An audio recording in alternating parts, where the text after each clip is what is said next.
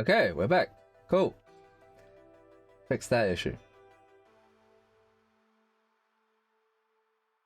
Alright. So, I want to work on this section now.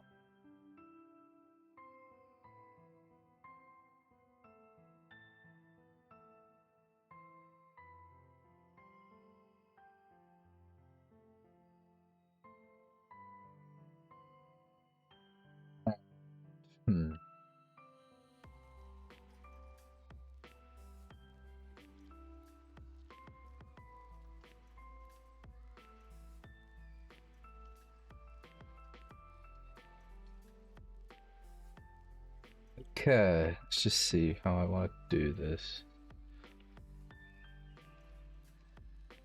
Kind of want to do a road. Do like a road layout.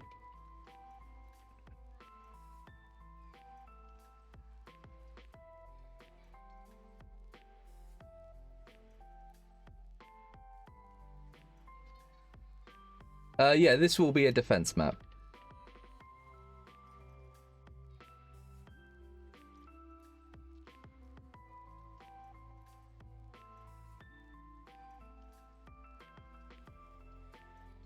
That is the plan for it to be a defense map.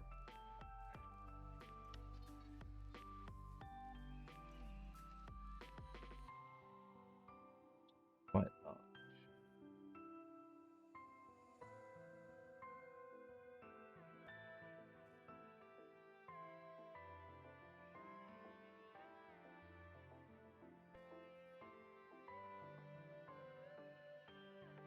Just sort of looking, how do I want to tackle this? How do I want to start tackling it?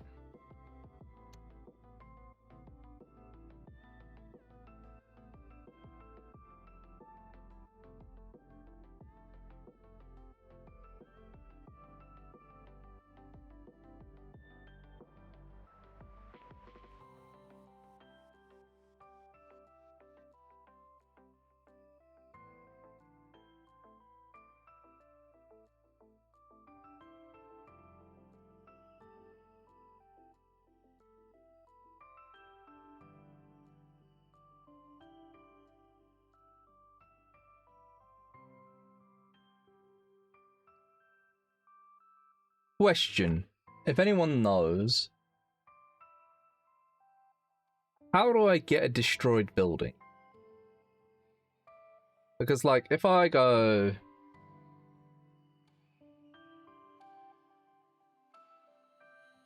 If I look at prefabs, I can get buildings, but I can't get their destroyed versions.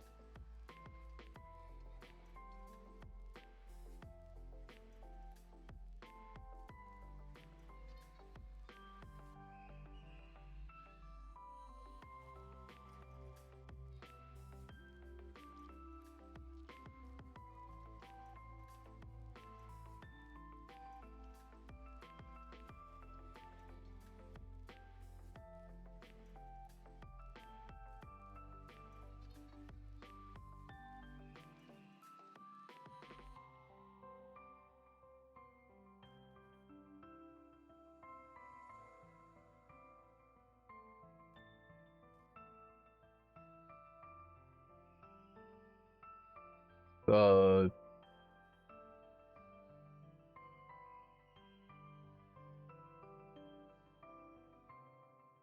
I wanted a nod ref. Hey, Blackhand. It goes.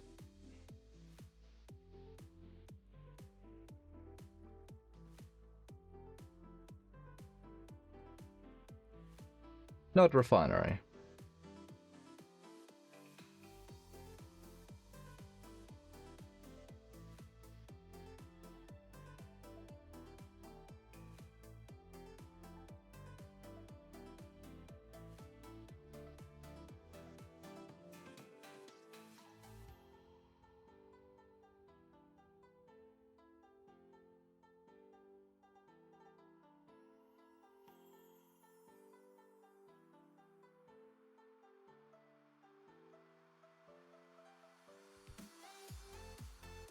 Or do I need the skin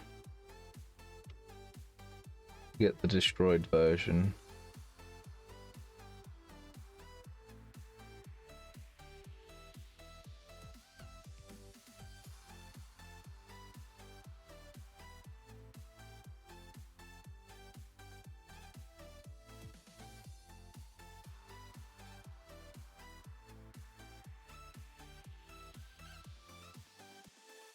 I guess to get that, I'd need to go actor classes, buildings, nod refinery. Let's get the one with ramps.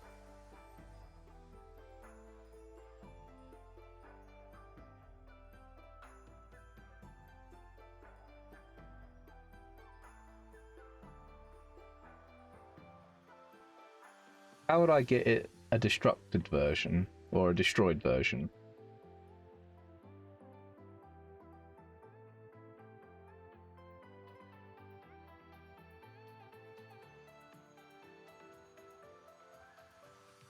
Hello. Oh, hello. Daniel. Hi. How are you, Neil? Let me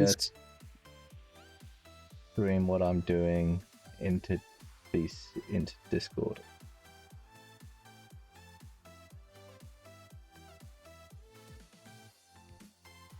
Do you perhaps know how to get a destroyed building? Just as a static mesh that sits in the background as a destroyed building. Technically there isn't such a thing as a destroyed building. So basically buildings are all the same static mesh, and the destroyed state is just the LOD, which has different materials. So what you want to do is to take the static mesh of the refinery, not the building itself, not the actual building, and force an LOD on it. It's a simple text field. You just have to press one number. So you have to go into the content browser. Yeah, and you have to look for static meshes.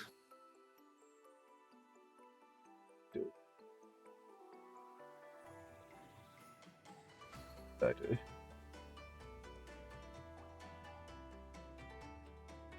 Why is Control Z not working?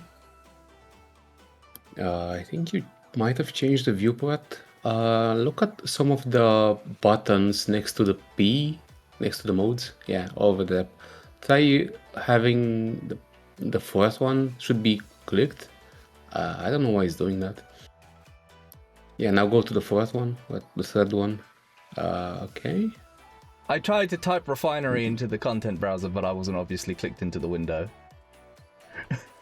Yeah, you use the lit mode. That one should do, but why is it doing that then?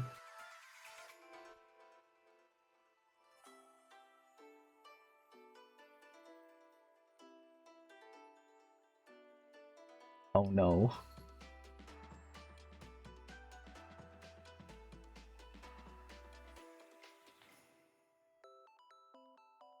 Oh. Hi. Hi.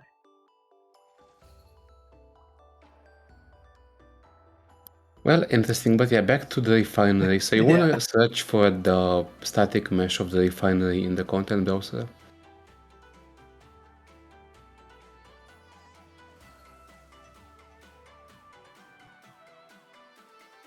Yeah, there you go. You should, yeah, not the prefab, but the ref exterior and the interior and the complex and all that stuff. Which faction do you want the refinery for? I imagine Nod. Yeah. So I Yeah, need so you the have to, interior and the exterior and the complex interior, and if you want, maybe the MCPs and all that.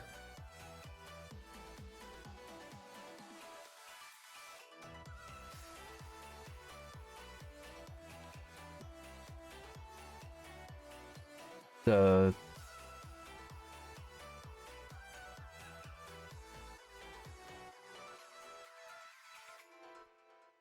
The forest one on the top. Like that's that's the exterior one. Okay, and now what's gonna happen if you go closer to it? You're gonna notice that it's becoming like intact, and the further you get away of it, it's gonna get more broken down. That's the way they set up the buildings. They're using LODs. Now you have to click F4 on the static mesh of the refinery. And on the top, just search LOD. Yeah, so you can see there's a first LOD model on top and over there as well. You have to, I think, do the fourth one or the first one. It's one of those. Yeah, you can check it now if it's any better. Okay, so seems like one is the intact one. So try four. Or three maybe. Okay, that's the one.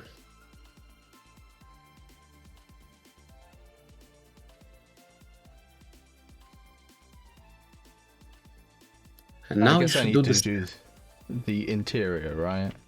Yeah, you do the same thing as yesterday with that one building. Now you just have 4 pieces instead of 2.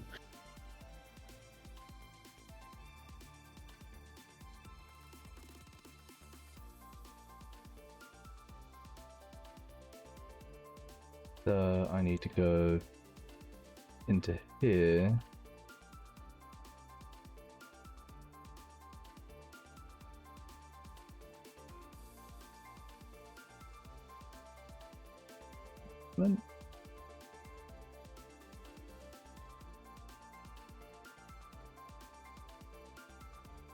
And then just copy that. Yeah.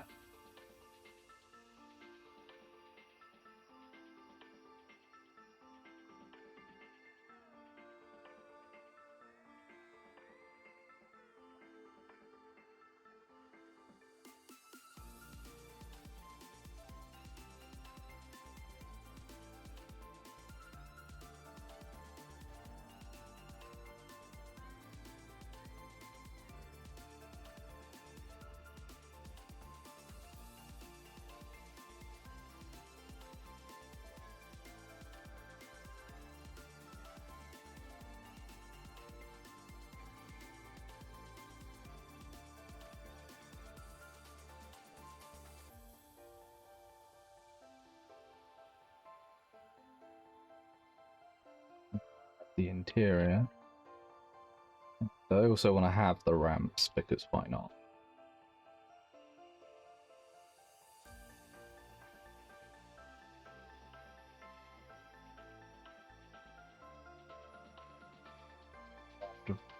Ramps.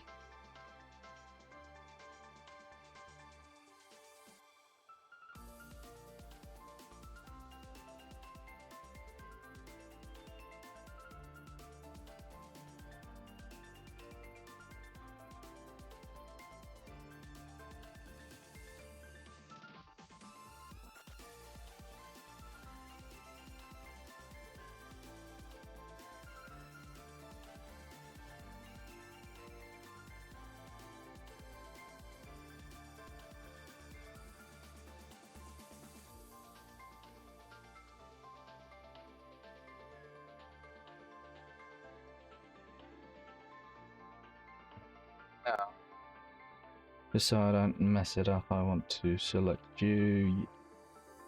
Select you. Select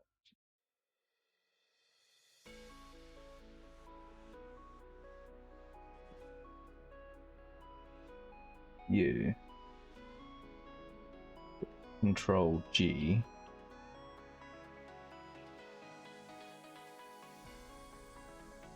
Cool.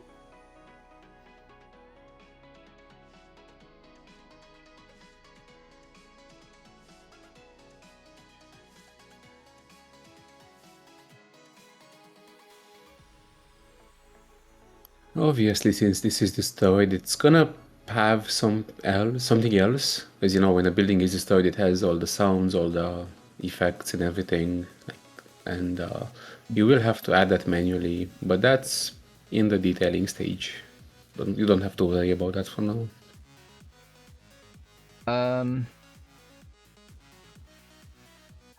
One thing I wanted to do, just so I can get a sort of a layout of what I'm building, because I do want this somewhere around, but not quite sure where to fit it just yet. So for now, I'm just gonna put it over there. How would I do roads? How would I paint on the ground? Because I don't know if it is it just a case of get a brush, get a texture, and It's not that one that has a use, but it's okay. So the landscape material that you've been using is an automatic one. So it does you see the rock layers are basically where it's deeper on the angles, and so it's based on normals and all that shit. Normally you would have to paint this by hand. And when you are gonna paint this by hand, you do have all the control of every single layer, every single texture and everything, and you're gonna have like more textures to work with. You're gonna have like 4 or 5, maybe 6 layers depending on how the material is set up.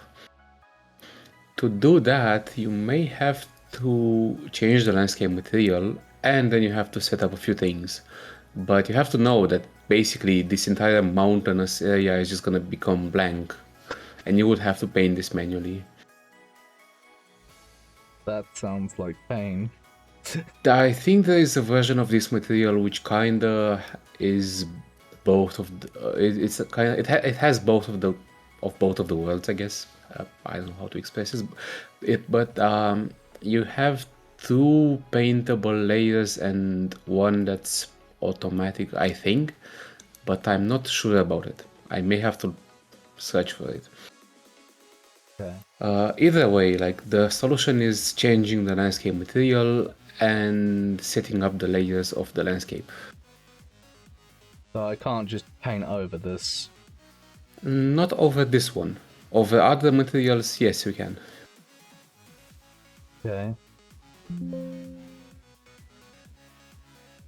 Could use Let me- decals for some dirt tracks instead of concrete stuff. Yeah, decals are an option, but keep in mind that most people have them turned off, and they're also kind of they're kind of heavy on performance, but not that bad to like. The people who have them on kind of have them on because they want to, so it's not as bad of a deal, but don't rely on those to make roads. Like most people won't even see them. Okay.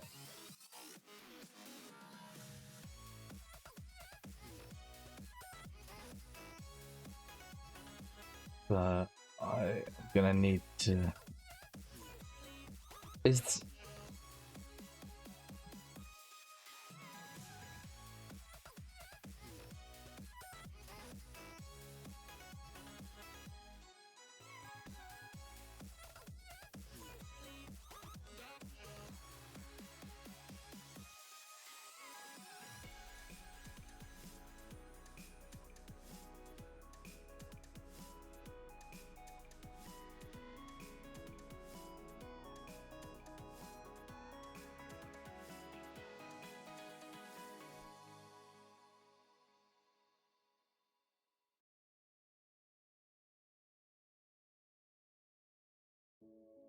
yeah, it should be fairly small.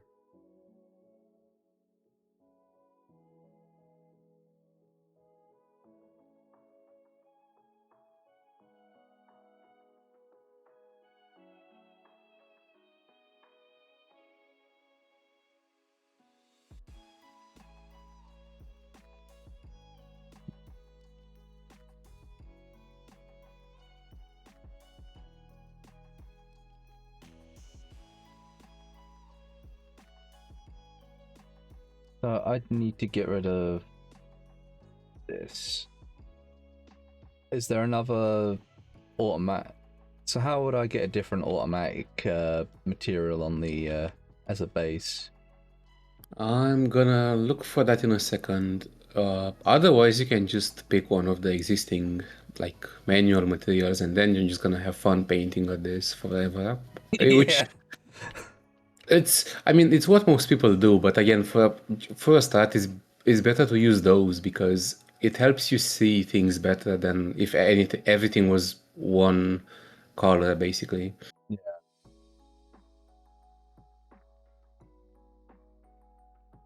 In Ken's video, it's going around with rocks to do the mountain, to do the cliffside.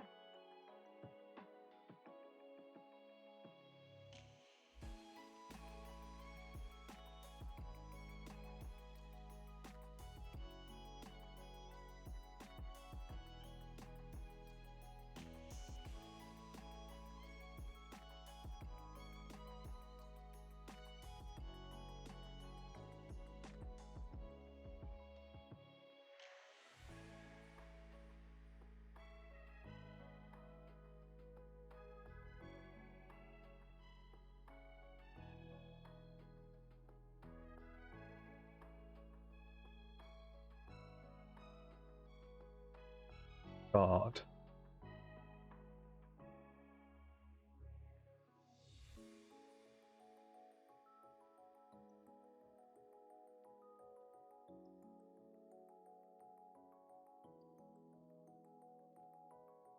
Keep fixing this, and it keeps breaking itself. Like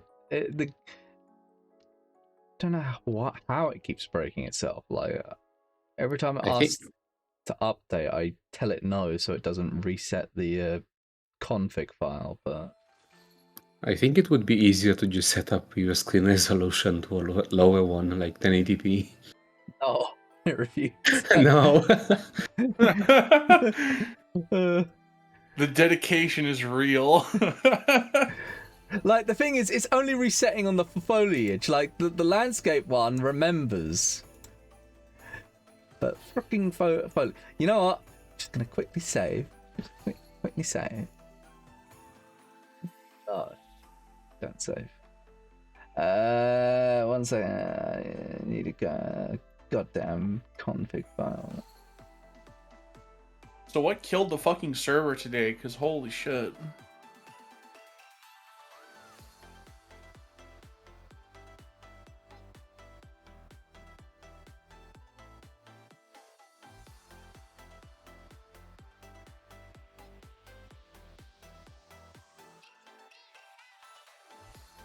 Yo, Neural, you able to see what maps were played on the public server? No.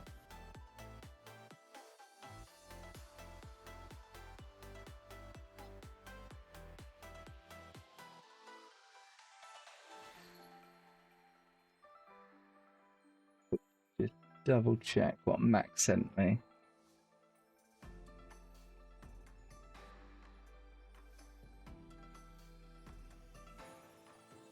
These numbers keep changing.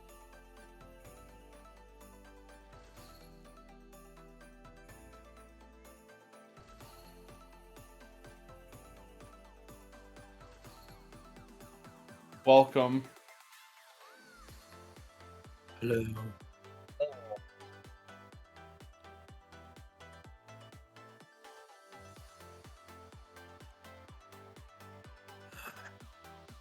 Plants outside have decided it's spring already. So I have some severe allergies today.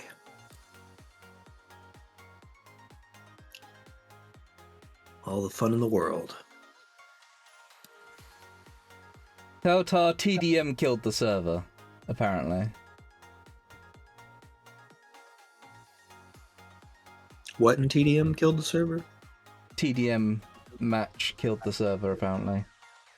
Oh, just a TDM match? Yeah, apparently. Which seems Well, it silly. went from under for how long, I have no idea. It had like 20 people, and then it went to TDM and it was like 10 people.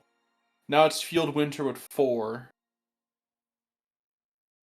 I ain't fucking playing that.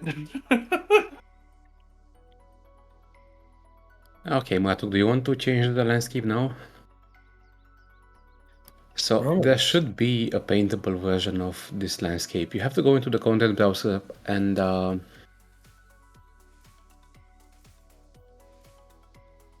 that's a nice picture of CNC Beachhead. I know, right? I love Okay, how jank it is.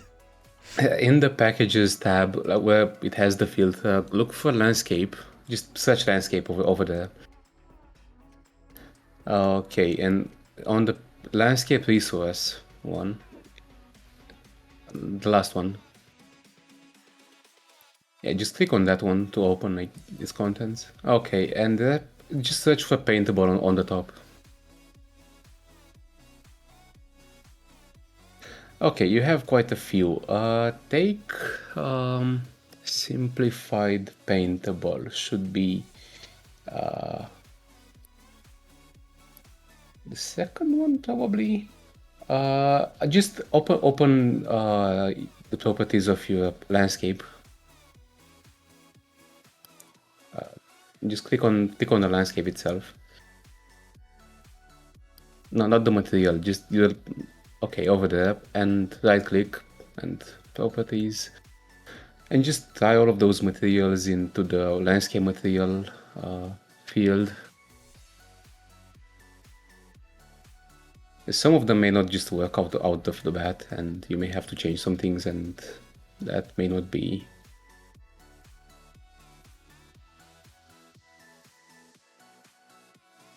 Okay, that probably is expected. Okay, now you have to go into your landscape tool.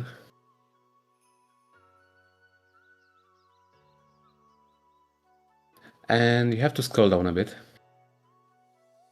Okay, you see where you have target layer and you have a height map. That's what, yeah, over there. So the height map is what you've been editing this entire time, which means you moved points on like a matrix, like up and down. Now you have to click on the edit little button on top of it, like over there, yeah. And now you have to add a new layer. I'm gonna help you out a bit over here. You have to name the first one base. Yeah, there you go. And you have to click on the plus. Okay, now I think you can click back on the known. Okay, and click on the base. Okay, now try painting with this.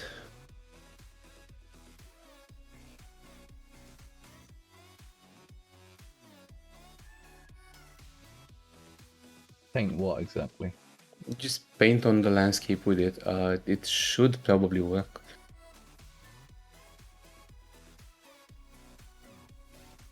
Okay, yeah, so this works. Okay, now you have to paint everything just for once initially, and then you have to save. Oh, is this like? Oh, because it does. Yeah, you have to paint even the first layer with this one.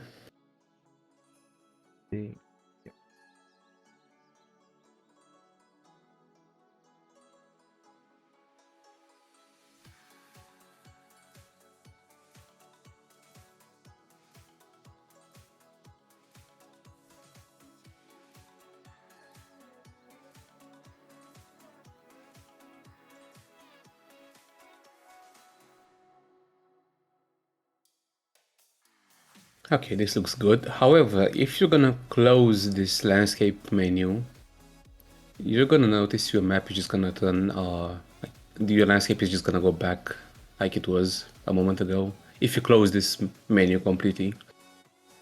Okay. So, what do I do instead? No, I mean you can close it. Just so you okay. You notice everything disappeared. This happens a lot. Don't panic. You just have to save the map.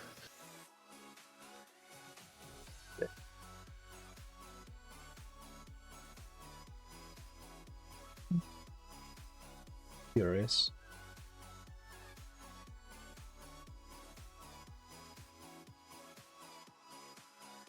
So now I should be able to just paint material as a second layer, I guess.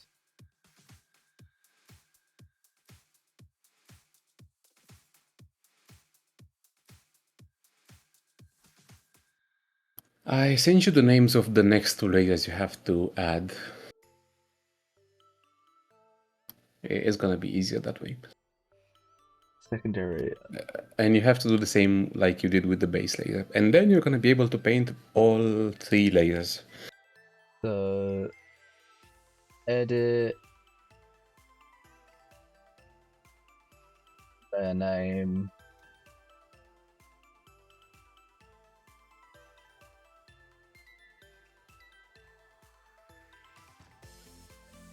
Also, by the way, make sure that every letter is the same. It's case sensitive. Okay. Doesn't like shift. Have to use cap block for some reason.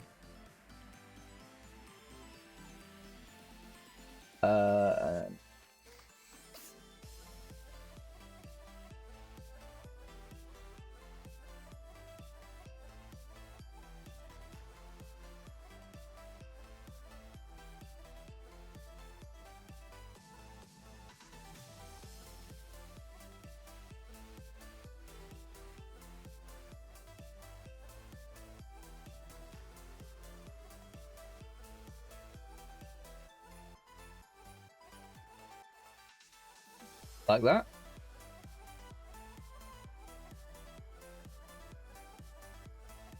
Check your spelling.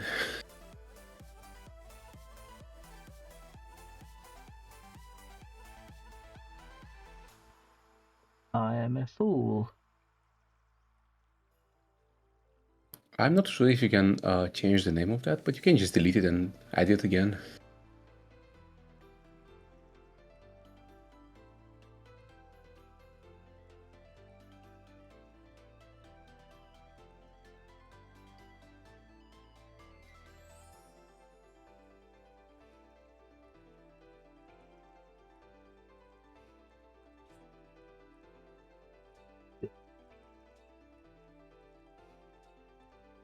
You forgot something.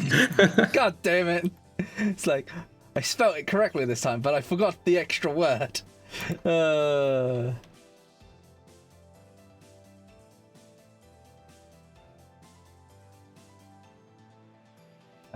I got everything this time. Yes.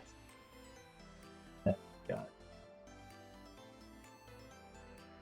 So what, does it is it already pre-built with a texture then? You should have 2 more textures to work with now.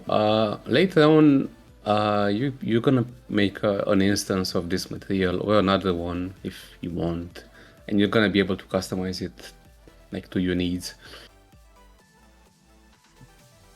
But you'll be able to just paint roads with this one. It should be enough for now. You have to click on the none first, and then you have to. Yeah, there you go. So very.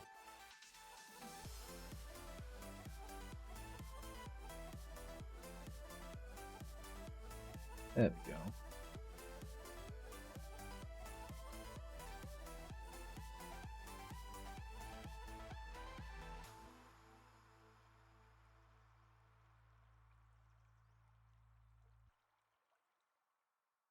Can I change this texture or? Yes, but as I said, don't change it now. You still have like other things to worry about. Fair. Cool.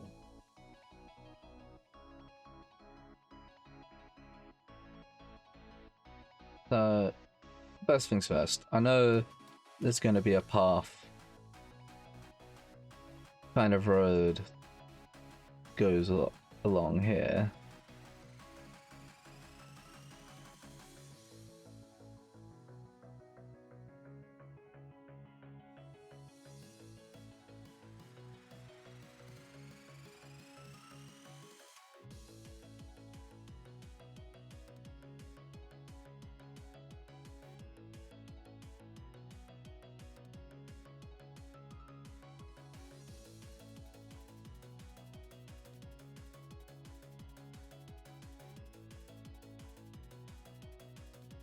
see.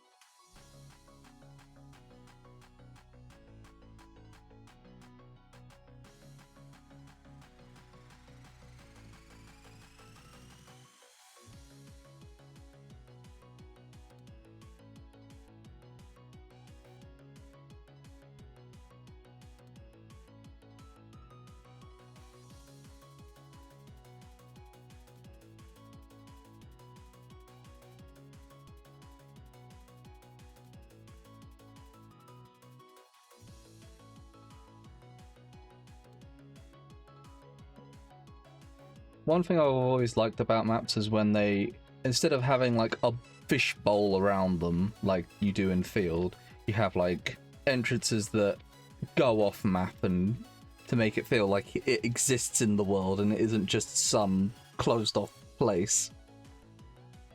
So I was thinking of having like a road exit here, road exit over here as well.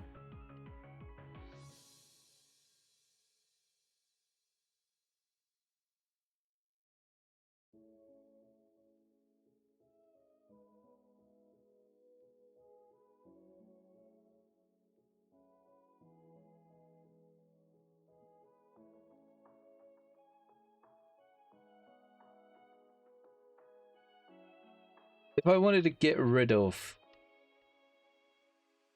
this layer or get rid of some of the road, how would I do it?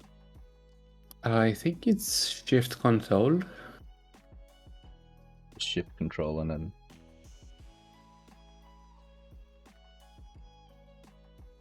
doesn't appear to be shift and control. Is it not? Doesn't appear to be the case. I guess you can just paint with the other one on top of it, like the base.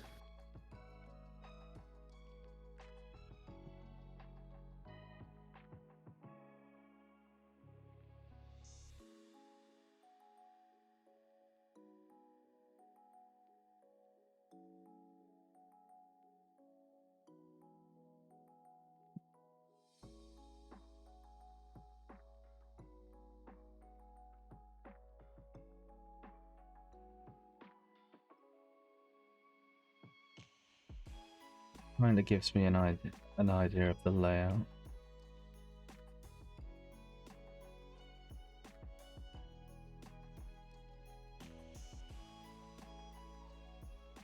How do I delete foliage? I assume I need to do it here, right?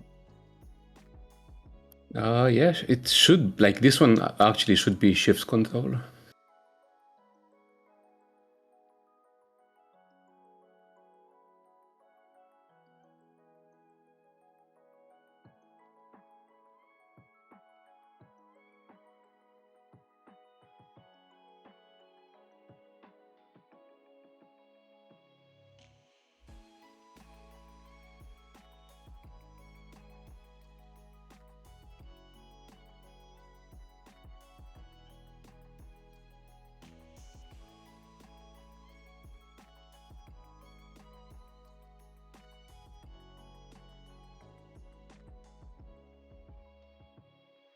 Paint. Ah, height.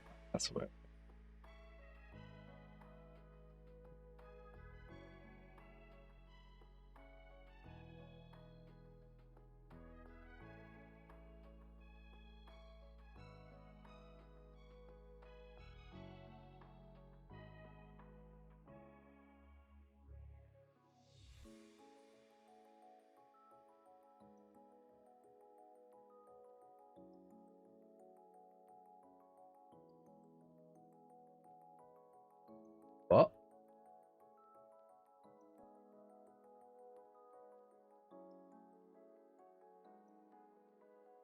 Oh, you're using like you don't have any alpha texture selected. You have to go into the content browser and actually use an alpha texture. An alpha texture. I have to like well first of all fix the content browser so you can click on select. Yeah, just click on all assets and clear the paintable on top and just search for alpha. And as a bonus, you can only search for though. There you go. Just use any of those, and you have to like use it over the like. You can use any channel like below the alpha symbol. Already set to that. Yeah, but you have all of those arrows over there. Yeah, you have to use one of those.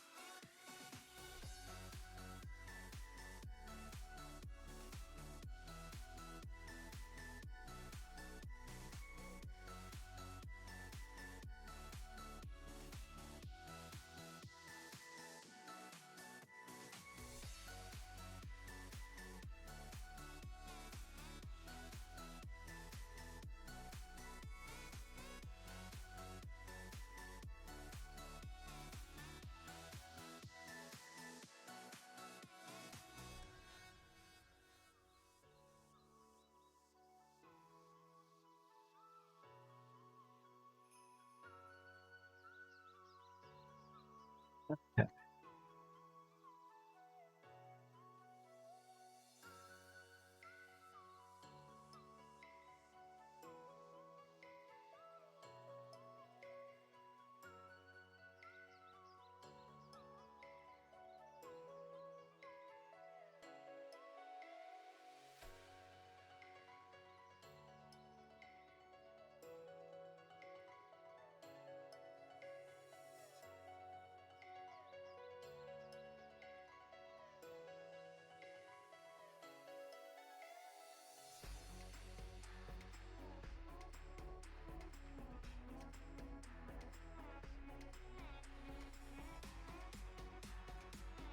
Hello, what are you doing here? Hi, Clownfish. I am. The fuck do you making a want? map.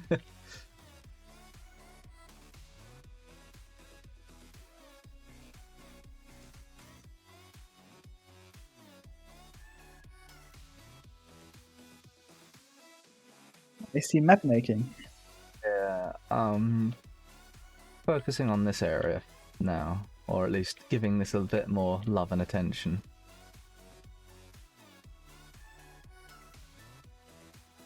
Trying to figure out how I want to go about doing it.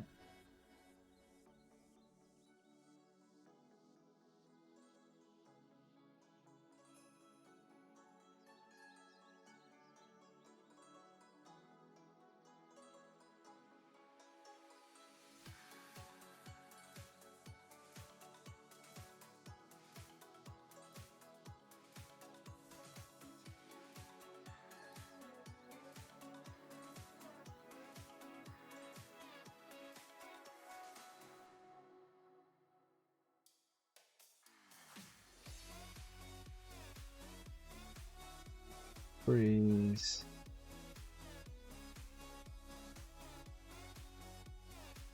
I did figure out how to make trees have collision. It's called going through the content browser and just picking a tree that has collision. Is with your content browser. What the fuck? It's special, okay? it just likes to trip out. Yeah, that's one way of describing it. I think that's the real UDK experience, right? This makes Source Filmmaker look normal. I think it's specifically mine. I remember correctly, don't go for any tree that has billboard in it, basically, if you want a tree that has collisions. Right? Yeah, that's usually you should just use you should find the package of the first tree that you're gonna use and then just stick with that package just for consistency. I was using these trees over here, and I've just been, like, changing their size. You can right click and find in content browser, and then you can like just use other ones from the same package. It's the second one on the top. The iced tea has arrived. Every time.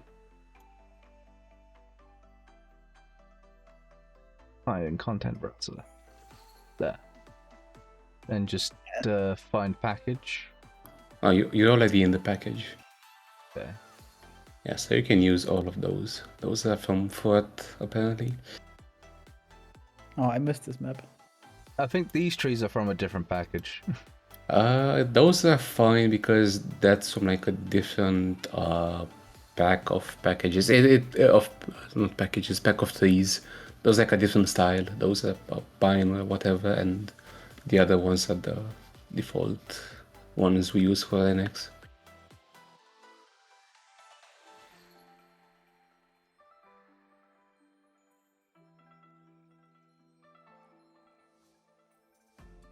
And you're sure that you did not infect this version of the SDK with your cursed Renex version? I'm pretty certain. I still have that old cursed Renex version, like, in my recycling bin, if I really...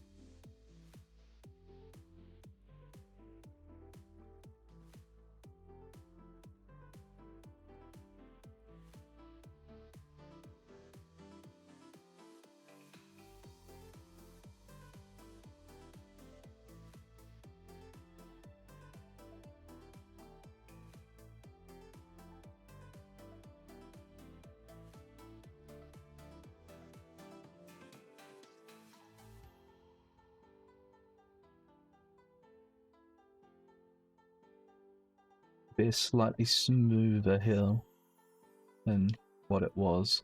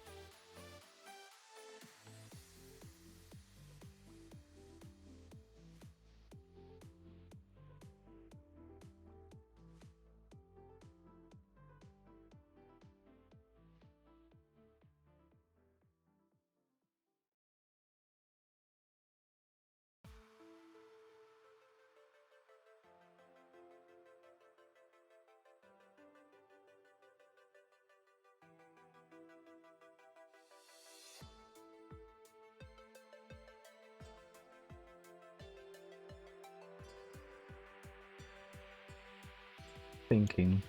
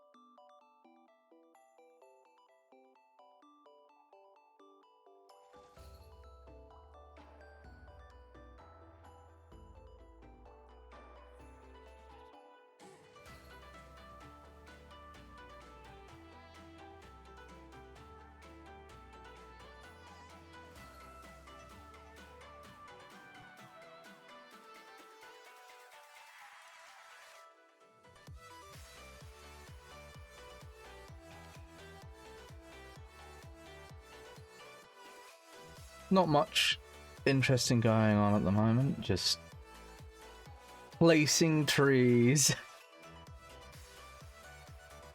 That's Good old- very interesting. You love the trees, don't you? Be one with nature. Yeah. You need to place them specifically in a way that you get constantly stuck on them. I know, right?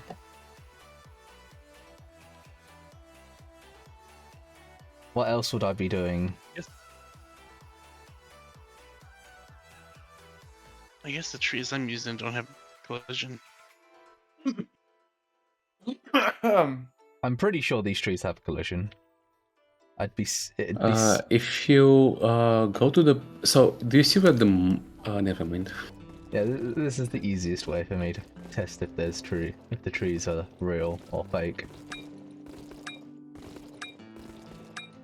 Yeah, that was my test as well. And so far I keep running it through. Yeah, we can check that Real. in a moment. And it should be simple to fix. That's real. That's real.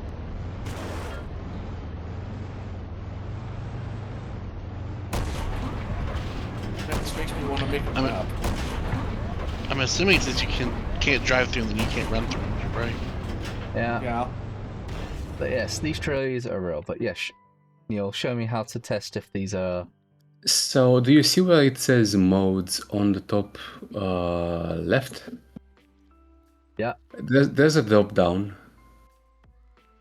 Yeah, click on the little... Yeah, there you go. And let me... wait, check the show one. Oh, never mind. Is the view prototype. Boy, viewpoint type. Wait, it's not that one? Wouldn't it be wireframe or Wait. something like that? Isn't it show collisions? Go to show layers, maybe? No, okay, scratch that. Let me actually go and check. I swear it was in that place. Not under show and then collisions or something? No, just ignore for a bit. Just...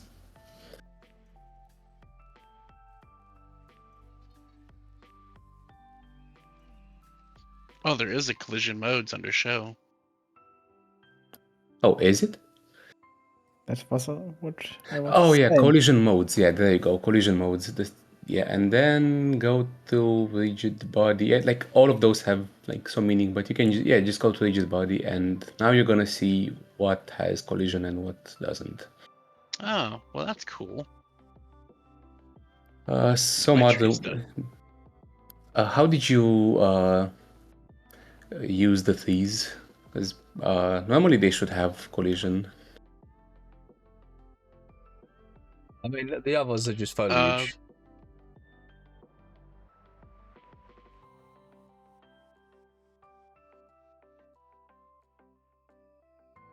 Maybe we're not following what's other. I'm using the foliage mode. Is that not what I'm supposed to use? Okay, so that's a bit counterintuitive in a few ways. It is called the foliage tool, but it does a bit more than foliage, and it also isn't necessarily supposed to use with all foliage. Basically, what that tool does, it allows you to place a lot of things at basically no performance cost on the CPU. Normally, if you want your trees to be like in-game objects with collision and everything, you have to use them as static meshes. So you have to like search for them in the content browser and just drag and drop them. And for example, the foliage tool, you should use it for grass, bushes, things which usually either don't have collision, or with trees you can just have them in the distance, because like you can't really have collision on the foliage. It's not meant for that. It has its Gotcha. uses. Okay. But yeah, for the trees that are going to be in the playing area, just use them as static meshes. Drag them and clone them one by one. That's gross. Okay.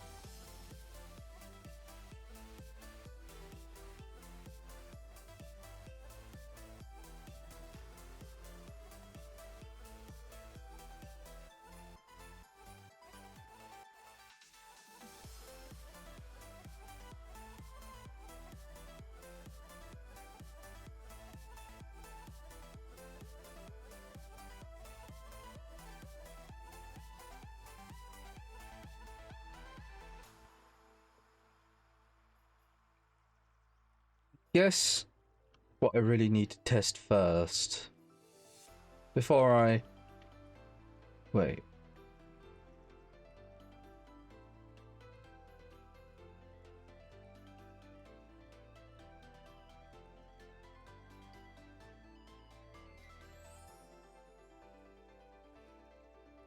Yo, why can I not see the Yes. waypoints?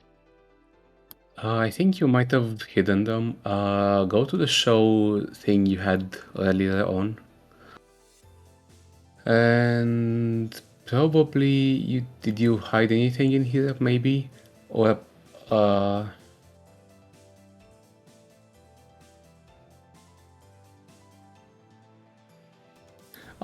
I think you pressed N.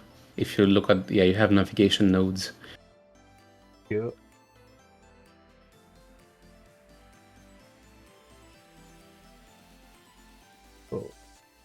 Because before I go into printing it up, I really should just...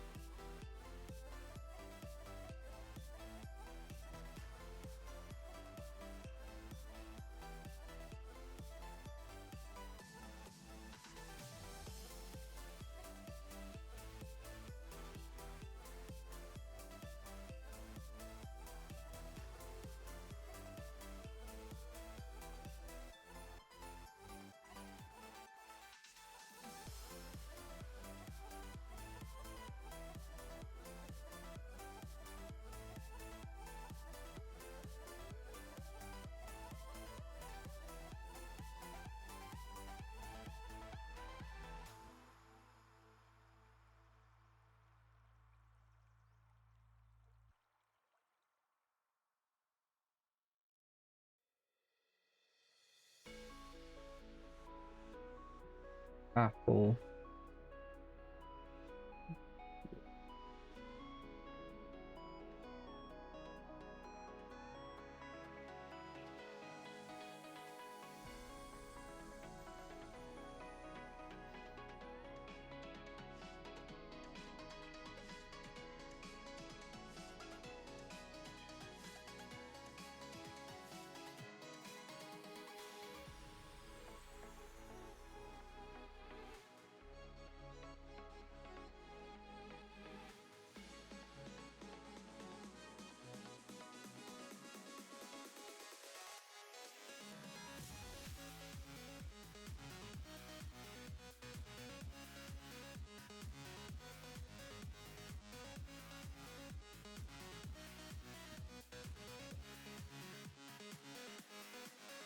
Actually,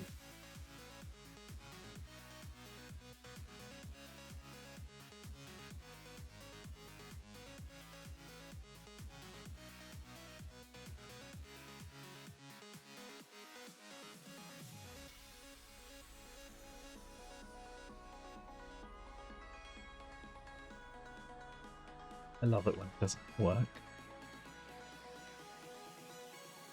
So that's how big it is.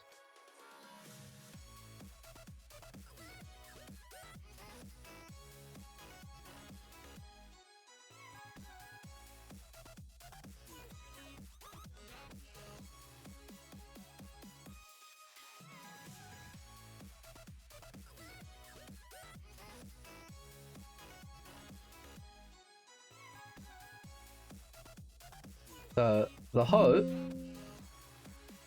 that I can get these tanks to drive off the edge.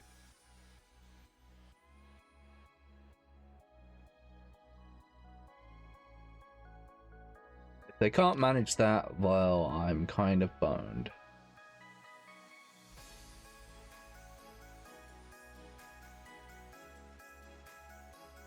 All of my hopes and dreams die on this hill, literally.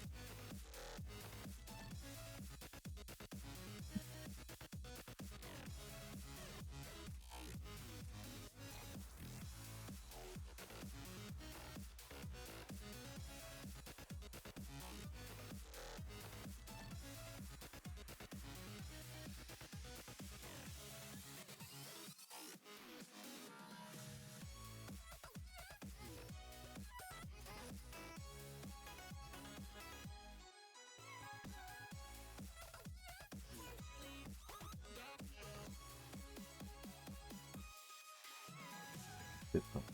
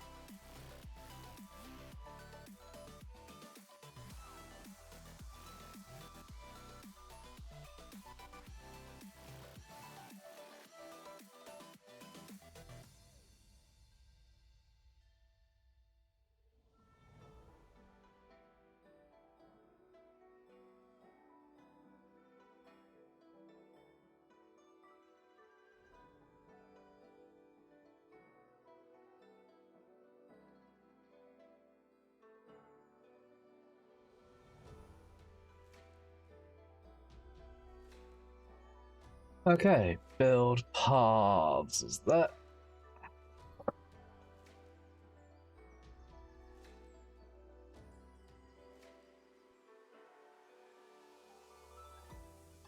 Okay, that is a good sign.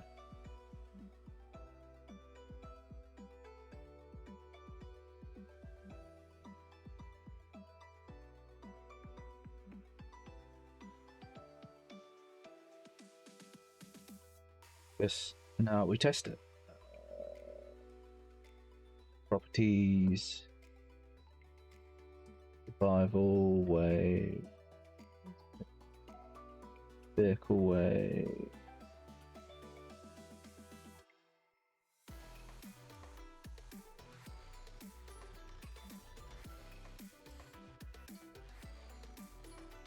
Can do an attack wave of harvesters. That sounds funny, not gonna lie. What do? They just rub up against the building and like potentially do damage. I can do an attack wave of ceiling turrets.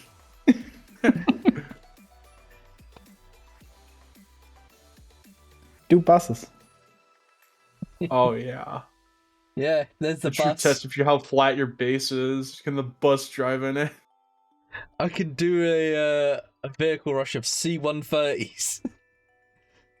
Hey yo. To medium tank, let's just send like 30 of them.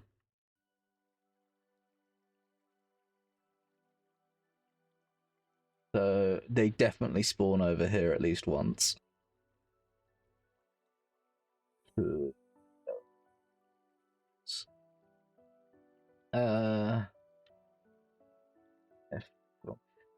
Is there a way to set these as vehicle only? I see infantry only, but I don't see vehicle only. It means you probably can't. I guess someone can implement that option, probably. One day. I guess we test.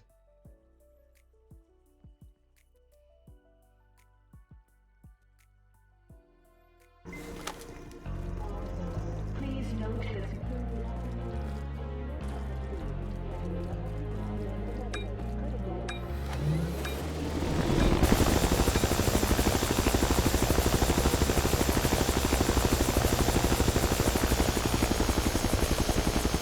See a lot of infantry.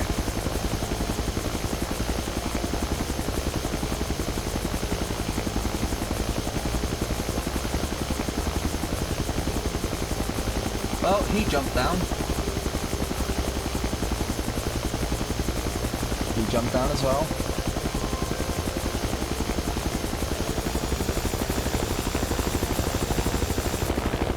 Unfortunately, no vehicles. Oh wait.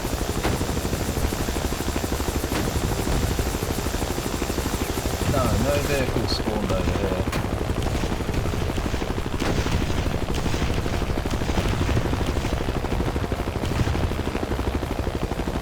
Oh, that's where all the vehicles spawned.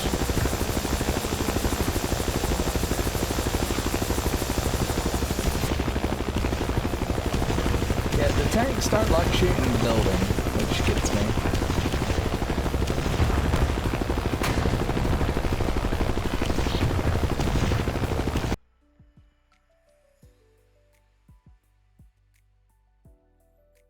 Vehicles spawned here.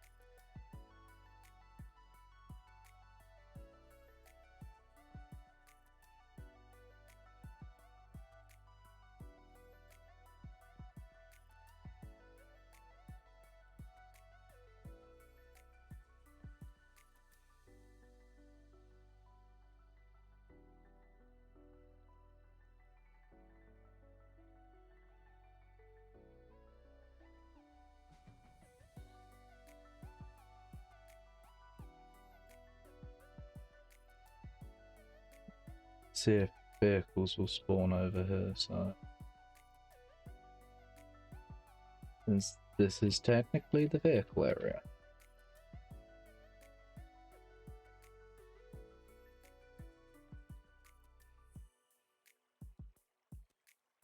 Bad if the vehicles did not spawn over.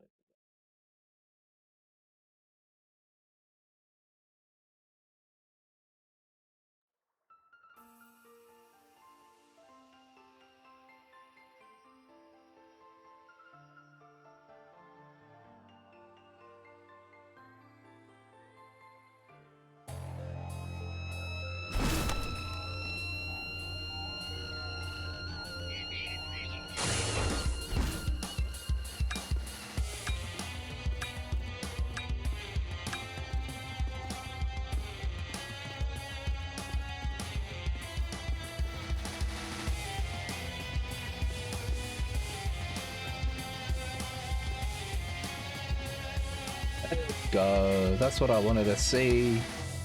Now, will they drive off the cliff? I think those spawners have like an option, because by default they're not gonna spawn anything if you're looking at them. That's something that you should note.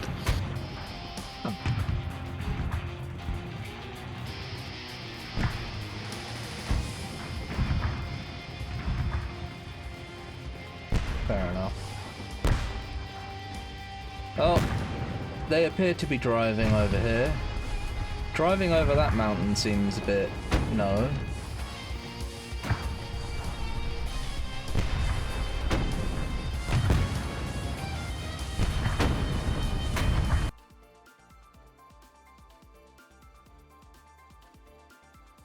But they drive over the cliff.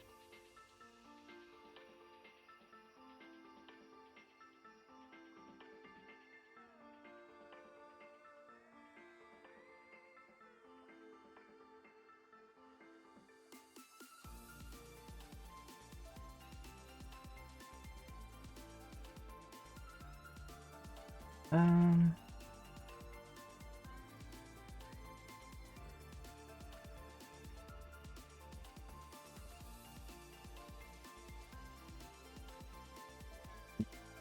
I just get this wrong.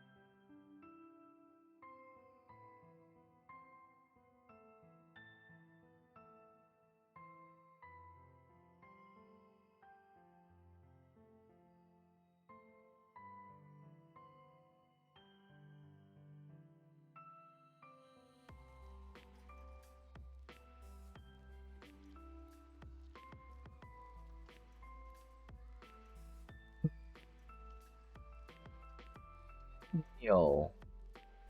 Yes. What? How would I set up a simple vehicle building?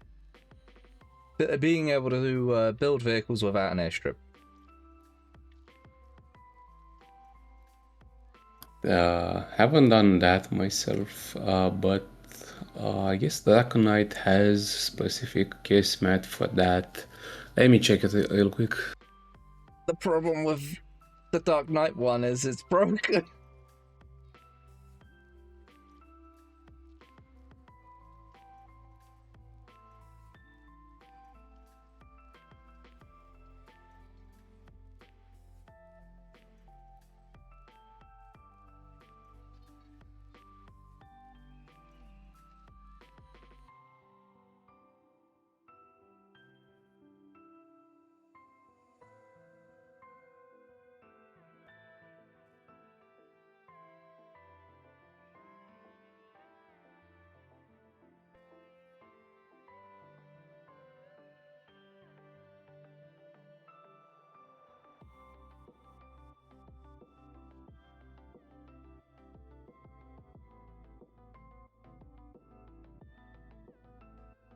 Well, if you want something like in Dark Knight, you basically have to do Kismet, which is more or less coding but in the map. I for one don't really do that because it's Okay, again, it's basically if you want to do something custom, you can do that. But again, do you want to do something that custom? Kind of do. I think Mac could help you with that one,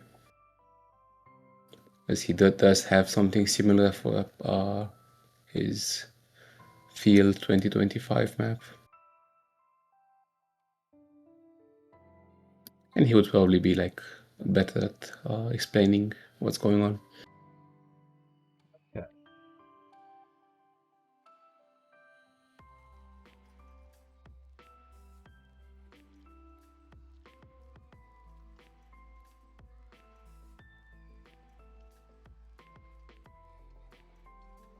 This is the.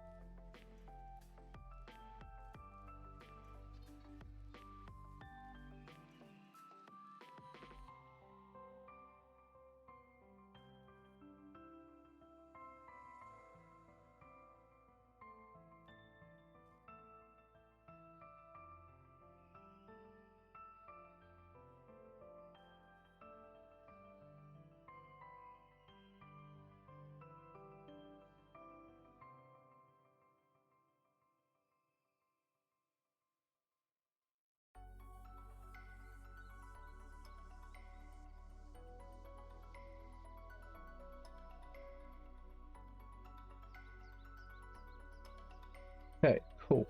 It's green.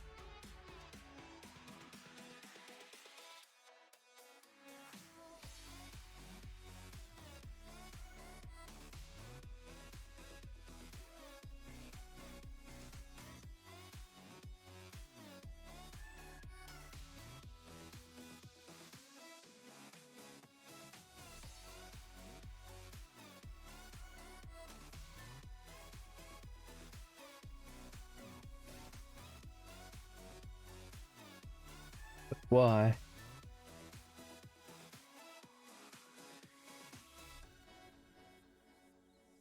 It's so hard for you to stay in the same orientation.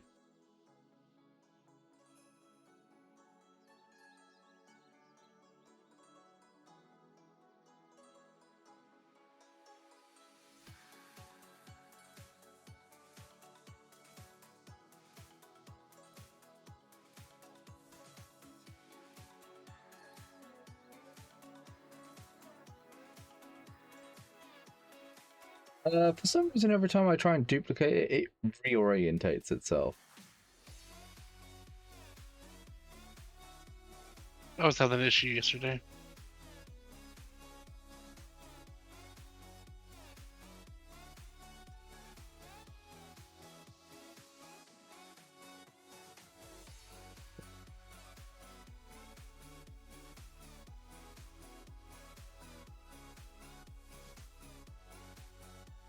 Sweet.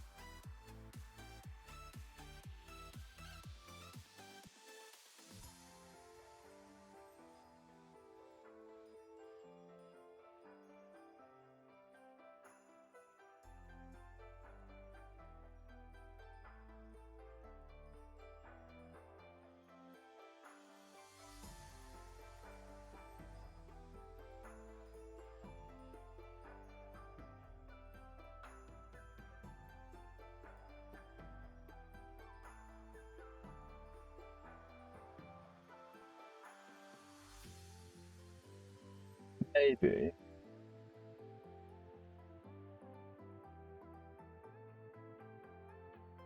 Do this.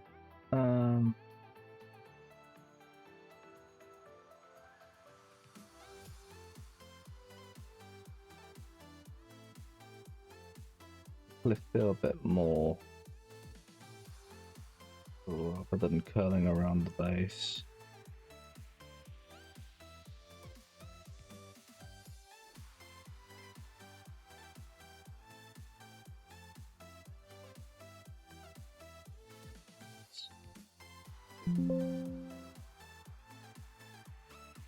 Where is my mouse?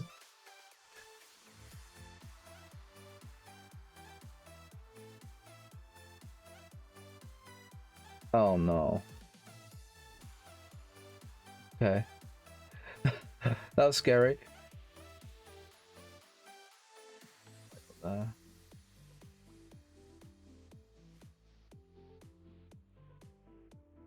just hit the save button just to be safe.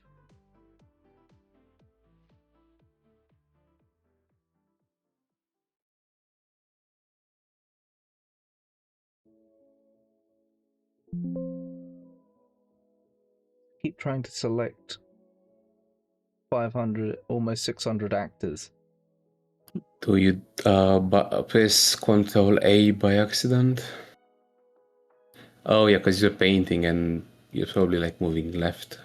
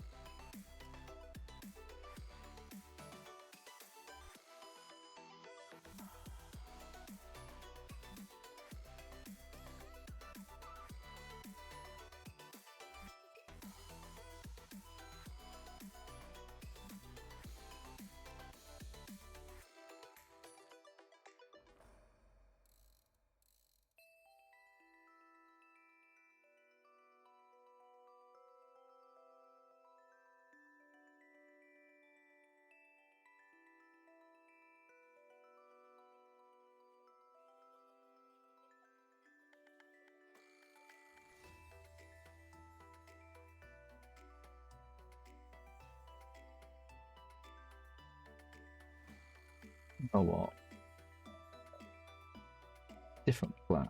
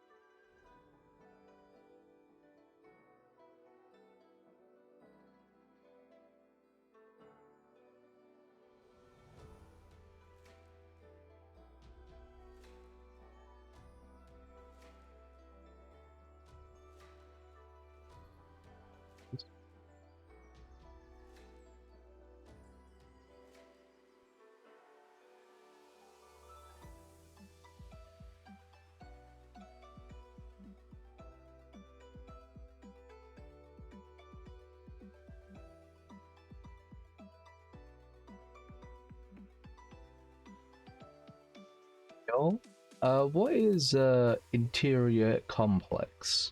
Is that just like extra? It's basically all of the pipes and all of the reactor thing from the inside. You may need that as well. Ah, okay.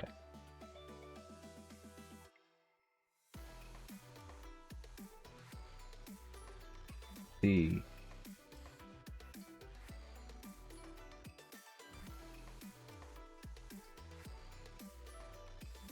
So, well, I was thinking of putting the destroyed refinery in the base, but I couldn't really fit it. It's quite large. Because I like the idea of people being able to go up onto the ramp and shooting from it.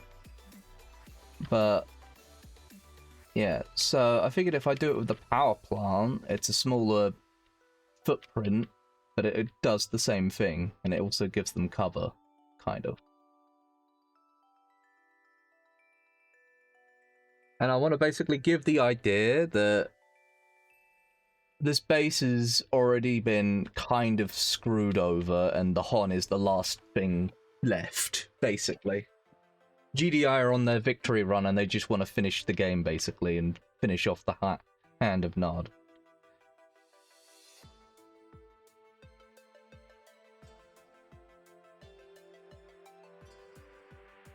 So that's what I'm kind of going for. Love it when it does this. And I need TP nod ramp. Okay, now that I've done that, let's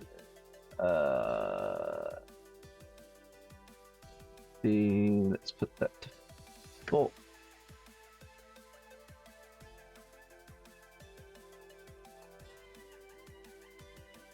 Start copying this.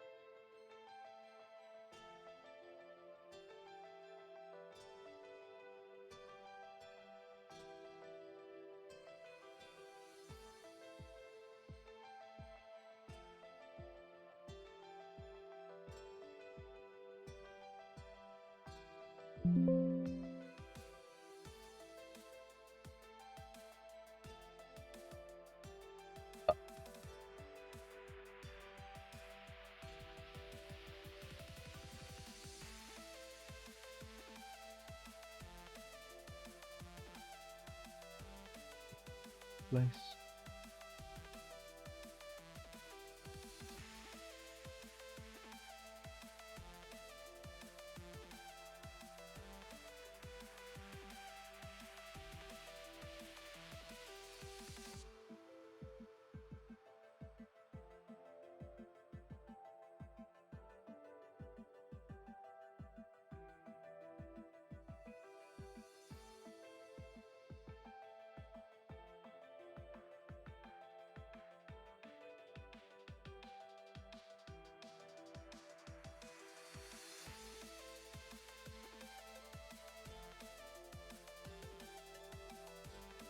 Okay, now I need to go control.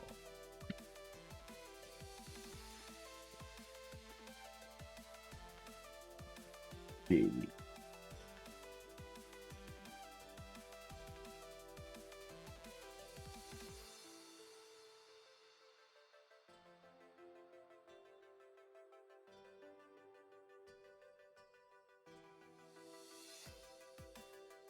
Fuck this.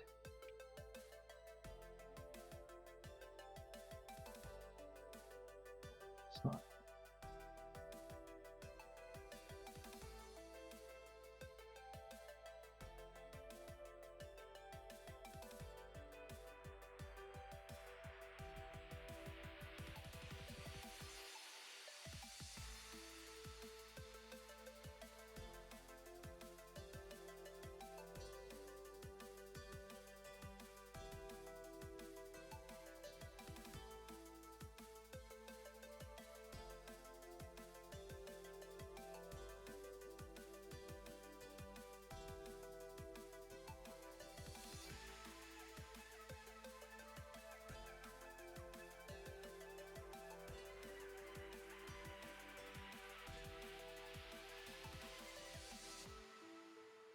Yeah, now there's slightly higher ground for people to shoot from.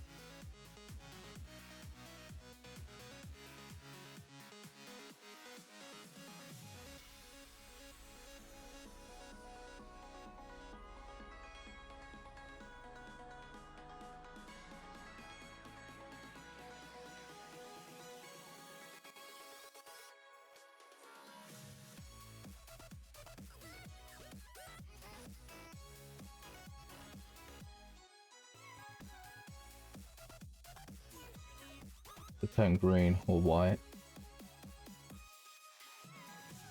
Go, happy days. So, if I understand the pathing correctly, blue is infantry, green is vehicle, and white is everything. White means that even the widest vehicles will go through. Green means that vehicles will attempt, and most of them will go through. Blue is only for infantry, like only infantry will be able to go through those. And I think pink are the ones that are first. Like you can set specific nodes to have paths in between them if they don't do it by building them automatically. Okay. So this is going to be the edge of the map, but basically, this is obviously no play, but it's like, it exists. It's where the road goes. Kind of thing.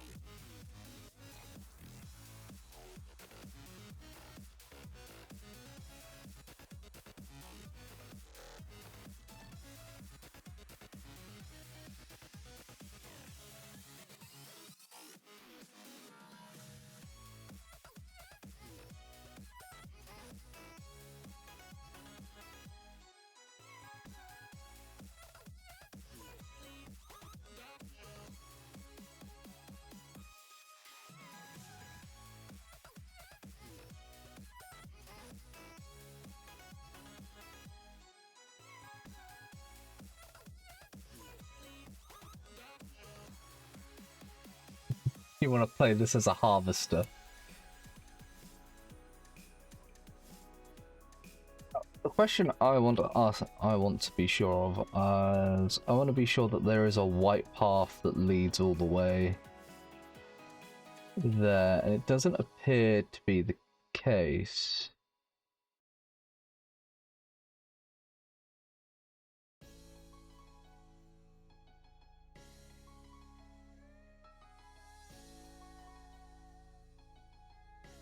To be the case.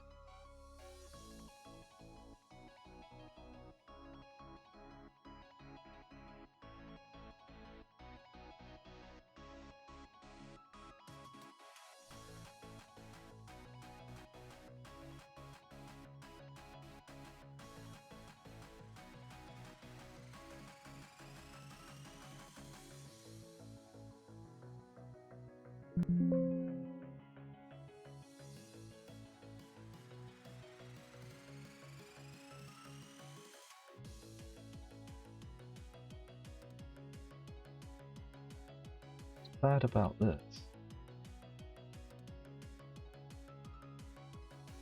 This is what I don't get. It's like there's a white path going to here, so that's fine. Somehow this is fine.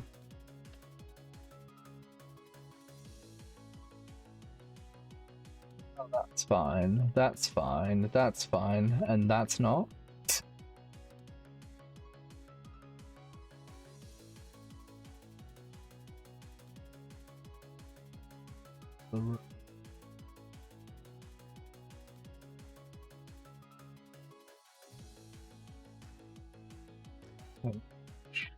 More road.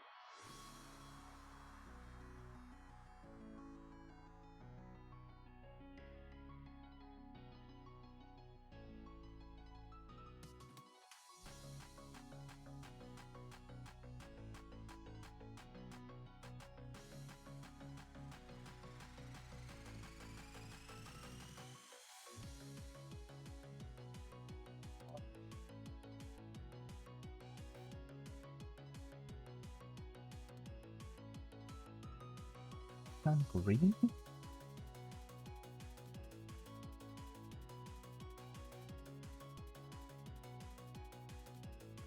Um,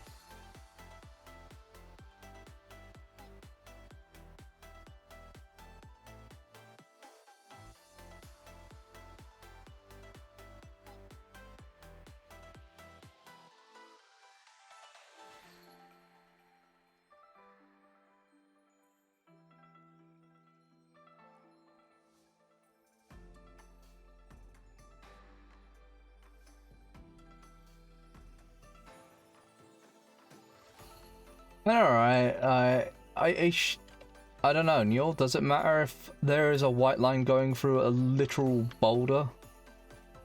That shouldn't be the case. I'm looking at one right now. Does the rock have collision? Should do.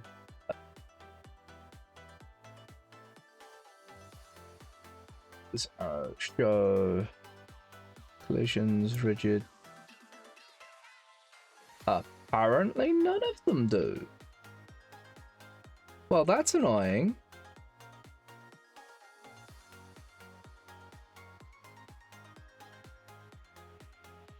That explains things. What I have been using is a fake.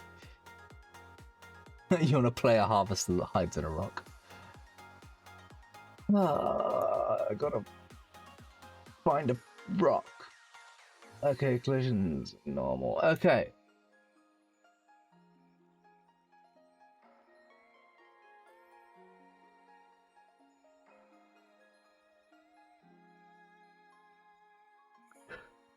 Static mesh.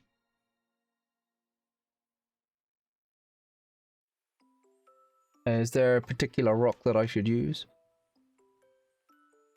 Normally they should be fine, but can you check, like, just, I don't know, face check that one rock? Maybe it has poly collision, which isn't that good. What, this one? Yeah.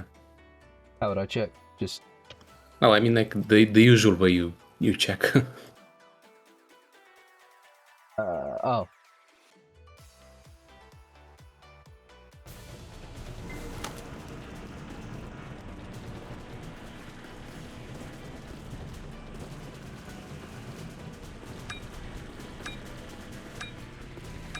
About to get murdered by like 30 tanks.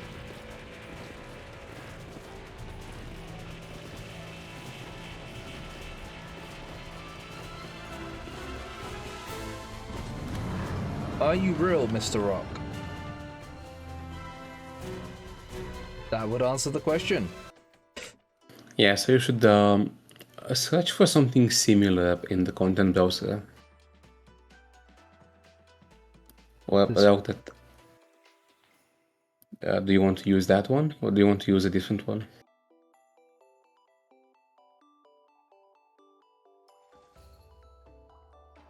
Guess I would want to use this one, but it says foliage demo, so I guess that doesn't work. No, that's just the package.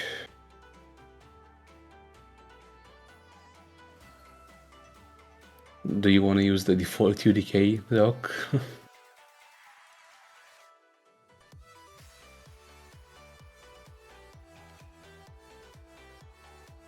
What's this rock?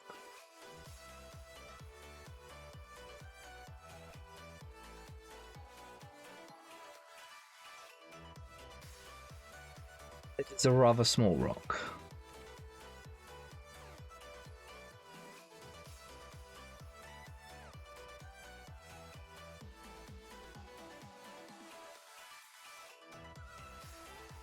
I don't like it.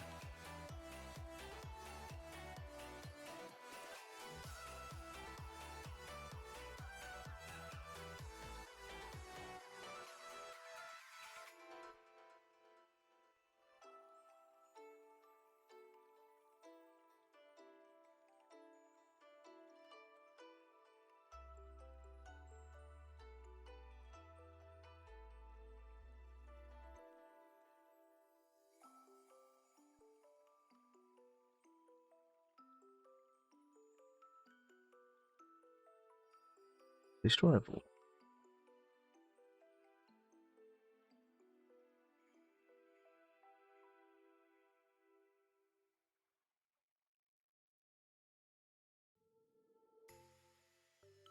Guess I'll go for the default rock. Okay, something you can do to be very fast with this. So the default rock was like a bit, like if you scroll up a bit, you're gonna see it. This one. Yeah, that one. It's everywhere. So if you click on one of the blocks that you have already in the map,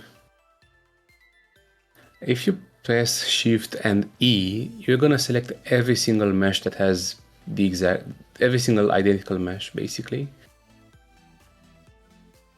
And now you can replace all of them with the rock that you're selecting. All you have to do is, yep.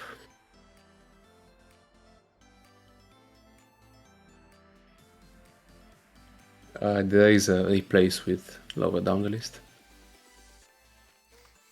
It's with. Yeah, you have to load it first. It's only the first time, I guess. Oh, I mean, it should be loaded now. Yeah.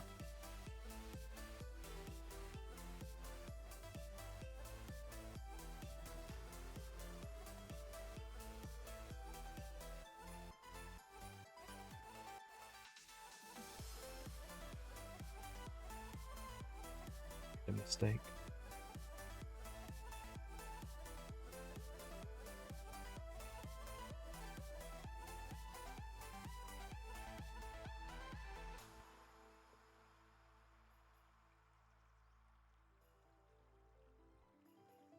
Okay, should be the one on top.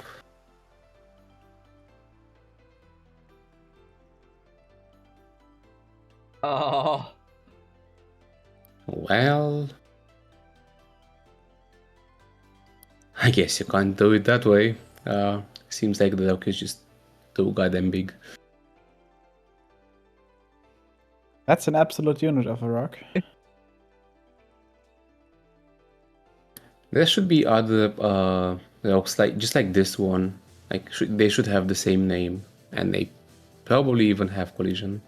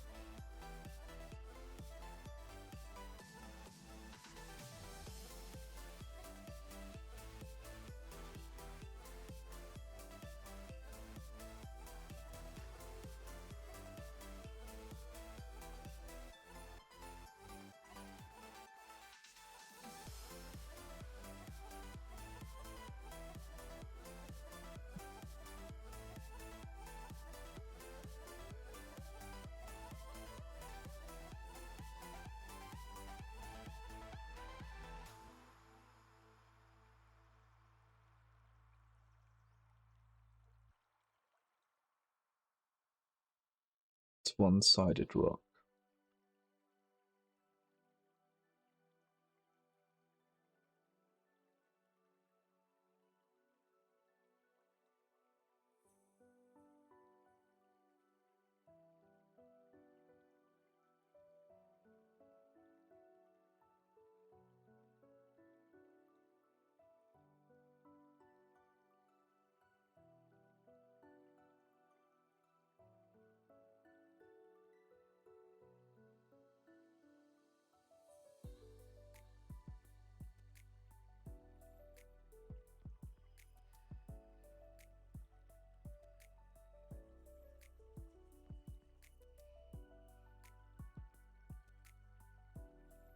Where there were small rocks.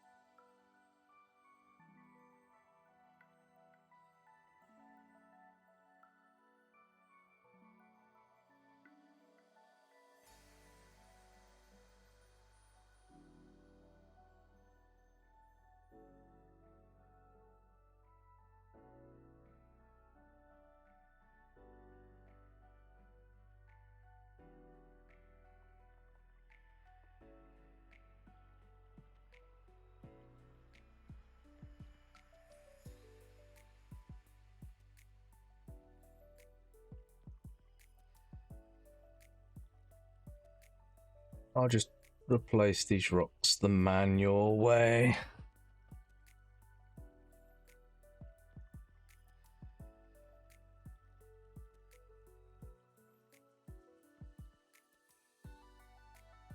Or not.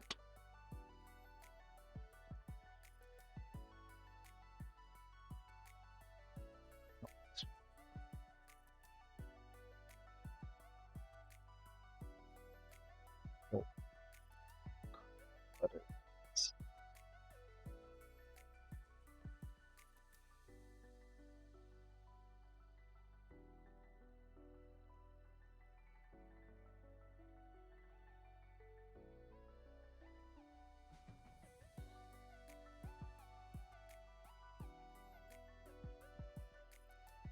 I mean, this rock looks fine until you realize it doesn't have a bottom.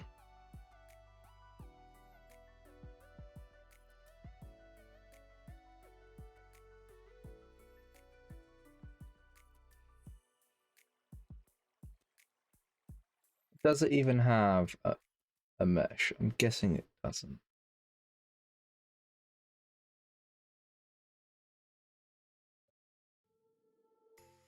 Just has a hole in it, hole in the bottom. We sat.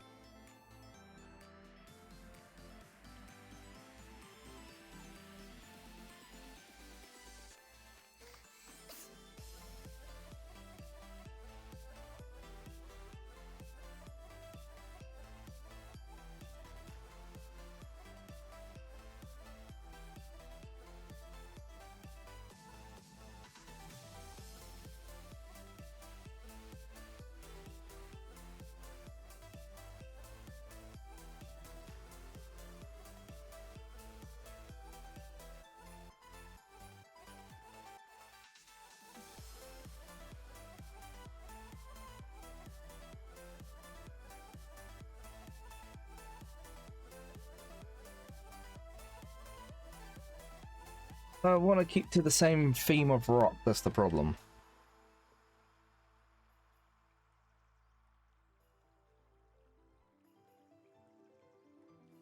Good at many angles.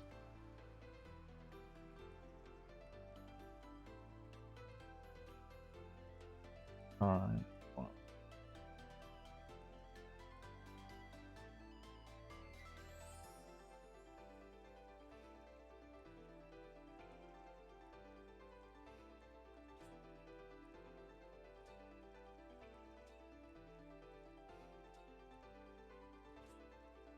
Small pebble.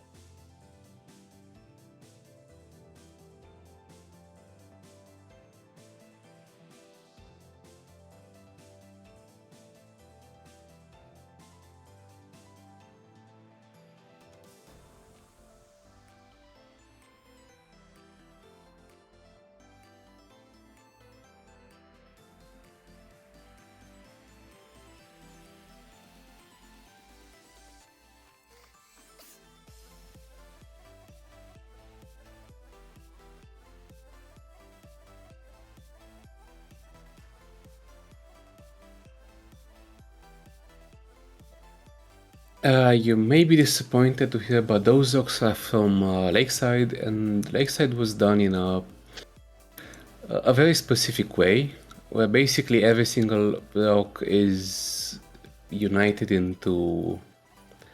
Well, not every single rock, but rocks were basically united into fewer meshes, and all of them have like a different origin. Kind of the same story as the river, so the first ones you should probably avoid using.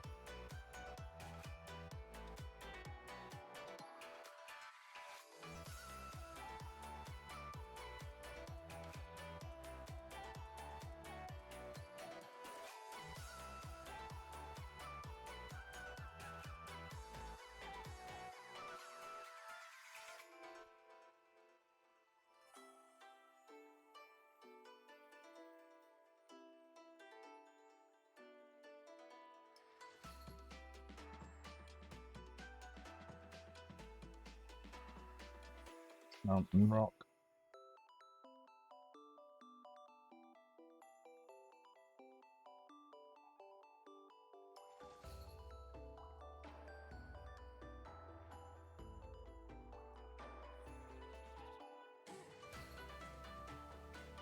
I feel like there are less rocks.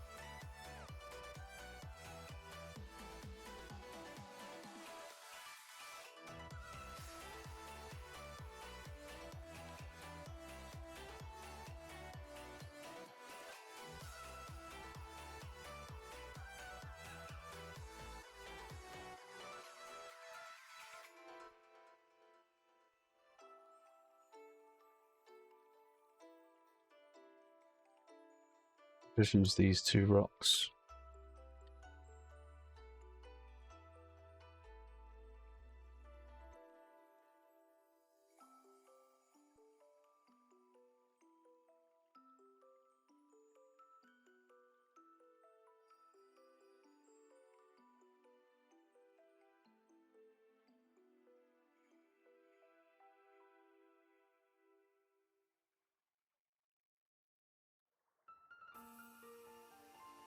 hate these rocks.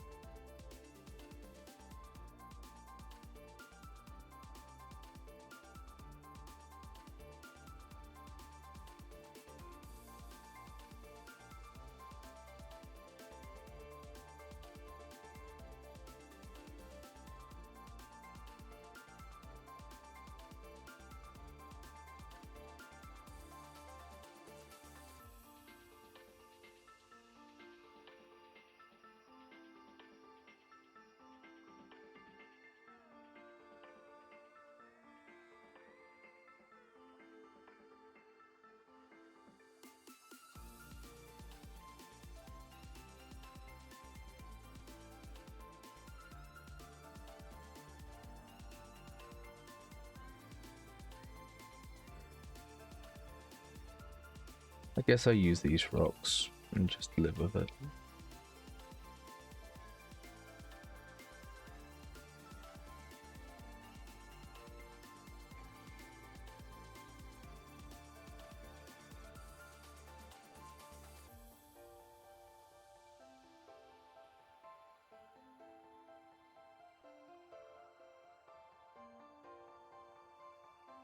Just double check these guys out.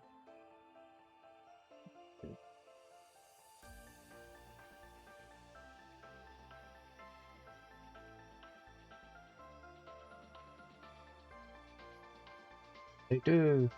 Huzzah!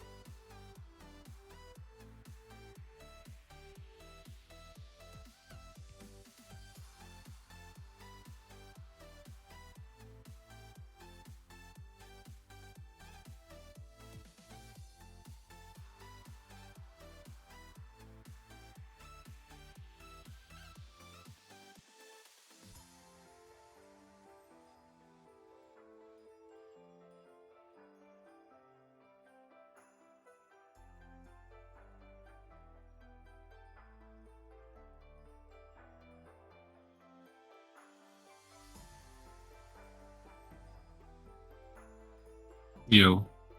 Yo! Yo. Yo. I'm doing rocks.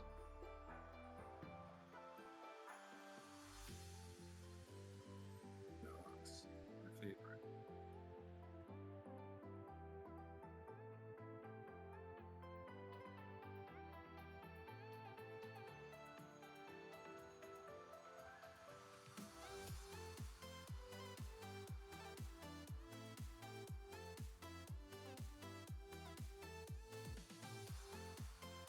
I haven't really changed much besides get rid of the foliage and sort out the paths.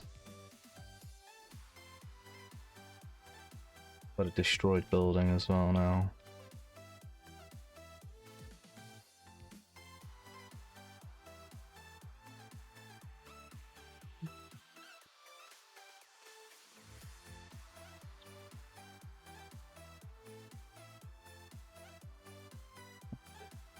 Place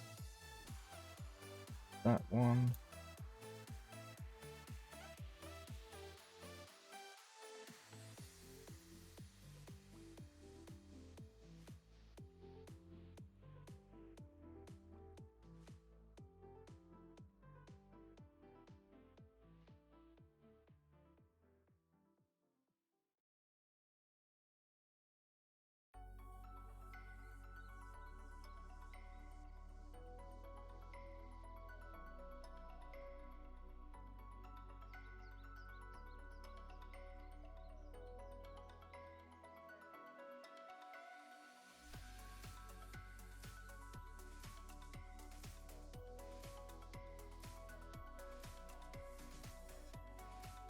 Just a note. um, whenever you go to delete things, just make sure. I guess in most cases you'll be fine because you have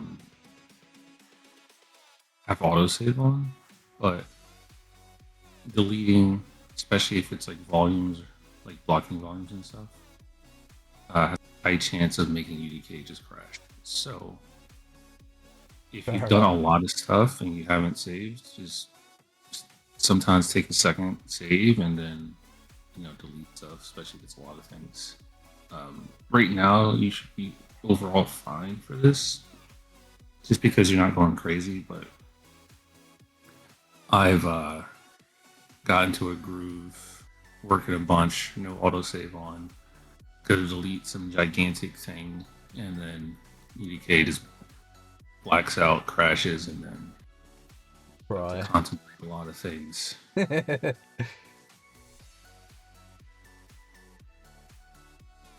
So,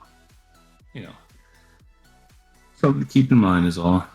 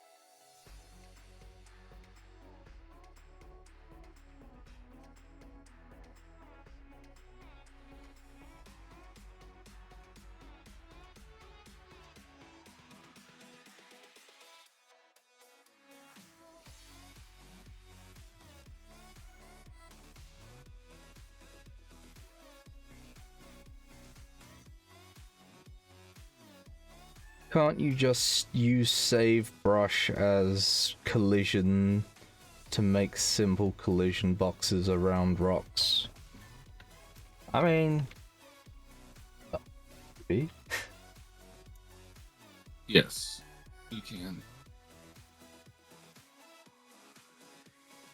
Thank you.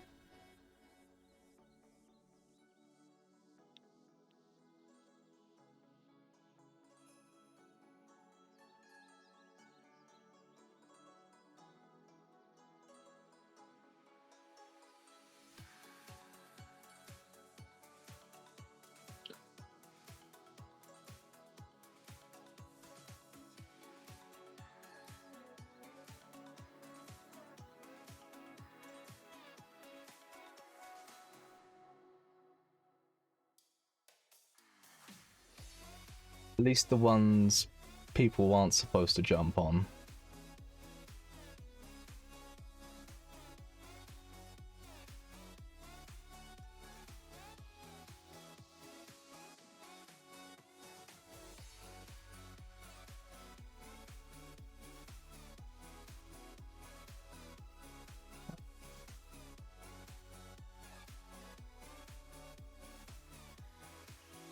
But I don't mind if they jump on rocks. If they can get on a rock, that's fine.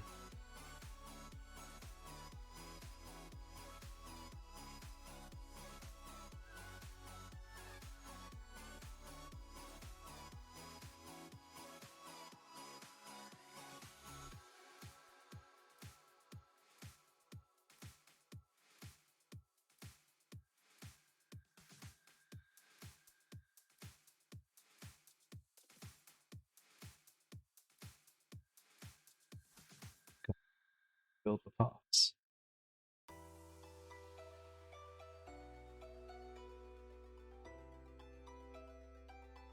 Now I don't have paths going through the rocks.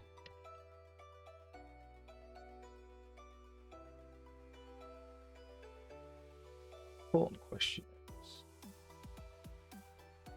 white paths do I have?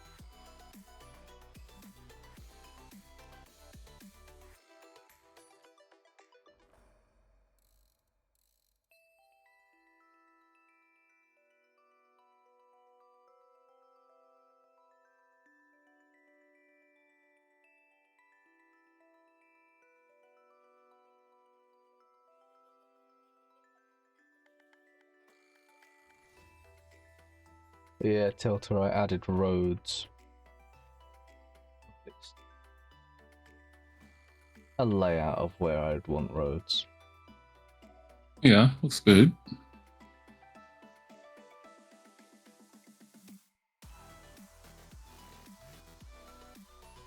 What else did you do so far? Because I haven't. So I got rid of all the foliage trees and put actual collision trees here. Yeah, and yeah. Now I've just gotten rid of all the fake rocks and got real rocks because I can do this and see what I have. I've tested out. I put all the things down because I first wanted to test to make sure that tanks and infantry can drop down from this cliff and will actually go into the play area. Yeah.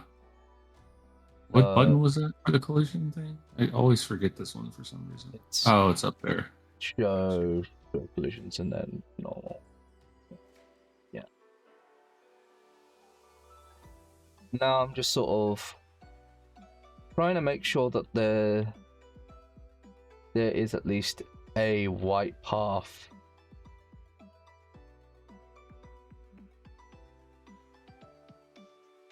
That leads from over here to all the way over here.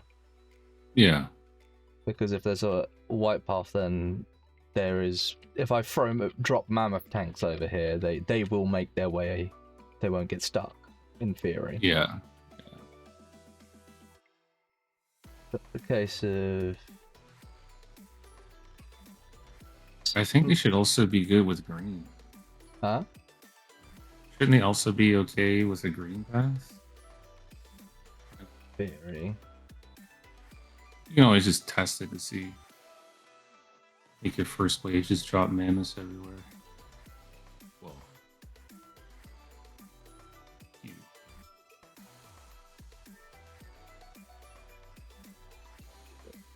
See what I get.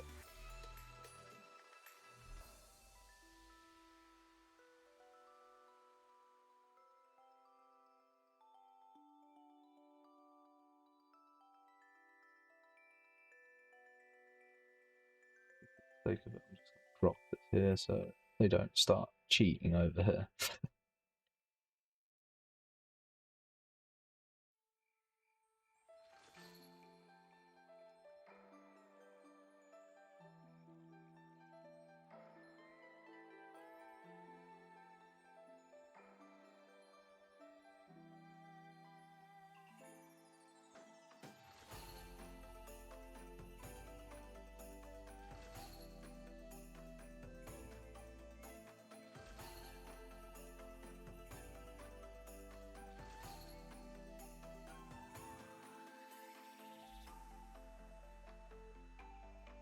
Last one last time.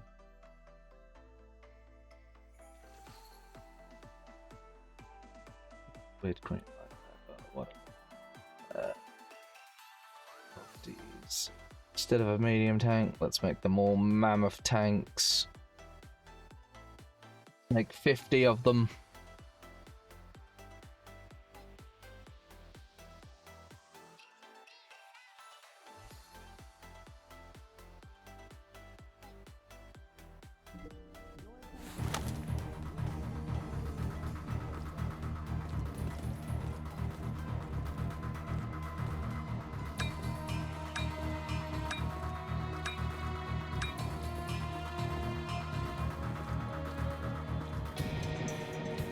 Oh god.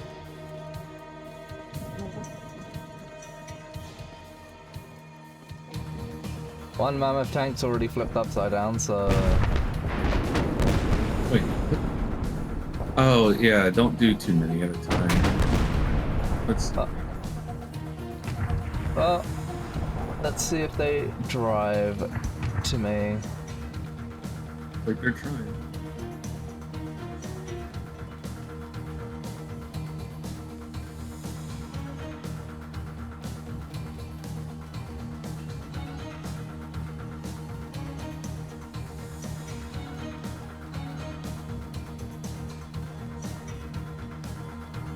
I gotta say, it's probably gotta be one of the most horrifying The like, mammoth rush. things to see is like a nod guy at a base by himself. Warning. The barrels all just looking at him. You're like, yeah, you can't surrender. Oh, they got through the gate at least. I mean, yeah, they're...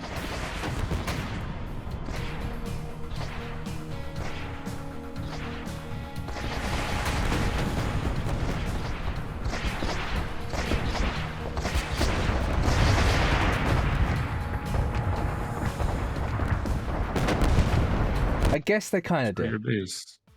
Yeah, I mean, they got there. They got there at the very least.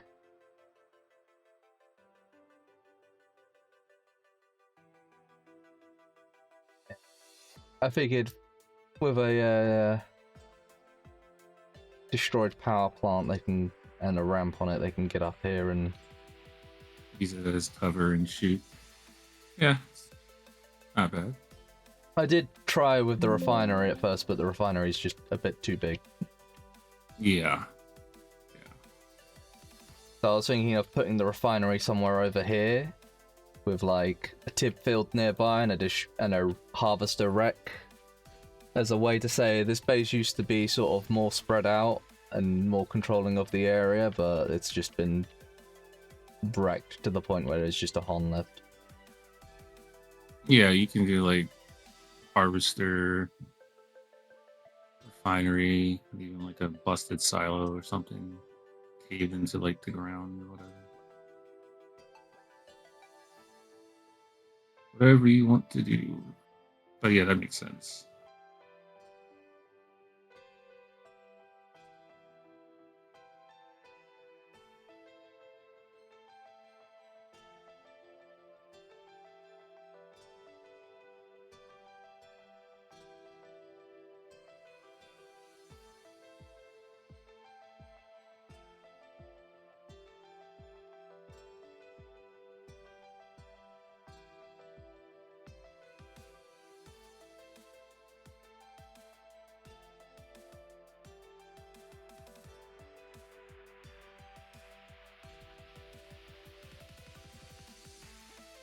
Will be blocked off, it's just more of a case of the road continues off out there.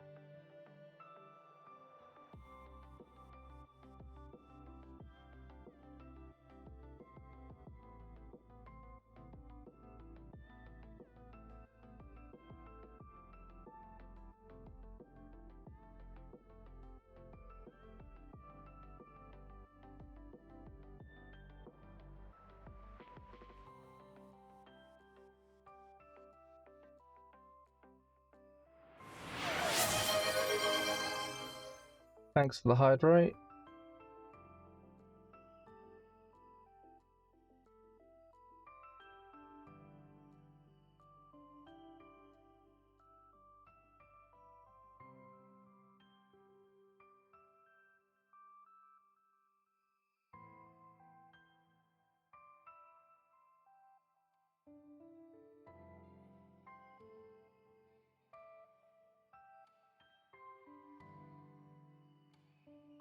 How do you know I drank water? Well, I did stop briefly, like this. I'll take another sip.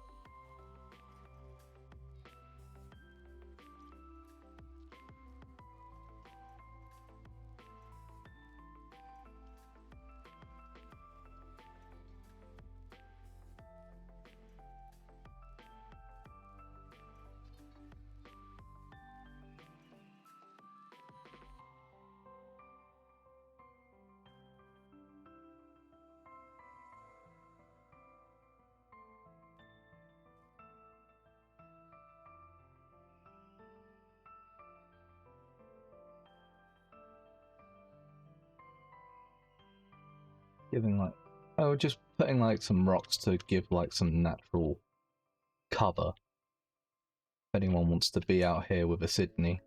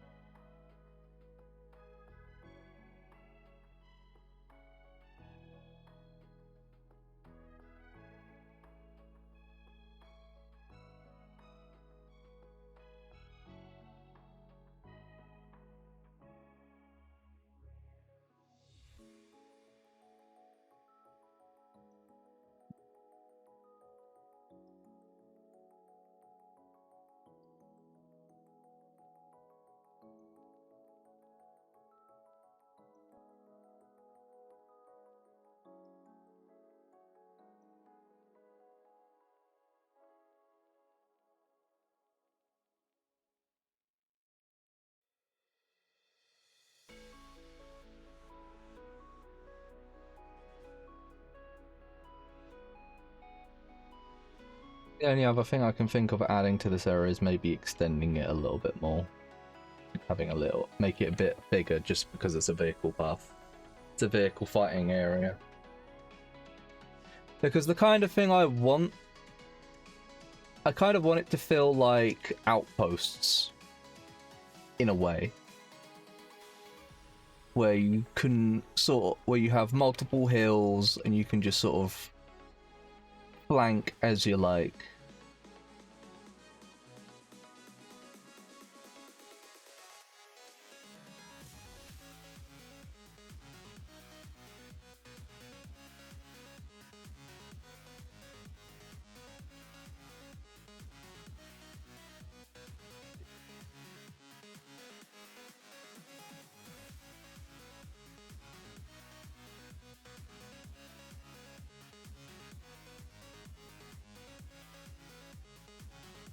I mean, I do have inventory, it's just this area is going to be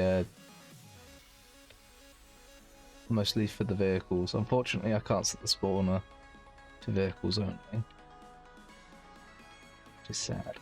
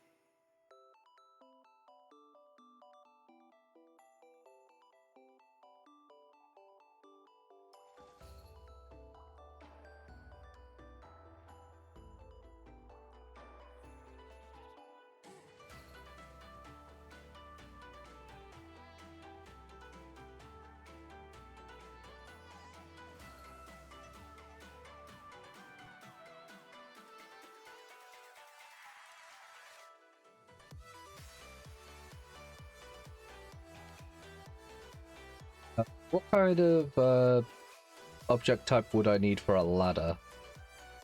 Static mesh?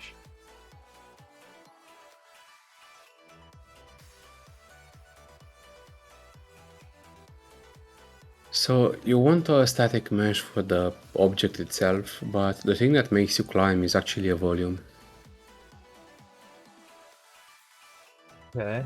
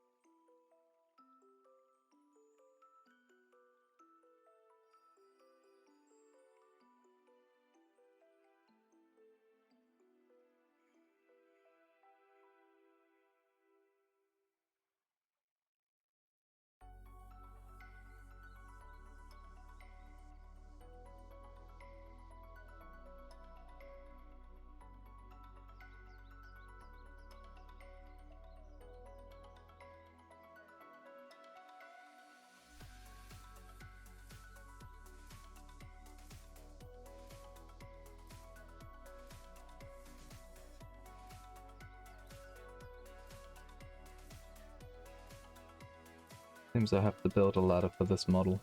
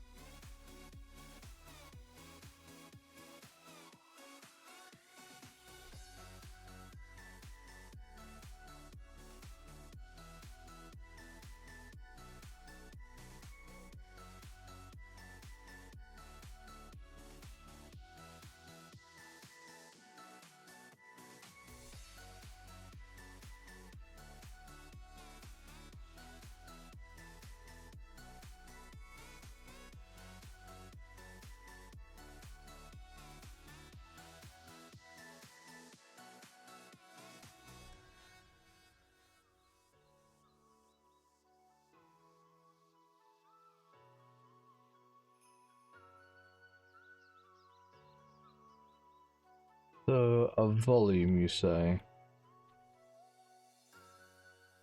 Yes.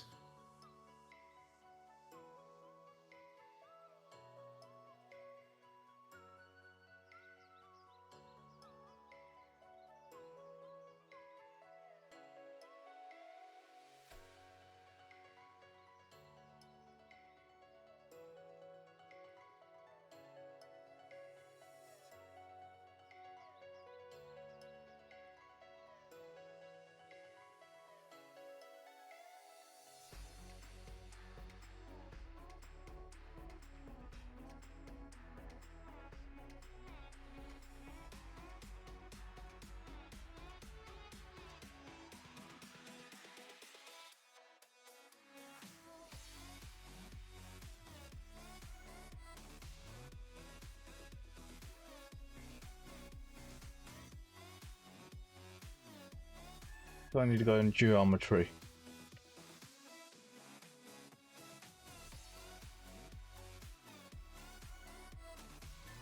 If you click on one of the ladders, for example, and now you click on the brushes, you should have like over that on the that one. Now the builder brush, which is the red one, should have appeared around this place. You should zoom out a bit. Do you not have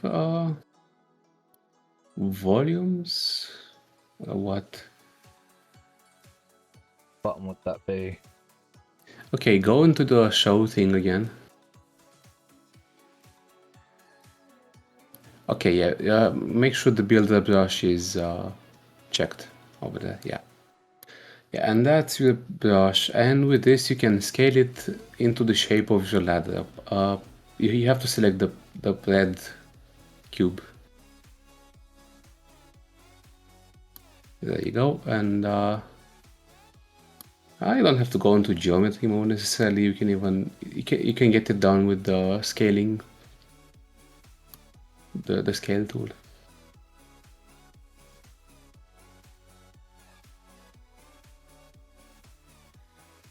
And now you can just like extend it on the height a bit, and yeah, that's gonna work.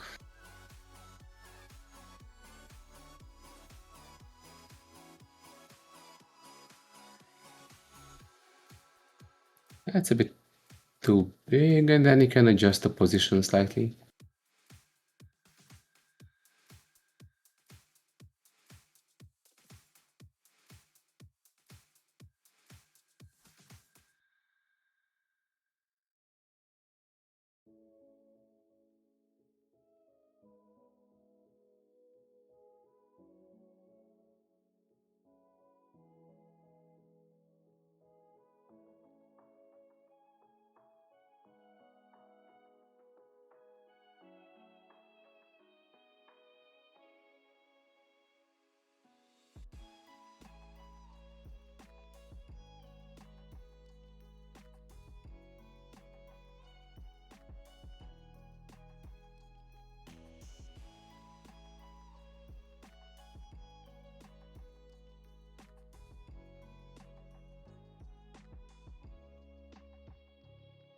Okay, now that you have your shape mostly set, you have to go into the volumes. It's a bit lower on the list. There you go, and the second one. And there should be a UT ladder volume, probably like down the list, towards the end. Well, maybe it's that one? Oh, you can scroll on this one. No, I can't. Are you sure? That should be more.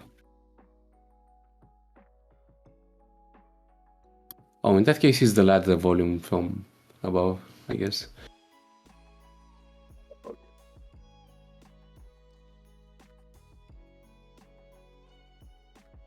Okay, now we can move the red one. Just get it out of the way. And you should see a volume in its place.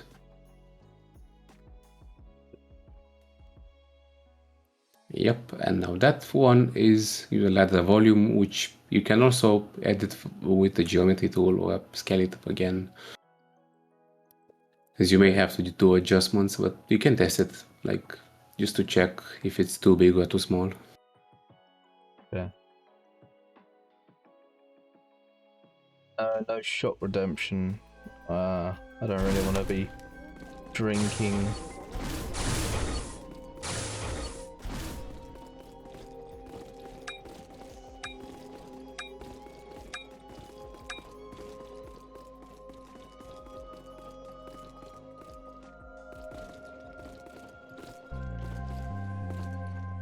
I guess paths need to be built.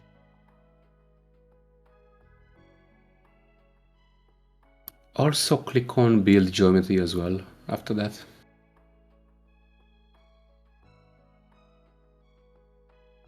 It should be the first one, I think. Yeah.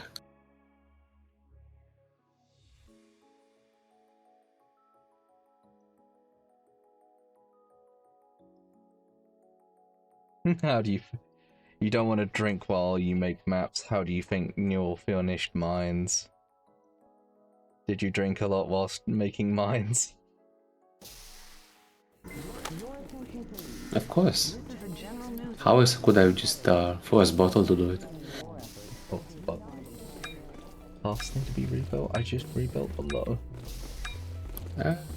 Maybe there's something like either floating or not in the right place. Initially, Njal just wanted to drink some cola, but Romanian things happened, right? Yeah.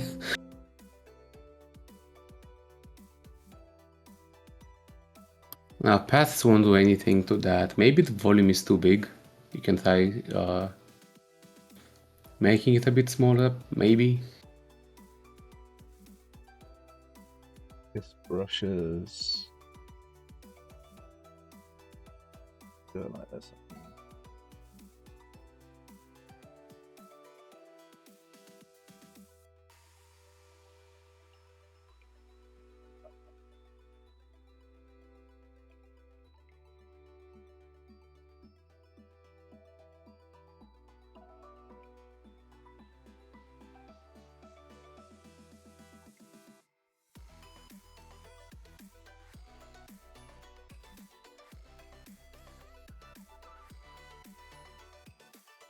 Thoughts?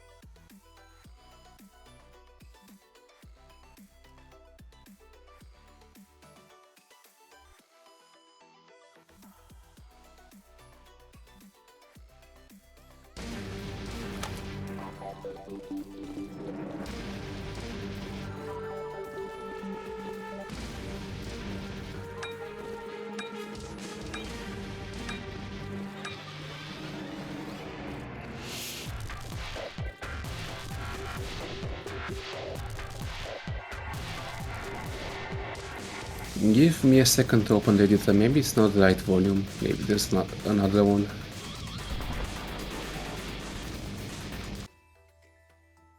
Actually, does that one have, like, it should be a prefab, right? Yeah, check what type of volume that is.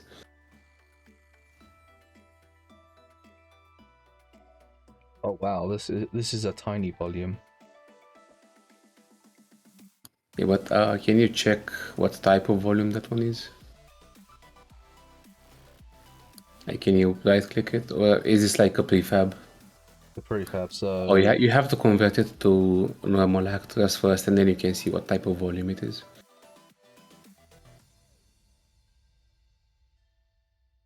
Yeah, right click and then down the list to convert prefab instance.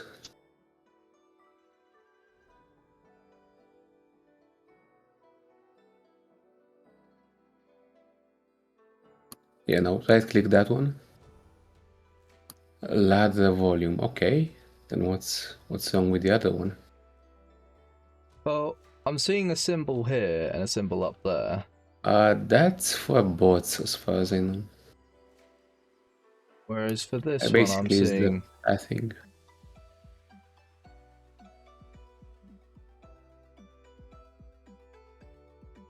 The only thing I can think of.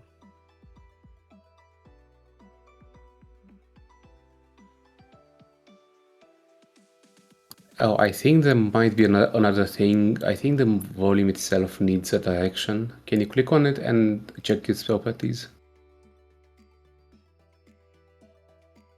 And F4.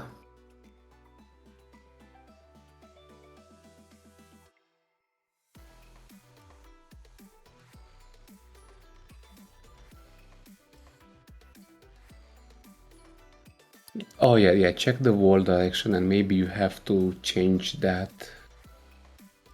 Oh yeah, if you actually pull the window down a bit so you can see there's a pink arrow that's going towards the tree on the left. So you have to change the direction of the volume to face the other way because right now it's expecting you to climb that way. Yeah. So over there you should turn one of those to like 90. I'm not sure which one is which. They're all pitch and yaw.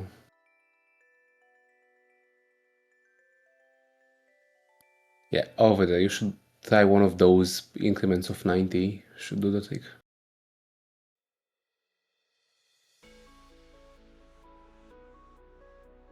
Okay, now check where the arrow is pointing. It's up. Okay, it's not that one.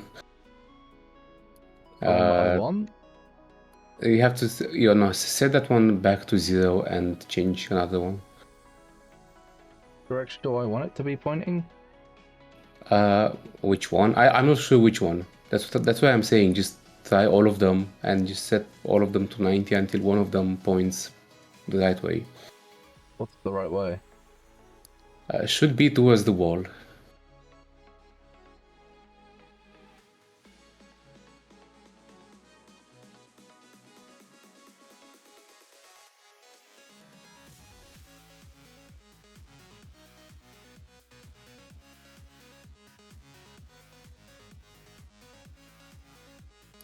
Okay, it's not that one either. I think this one just rotates it. And yeah, no, it's the first one then. Hi, Hackerham.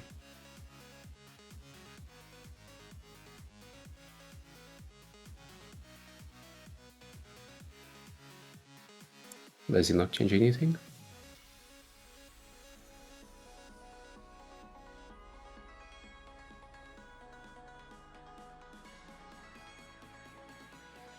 Doesn't look like it.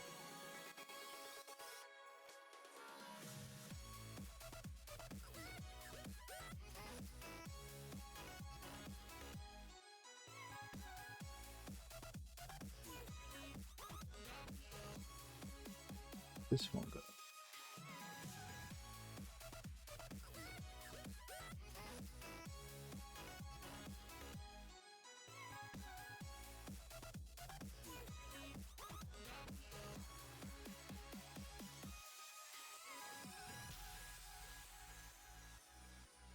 Let's just move it out here. Oh, that's pointing to the Oh, wall. yeah, it should be the right one. Yeah, there you go. Just couldn't see it.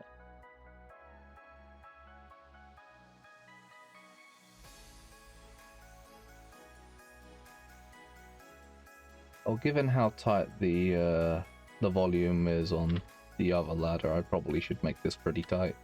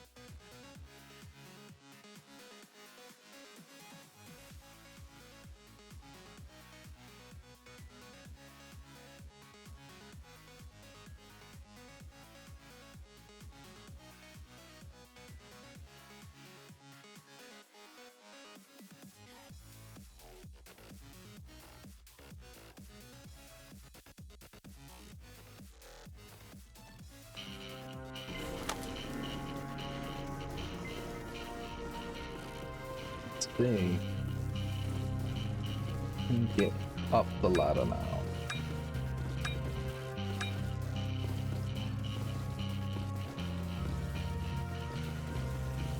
Hey!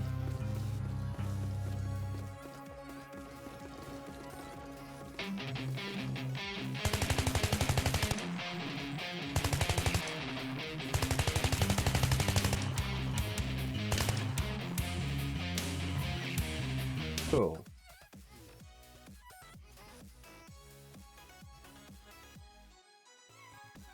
Just gonna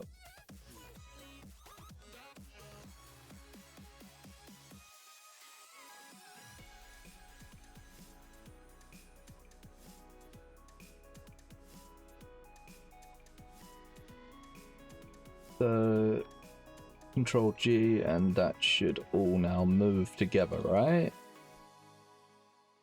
Yep.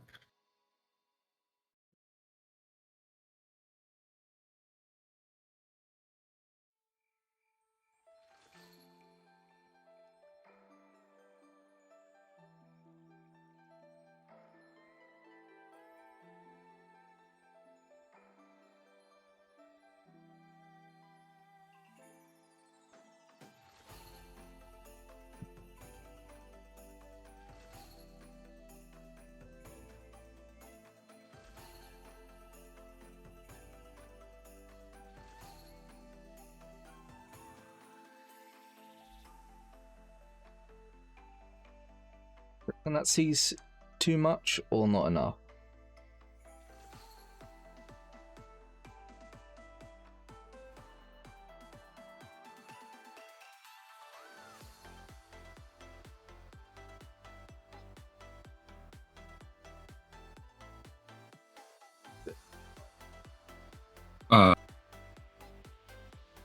I'm back. What was the question you just asked? Do you reckon the sees too much? Too early to say, and you're gonna want to probably do some testing and whatever. But it's really easy to kind of cut that back if you like. Yeah. I mean, you can always smack a tree kind of close-ish to you, and then move it around to get like the proper like visual blocking, and or you never know if you want to add more to change the view or change the gameplay, which would change the view. So I wouldn't worry about it too much, especially because this one looks like it's the guard tower specifically designed for that side, so it's seeing a decent amount makes sense to me. But Certainly the guard tower over here got the power plant. Power plant could use some trees in the way of it, because that can just see all the way down to the edge.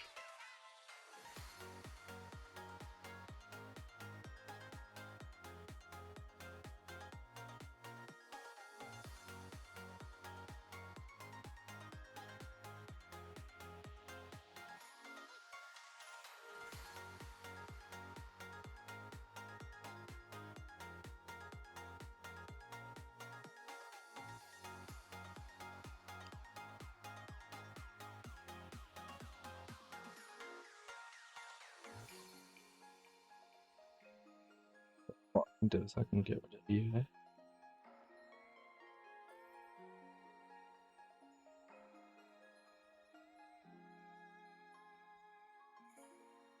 Didn't copy the entire thing, did it?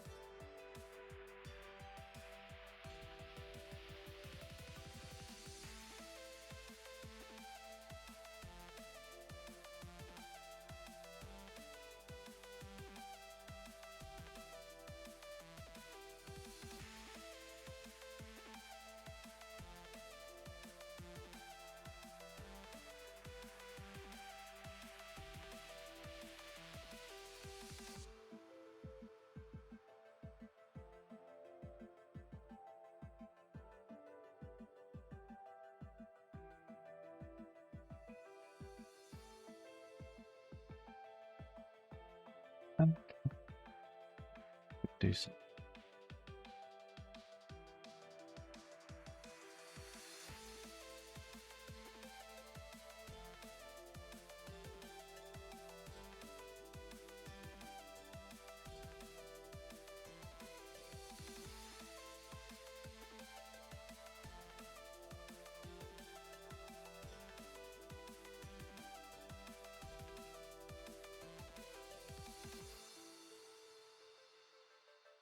Still need to get this water feature working.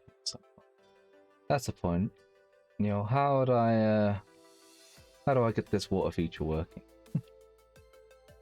This water feature.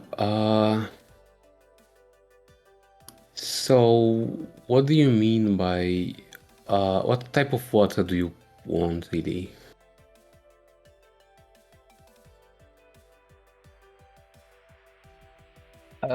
Basically water where, in field where if you go into the water you slowly start dying. I basically want that effect.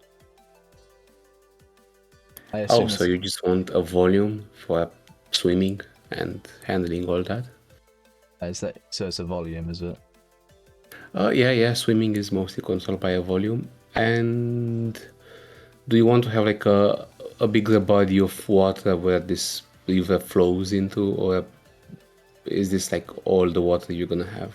This water is going to flow off over here, and this is going to be the ocean eventually, so at some point I need to make this a beach.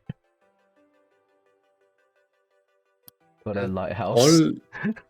What you can do is have one plane for the water, which is gonna be absolutely gigantic, and you may have to like make sure that all the heights are above that, but should be pretty simple to do it like that. As for the volume, basically all you have to do is create like a volume that basically follows the path, well, the height. And in that volume, you're gonna need two volumes, not just one. One for the swimming and one for the post-processing, so your vision goes blurry and all that.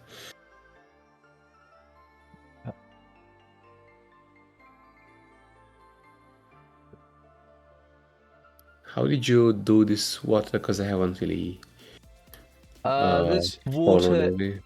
This water is just the material slapped on it. Yes, but on what?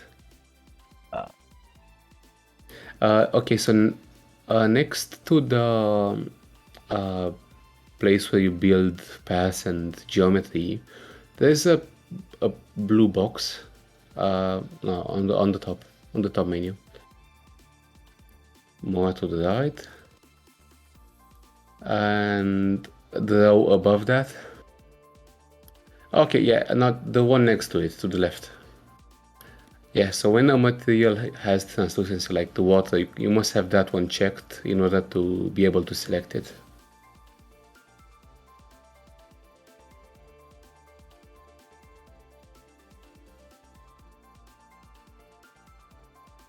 And can you show only this mesh particularly? Shift H. Oh.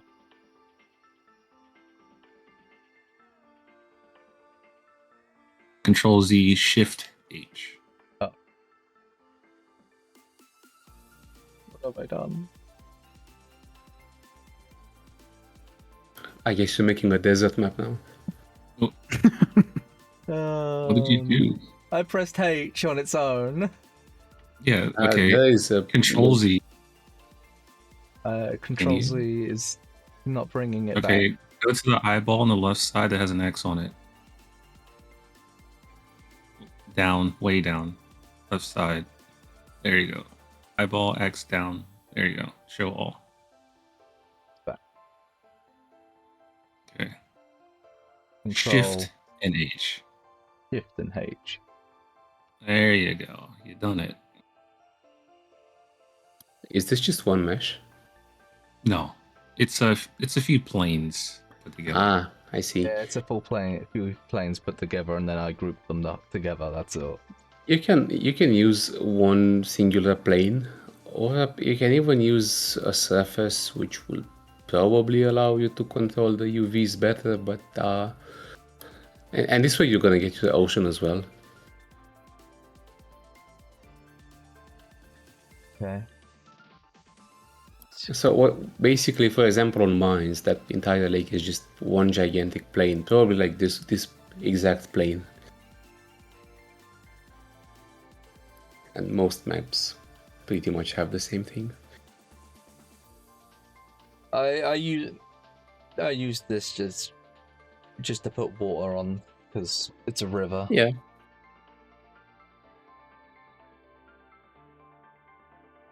Yeah, what I'm saying is like for like what you need right now, just having one plane that's gigantic is gonna be good enough. I assume not from making this bigger, but making one over here bigger, right? Yeah, you can just keep one singular plane out of all of those and just scale it a lot. It doesn't matter the position.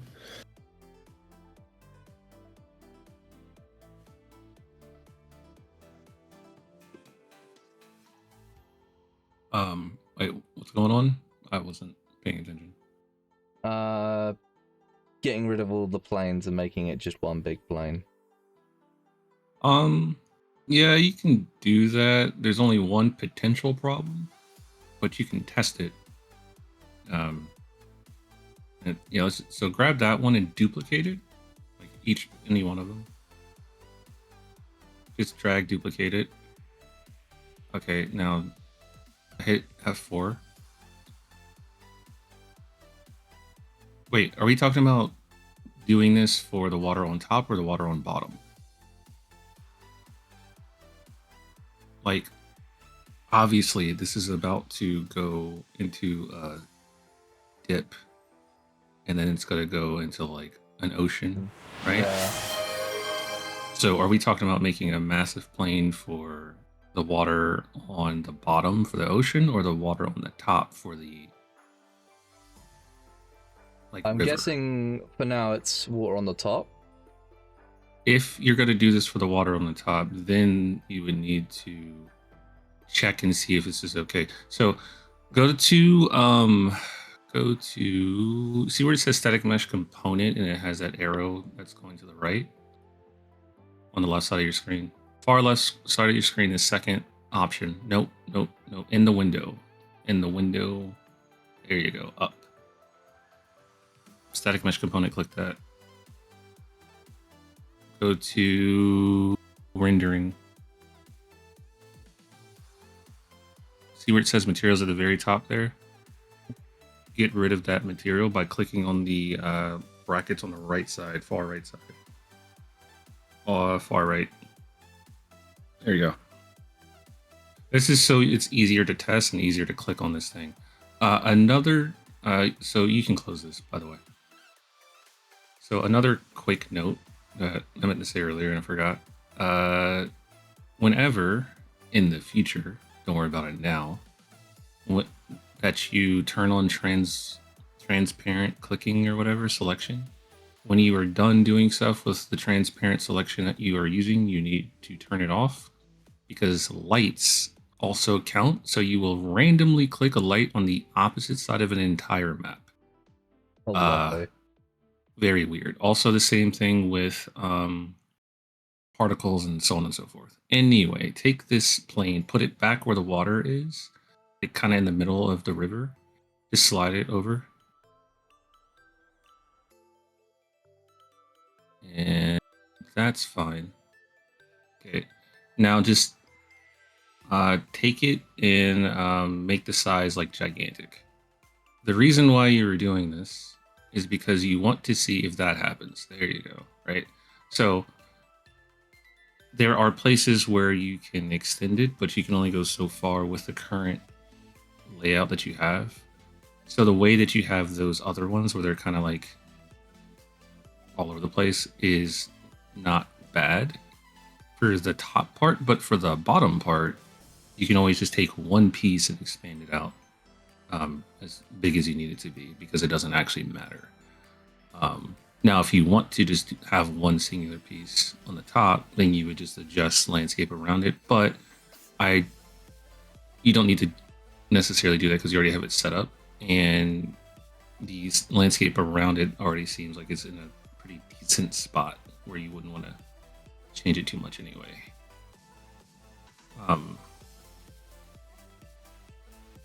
But yeah, sometimes people say screw that and they just have all their landscape around the water just be higher on purpose, so they don't have to deal with that. But it's fine to have like deviation in height. Like, the way you have it is okay.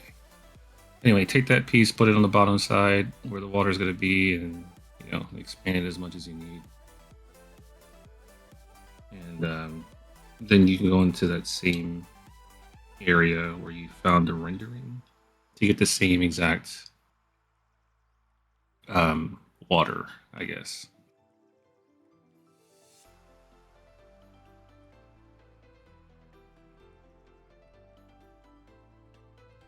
One thing to note, though, is if you have water that goes all the way across, how are the vehicles going to spawn over there? Unless you're going to raise the water up, or the land up, I guess.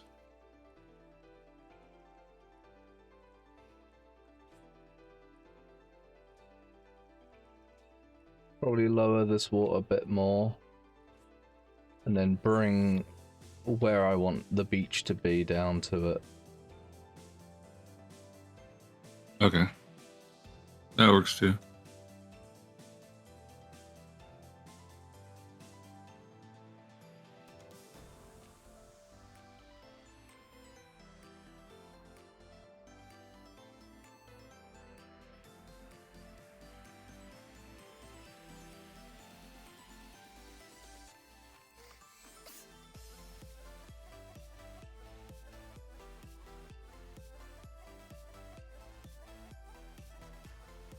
Be right back. Massive headache.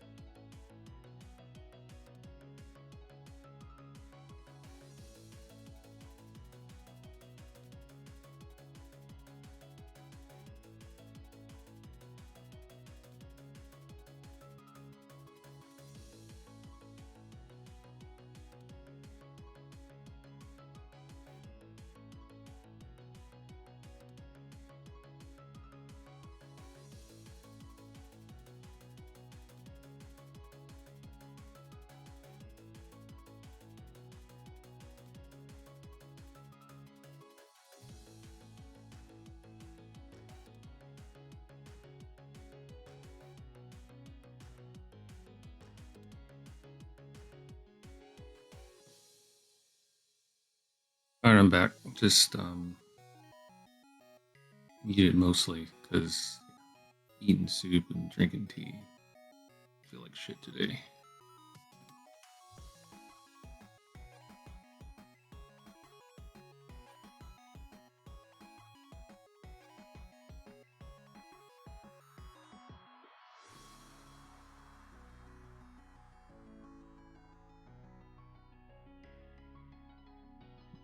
Beach like, and it's just a matter of make that all sand. Yeah. Then I go here and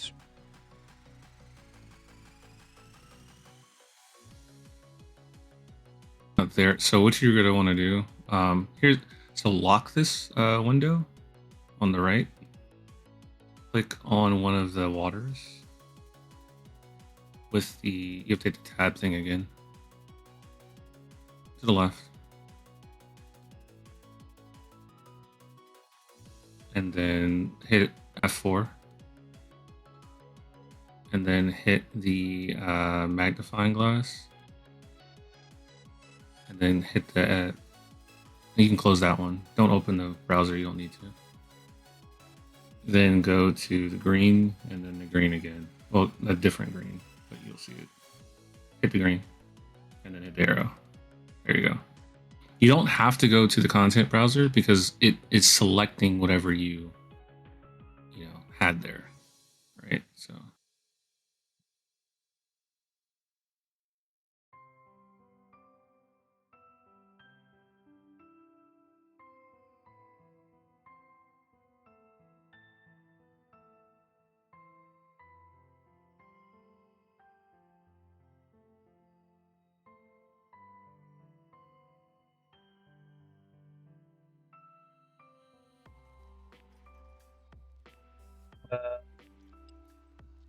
I guess I could paint the beach in.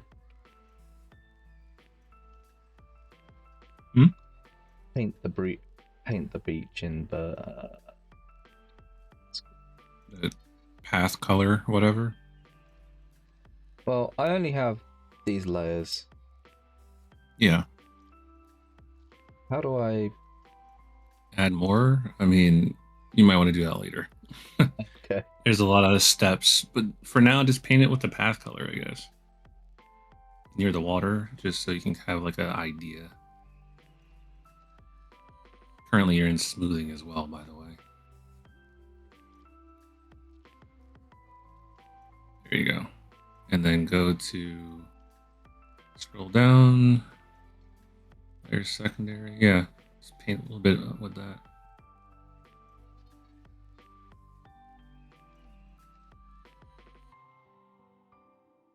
Yeah, that's good enough. And then just so when you see it, it'll feel like you're looking at a beach, so you kind of have the idea in your head.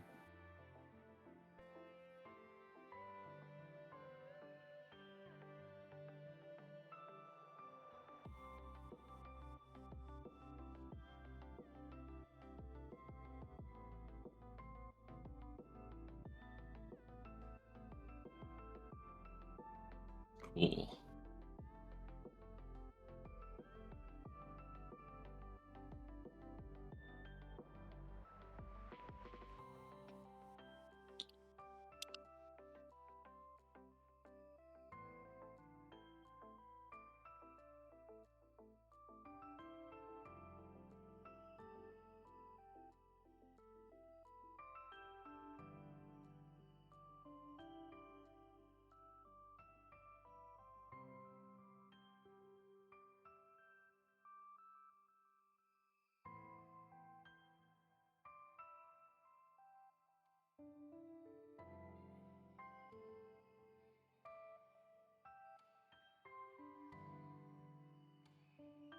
So what's next?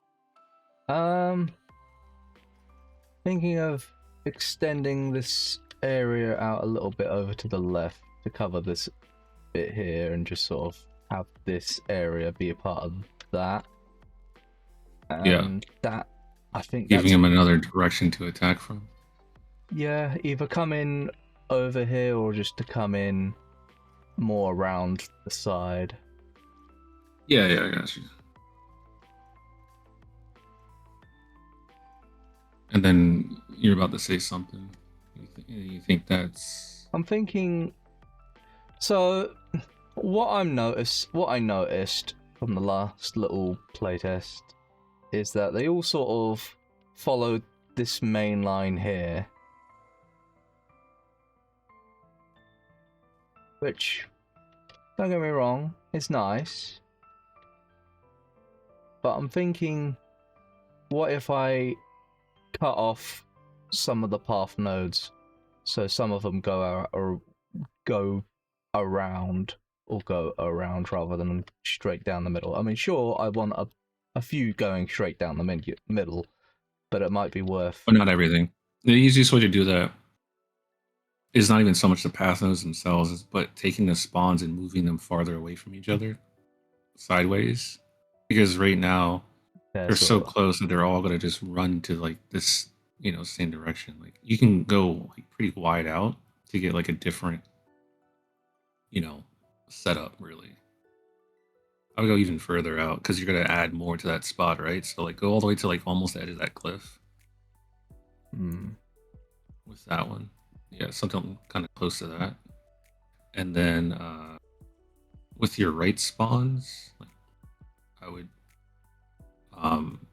take that one and go over pretty far as well because they can always like drop at a different spot, like even further than that.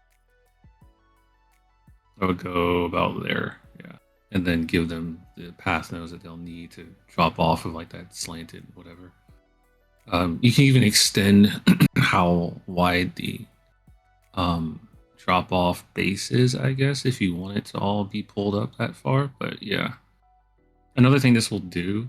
So go after you move that one, take your camera and go to the base,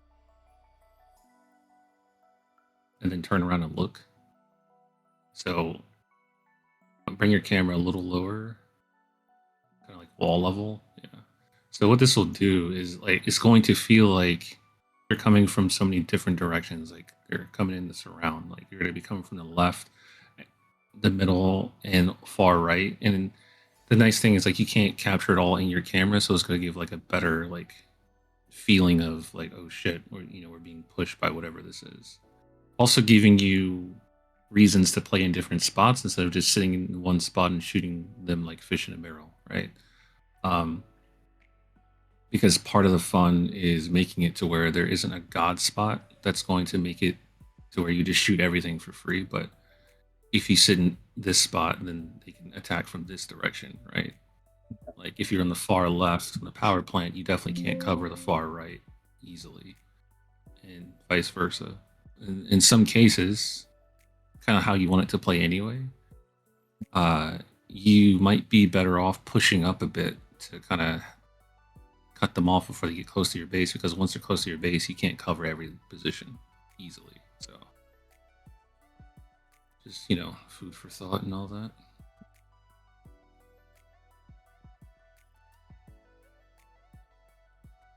You can even like take some of the spawners and put them. You see how you have that kind of like a path on the right? Yeah. Like they could just come from there, with Yeah. variation and rock and all that. I don't know if you wanted something to be here though. I'm not sure. This was mostly going to be one of those like blocked off roads that sort of lead off into the wilderness as a way to make the feel like the map is actually a place and isn't just like a closed off bowl as some maps are. I mean, you could just kind of shift that if you really wanted to, or you can like have them go all the way up to it in terms of to where that part kind of extends forward on the like right here. Yeah, like come down here and then have the cutoff point here. Oh yeah, you could do that too. That also makes sense. Yeah, I mean, there's tons of options. So as long as it plays well, first and foremost, and then everything else can be fit around it. The only worry is so long as they actually go over this cliff. That's all that really matters. Because the moment they stop going over the cliff, then oh, well, that's easy. You just set up the lines to do that. Like they're definitely going to go over that cliff, and then the side ones you just add path nodes so they can go over the other cliffs. That's it.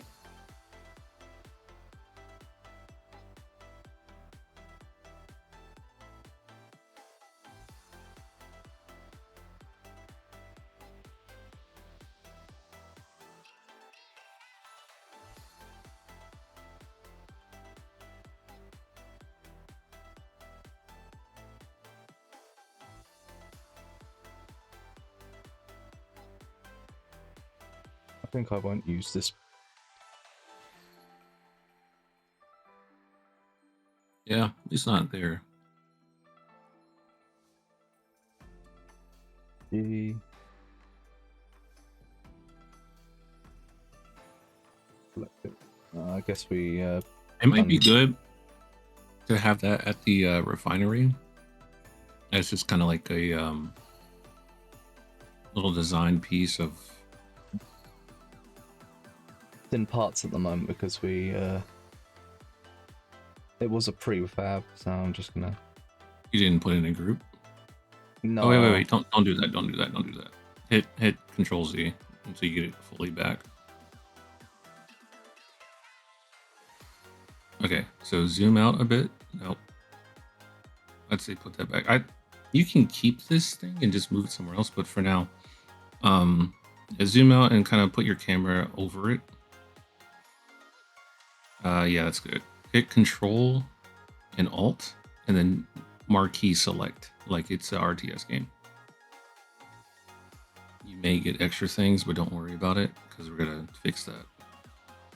Okay, now hit Shift and Z. I'm sorry, not that. Hit Shift and H. Hit F. It's for fog. Look around and make sure nothing else is selected with it. What is that? Turn around. Thought I saw a path node or something random. The hell is that thing? The ladder doing there? up. Click it. Click it. It's the ladder. And turn back around and look at the thing. Here's another trick too. Hit F4 real quick. And notice how it doesn't say like 2 things selected or anything. Cool. So you can close that and hit H. Just regular H there. Get rid of that other path node by clicking it and hitting H. Because all you're doing now is you're just making sure nothing is in here that's not supposed to be in here. Because you selected this thing and you set it by itself. Now, click the builder brush and just move it because you can't hide that thing. At least not in normal conventions. Move it. That's fine. That's good. Now, marquee select this entire thing. Control and Alt. Yep. And then hit Control G to group it. There. Now, sometimes pieces will do that, and I do not know why exactly. But, let me think. I've fixed this a bunch of times. It's usually like one piece acts super weird and like will do that. I don't know. Try get close to it so I can look at the pieces that are in here so I can maybe find the culprit. Hit Shift G and then deselect the ladder volume and the ladder path nodes. So Control select them. Yep. What the fuck? Forgot Control. Yeah. Oh yeah, hit Control Z. Okay. Now, Control select the ladder volume and the path nodes.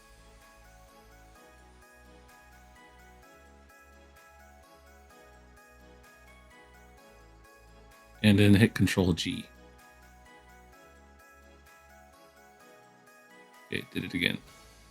I'm gonna be honest, I am not sure why it's doing that for some reason, but Simple maybe this is a prefab, so yeah, sometimes it's usually like one random stupid piece that's causing that type of thing to happen.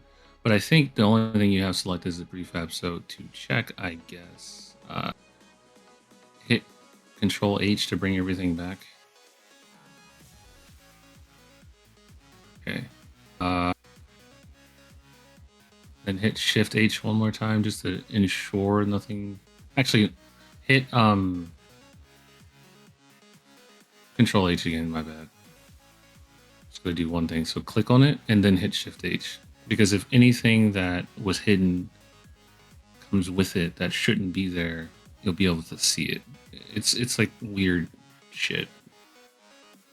Okay, yeah, it looks like nothing. Yeah, you should be good. Just go ahead and Control H again to go back to everything being there. So now, if you wanted to keep this thing, you could. I think, I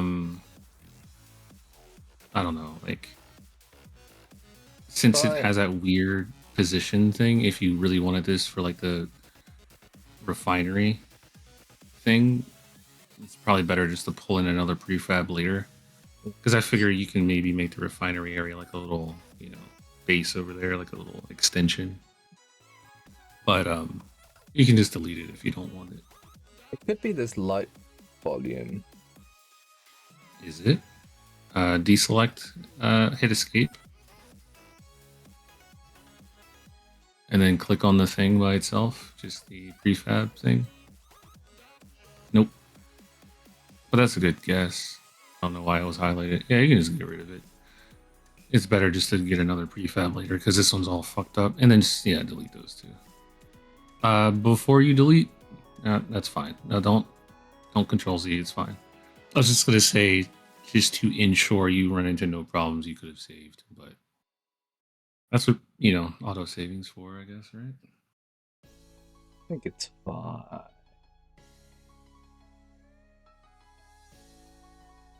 Seeing anything obviously missing.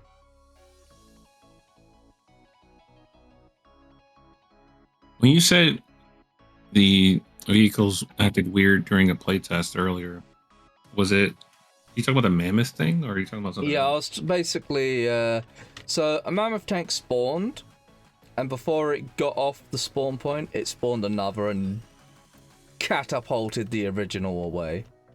Well, yeah, the spawn points are like on top of each other, and you're trying to tell it to spawn like 20, 30 or whatever, so they only have so much room. So once the like root bone or some shit is not in not so close to the other to the spawn point, the game goes, oh, there's enough room. It's not like necessarily looking at every element of like, is there still physical thing here? This is how I think it works, by the way. It just spawns it and then it just goes catapulting something in the air. It's kind of funny. But speaking of playtesting, though, I think you're getting to the point. Well, you're definitely even past the point. Like, you should try to see how this plays. Actually design a wave system, attack waves, and playtest it. Yeah. Also, I'm not sure if I told you this, but important note for you and anyone else listening that's making these things. If you get through your final wave, your game crashes. So make sure you have a lot of extra, or make sure you have extra waves. So if you want to test out, 10 waves, add in like an extra 5 just in case, because you may forget, like I did once and crashed anyway. Bad times. Yeah, that's why you make sure to save. That's going to be a little bit annoying. Just you sort of see the ground end. Well, yeah, I mean, there's things that kind of help with that, like different texture that looks correct in that fashion. Oh, the ground end? Oh, that's easy to fix. Go to your landscape. Click on, you see where it has that plus sign? Click on that. Add another one right there. Yep. Control click. Okay. I'll just take that section and lower it as needed. And then there you go. You've done it. And of course, you can change the whatever you call it.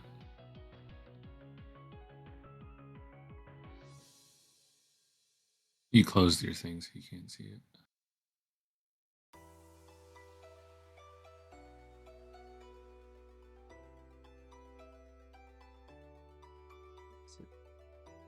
Hit hit alt and hit No, it is. Hit Alt and W. I think you went back, so I don't. Oh, it's not painted, I guess, right? Yeah, it's not painted. Okay. First, paint it. Well, actually, just paint it with your secondary material since it's all going to be beach anyway. Sure. Scroll down. Oh, it's already set. Yeah, so just paint. Just paint the black area. There you go. Okay, I see.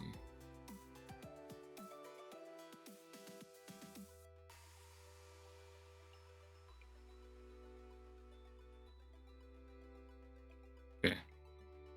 Now, just lower the area. It can be by a ton. It doesn't really matter because you're never going to see it.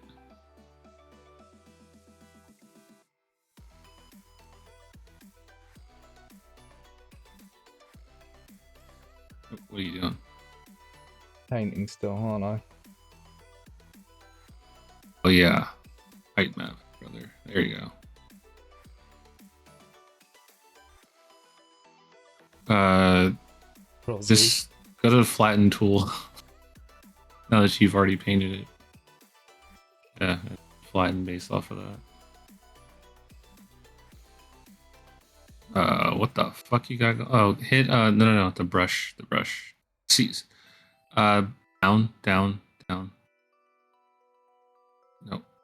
See the brushes? You see the checker mark? You're flattening based off of that alpha. Select the brush on the left. There you go. Normal brush. Yeah, that shit was weird. Just flatten kind of close up to the coast-ish thing-ish.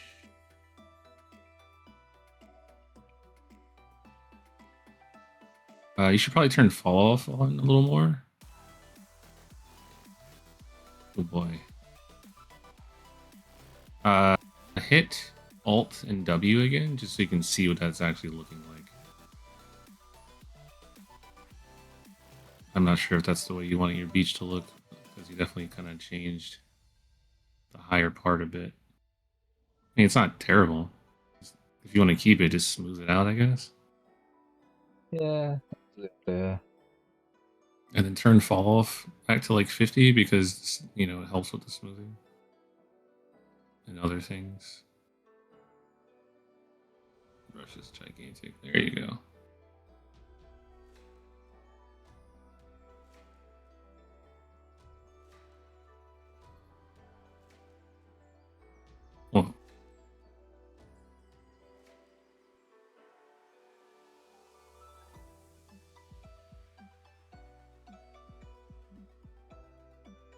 Well, for down there, you can always just flatten that because you're not supposed to really see it anyway.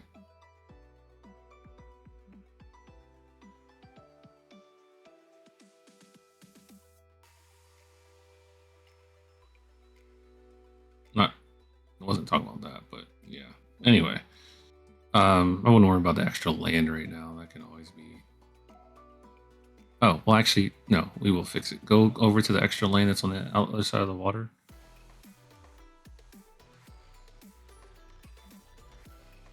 Okay, click on the eyeball.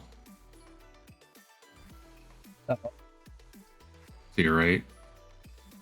No, not those eyeballs. In the landscape edit. The gigantic eyeball looking at you. Yeah. Paint it. There you go.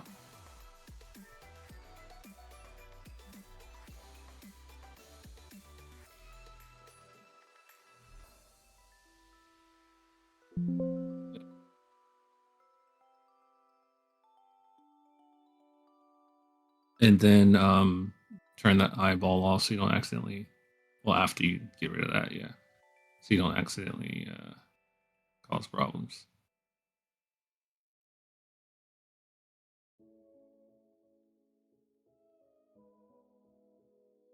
All right, better.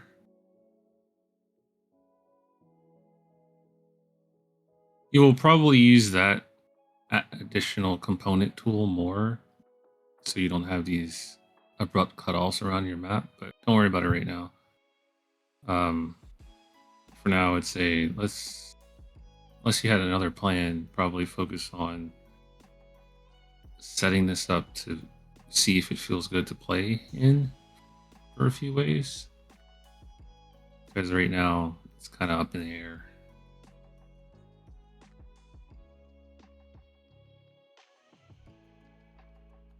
While you do that, I'm gonna go get some. I'm gonna warm this tea up and get some medicine, so I'll be back.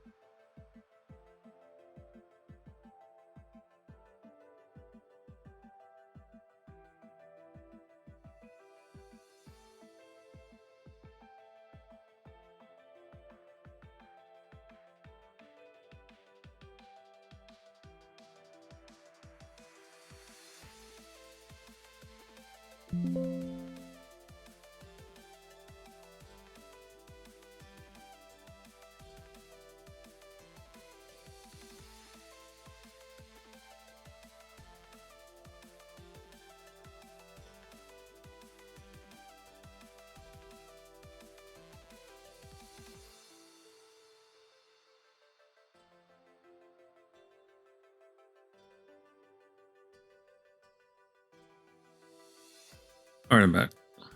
Come back.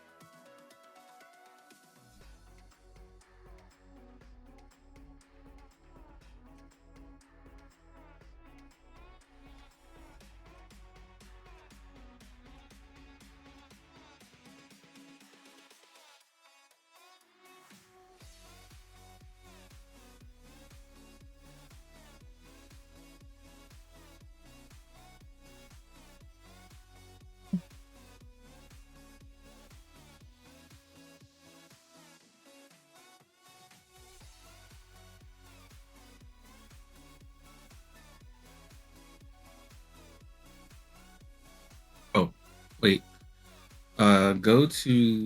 Keep going. Move your camera straight. In a straight line. And stop. Go back. Stop. Go back. Back more. And stop.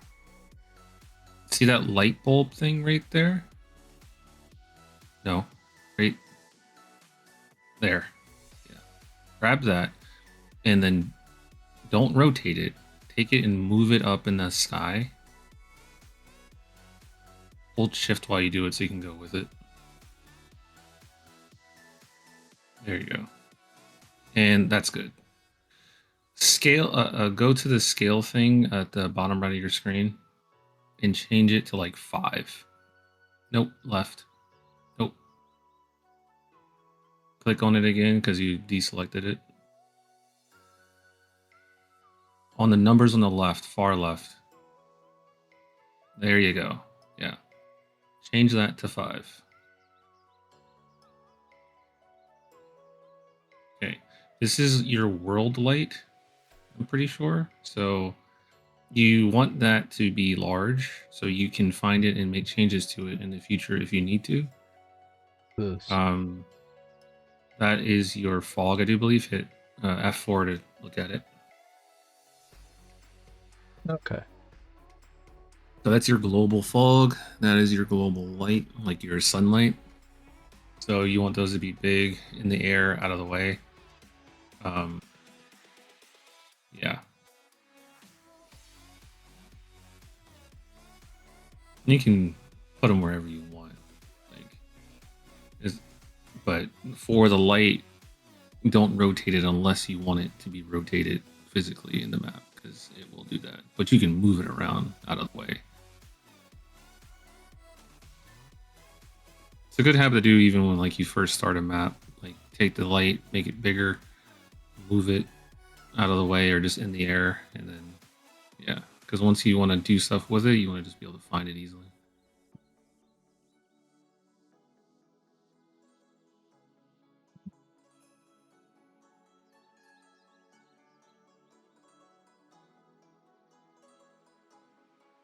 I think I saw on the modding channel you guys are talking about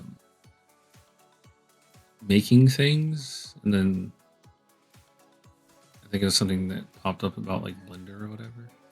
Yeah, because well, the other day I was playing around with various static meshes to see if I could build like a building. Yeah. Yeah, I remember. And I What know, I would say. Actually, go ahead. and I know that if you slap a bunch of static meshes together, the more static meshes you have, generally kind of lags the map, right? Yeah, something like that. It is something you want to keep in mind for the future, so you don't build bad habits. But for a map like this, it's probably not so bad to have extra compared to what you would normally have. I mean, shit. I have maps that have way too many static meshes in them, and they still run fine, even with people running around shooting on them. But it's still better to not build a bad habit, so it's a good thing to think about. So, what I would probably say to doing it though is like for now, you can block out however you need, use as many static meshes as you need, with the understanding of that it will need to be changed, even if it's not. Again, even if it's not necessarily because it's causing performance issues, you just don't want to have that bad habit of creating performance issues, right? Especially if you ever decide, which I would imagine you probably would if you enjoy the process enough, that you want to make a CNC map. That's where that stuff will matter so much more. And if you have the understanding of how to do it correctly, then you will run into less problems when you get to the phase of like trying to play it and test it. So what I would recommend, block out as you need to, and then fix it when you get to that point. But until you're at the stage where you are not only playtesting, but you've playtested a few times, and it's like, okay, this is good, this is solid, this is fun, it's running well, it's received pretty well. That's probably when I would say to start looking into messing around with that, because you don't want to make the mistakes that I made when I was making stuff early, because I went to Blender to make things and I didn't know what I was doing. And then not in Blender, because obviously I didn't know there, but more so of like, I made things just for the sake of making things. But I didn't realize that's what I was doing, because the shit that I was making just wasn't good, or it wasn't gonna work. I didn't know that, right? I think if you're gonna go to Blender to mess with stuff, you should probably be at the point in your map at least where you know like what you want out of the building that you're creating, and not trying to kind of figure it out as you go, I guess. That way you're not wasting tons of time, because it'll take a little bit of time to learn and figure it out. But I think Blender has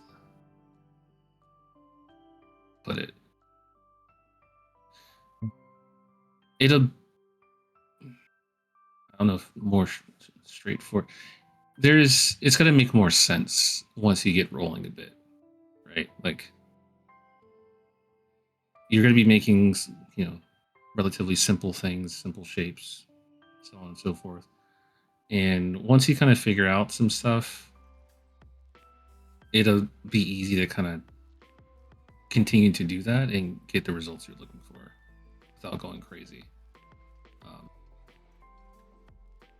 But you don't want to, however, create things not even knowing what you're trying to get out of them, the dimensions you're looking for, or anything. Throw it into the engine and be like, yeah, this isn't good. And have to just keep going back and forth as you're figuring out what you're doing in Blender and figuring out what you're doing for that piece that you're trying to create. You should have one of those things figured out. Kind of what I'm getting at.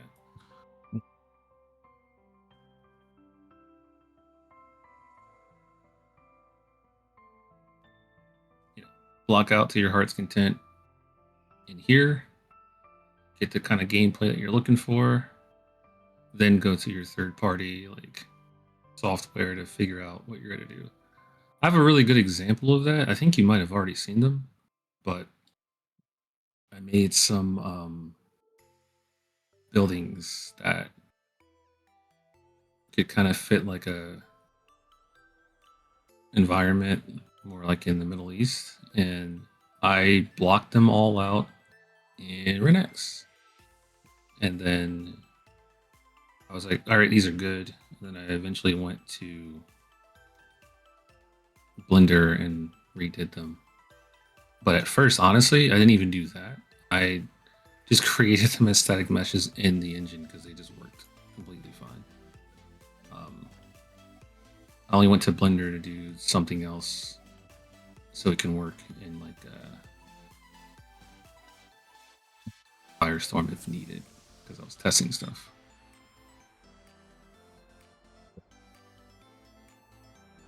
So welcome back, Lipton. Listening to Blender chat, I wish somebody would have made the Conyard. Funny. Yeah. Yeah, it would be nice if we had the Conyard, but alas.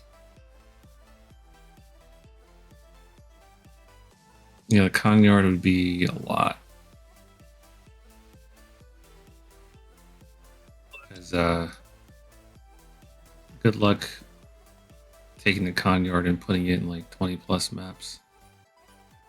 And then figuring out how to edit those maps to fit said Conyard. And Though to be fair, there's some maps that you wouldn't bother trying. It's like you're not going to try and fit a Conyard in field or snow. not now, you wouldn't. But if you have a Conyard, someone's going to be like, yeah, Conyard's pretty good. We should have it in this map too. We should have it in every map. It's like, okay, go ahead. That's why I said 20 plus maps and not 40, plus maps, because there will be some that it doesn't go in. But once you get a Conyard, people are going to want to put them in all the maps, and yeah. Yep, and that's the other thing I thought too, is that people might go like, well, if you're playing the game, then AOW starts to turn into marathon, and then yeah, good luck with that headache.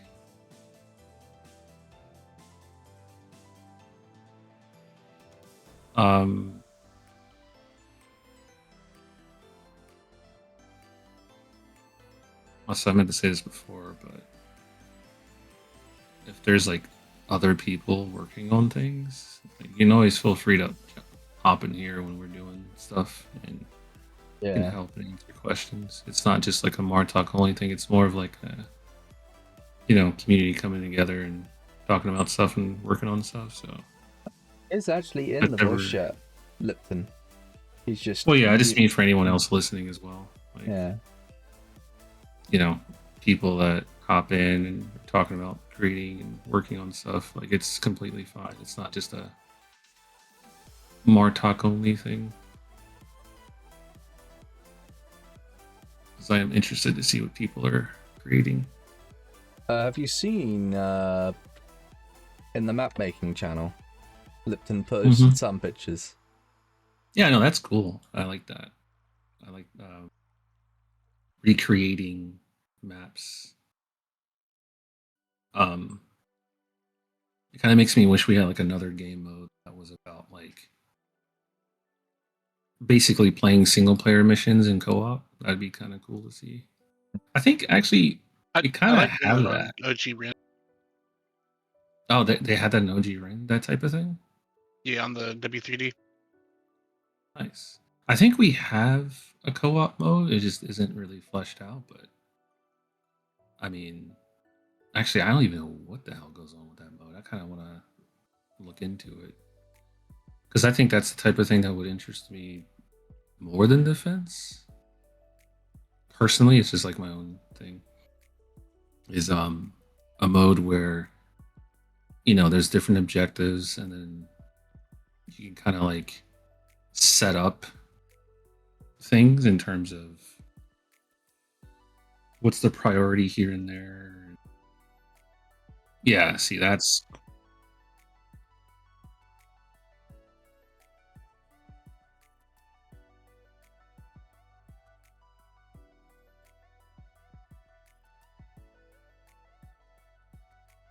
yeah. I remember seeing the picture and I'm like, oh, they just have all these like vehicles waiting to just jump you as soon as you try leaving your base.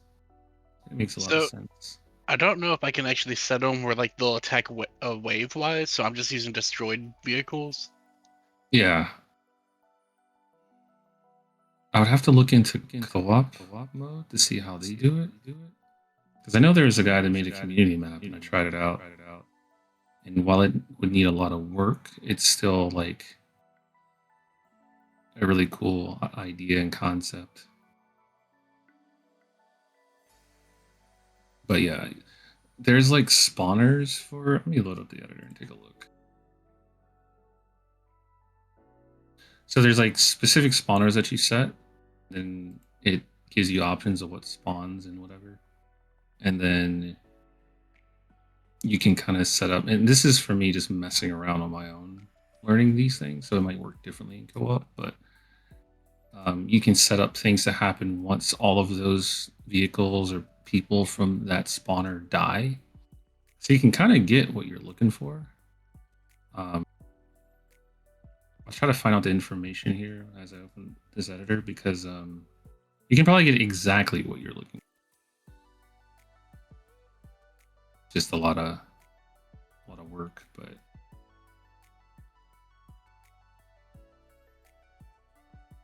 let's see.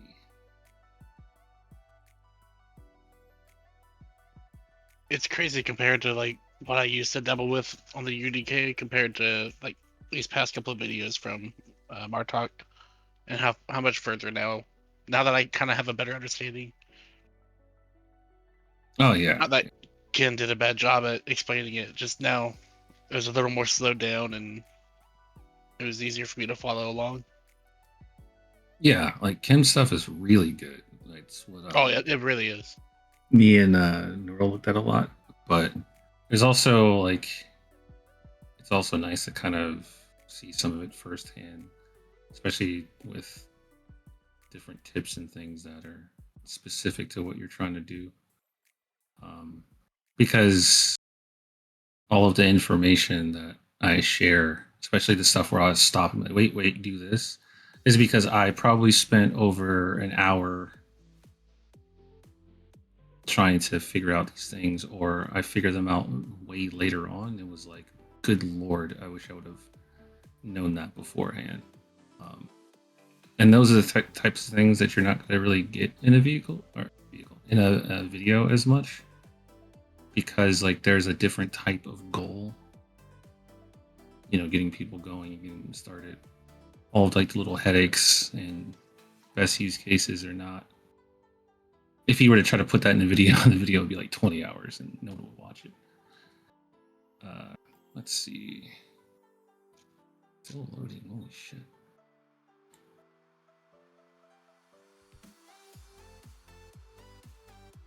What I'm doing right now is I'm kind of considering. So if I'm going with like a destroyed base with only the Hon left, I'm trying to think where was the old defense for the base,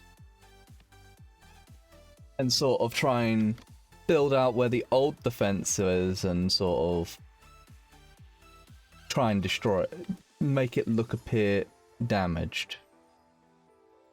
Yeah, I mean, you can do that. One thing if it becomes a pain, okay, by the way, let me show you a trick. Delete that piece. Actually, wait, don't delete it. Hold on. Is this a prefab piece? No, this is just a single static mesh. Okay. What you can do, hit Control B real quick. B. Just let me know when you did that, because I can't tell. I did Control B. Okay, so now it is in your content browser. You do not need to go to your content browser though. Hide the, damn it, hide the piece that you have currently. Hide. So H. H. Yeah. Control just hit H. No, just H, regular H. If it's not working, it's because you need to select the 3D camera screen that you're in, and then hit H, because it was. Yeah. There you go. Okay, now grab that corner piece, select it. Yeah. Take it and duplicate it and wait. Before you do that, change your grid scale to like 8. The movement one. Yeah. Now take it, duplicate it, drag it to on the red to the left. And my UDK just popped up, so I gotta click the screen. Oh, I'm looking at the wrong screen, aren't I? Looking at the stream, not the. Okay. Let me swap this over to yours. Okay. You rotated it. Okay, don't rotate it. I didn't. It rotated on its own. Okay, that's fine. But you didn't want to move it on the left at all, or on the green at all. So hit Control Z to put it back to where you just duplicated it. Cool. Now right click it, replace with, and then the first option on replace with. Go down. It's almost at the bottom. Okay, on the top, first one. Okay, now move it on the red because it replaced it. Unless you selected something that you weren't supposed to. Okay, hit Control Z. So it goes back to the old one. Okay, select it. Just left click it once. Now go to the content browser.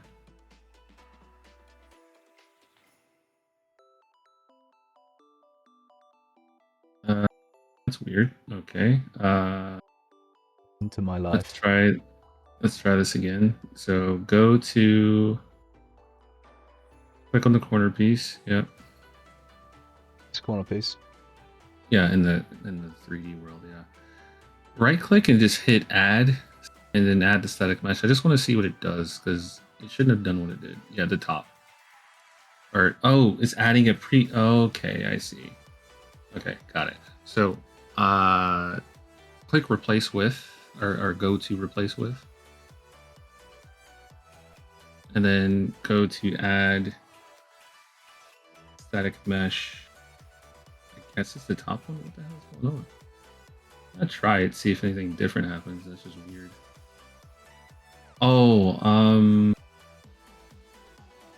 Try moving up in the air. Maybe it's lower for some strange reason. Oh, what the fuck? Wait. Yeah, no, okay. You said they were prefabs. They're not prefabs. Okay, I see. I guess they are prefabs. Yeah.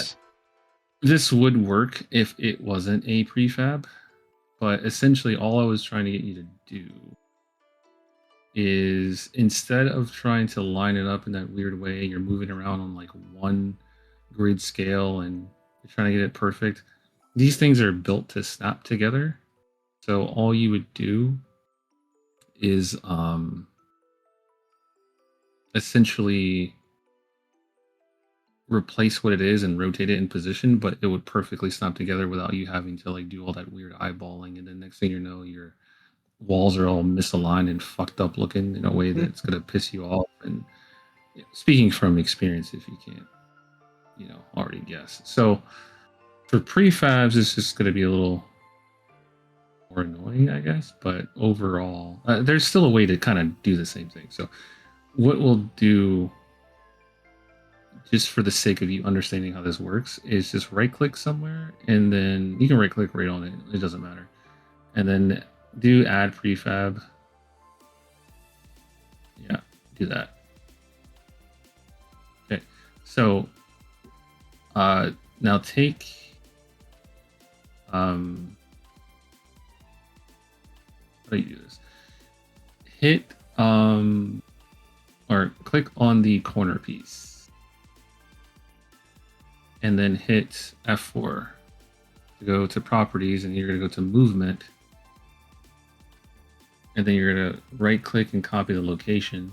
You might be able to just right click the location part right there, copy selected properties to clipboard. Now click on the other one. It should automatically swap the thing and then paste it in there. Now just right click paste.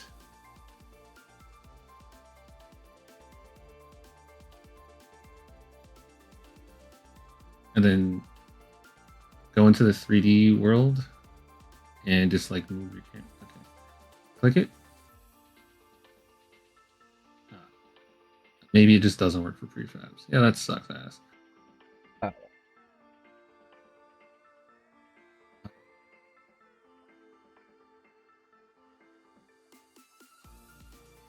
Well, I guess just gotta smack it in there like manually. There is another trick, but I don't feel like going through it.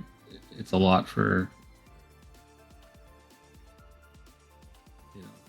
not a little, but just a lot. But basically, when you place things, one trick I have found is that when you do place things into the world, you can take your grid scale and turn it up really high, and then it will place it on the grid, and there'll be less chance of like small variance. So then it will basically already be aligned in the location, and then you can easily snap things together from there, or make sure they're on the same grid. It's whatever, but yeah, you see how that's happening. Like, you wouldn't have that type of problem. It's still easily fixable. Just go to do what you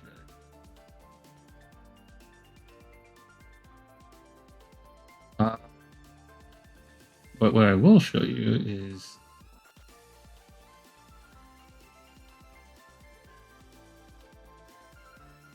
actually, it may not be that important. Whatever, needs to live with some on alignment.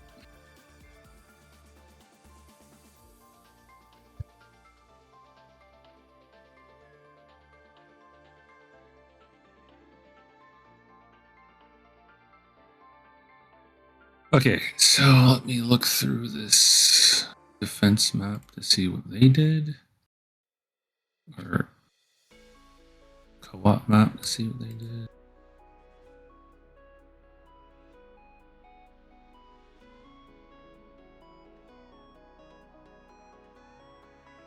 Okay, that's definitely not the right one.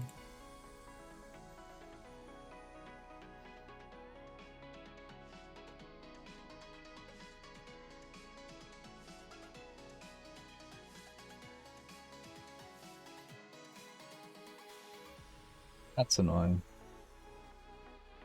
For some reason, whenever I copied this prefab, it changes its orientation. Oh, yeah, it's really annoying. Prefabs are kind of a pain in the ass. There are other things you use that are not prefabs.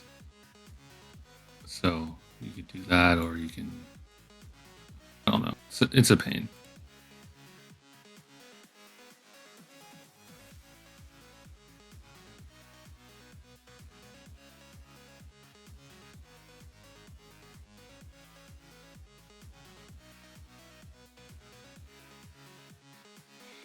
Now that I'm looking at this,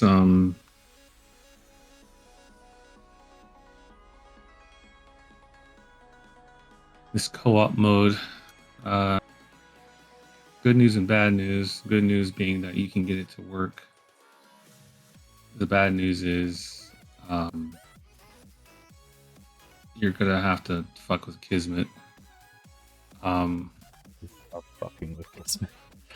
Yeah, the nice part is that you, like, generally, once you kind of figure out the systems of this, it's gonna be it's gonna be pretty straightforward. But as you try to get more specific in what's happening, then it'll be a little bit more problem solving. It's not the worst thing in the world, but it's definitely not that bad if, like, you know how to code at all, because, like, the logic will be very similar in terms of how to get things to do what you want. But it's still a little annoying just because Kismet isn't by any means perfect. So what will end up happening is that you will try to add in a thing that says it does a specific thing, and then you realize, oh, that shit just doesn't work at all. Great. So you have to find workarounds to do something simple sometimes. But there are these things called, was it scripted bot spawner? I think that's for allies. No, that's just in general. So you use scripted bot spawners, and then they'll just spawn enemies and send them. And I think for the purpose of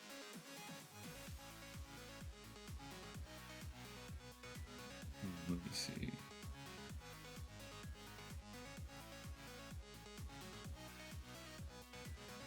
I think for the purpose of the of like a mission type of thing, because I imagine what I'm looking at that you're creating there is going to be like, in this mission, you will be attacked until certain things blow up every now and then. Like after maybe the first initial waves, like there will be other waves that come from the base, I'm guessing. Yes.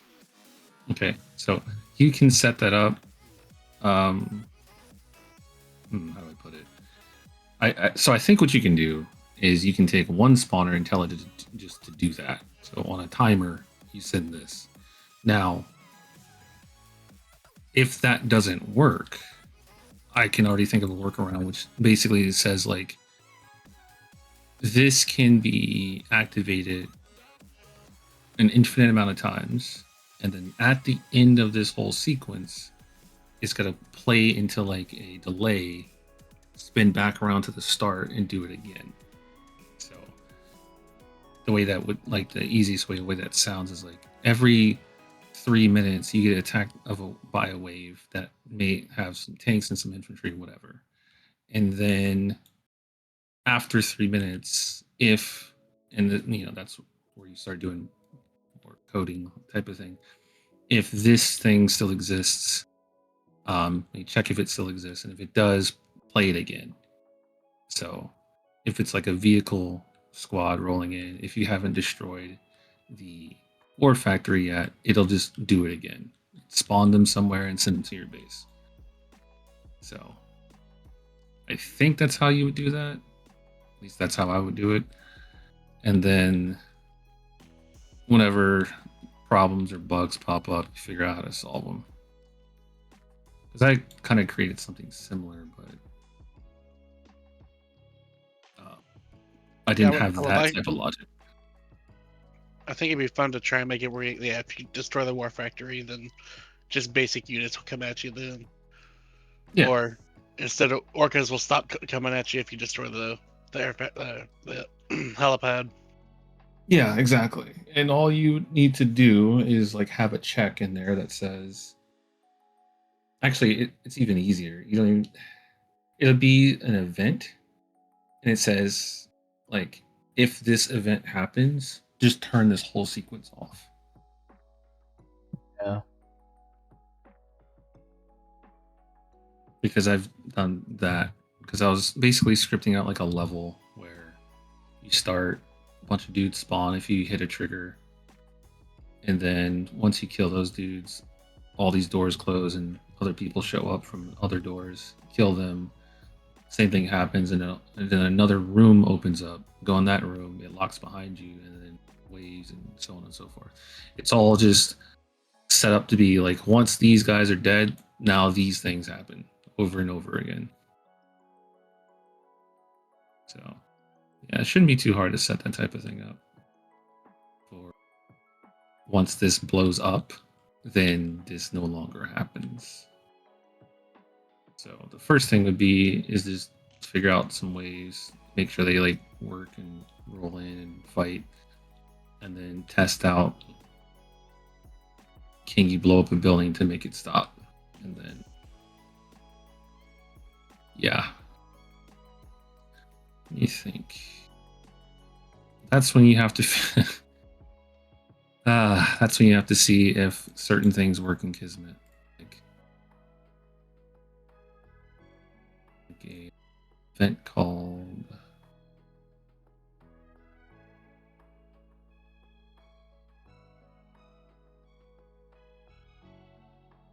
what was a factory event? Can you click clean? Nope.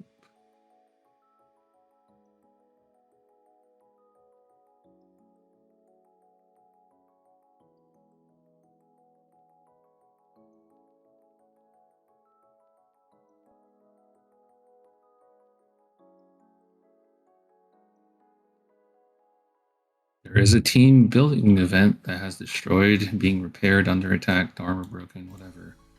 Does that work? I don't know. Hopefully it does. Because that would be the easiest way to get exactly what you're looking for.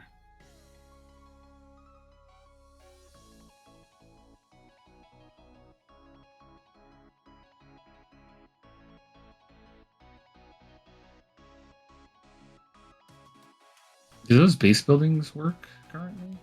Are those like the right ones, or are they just static meshes? The one in your base, the nod one.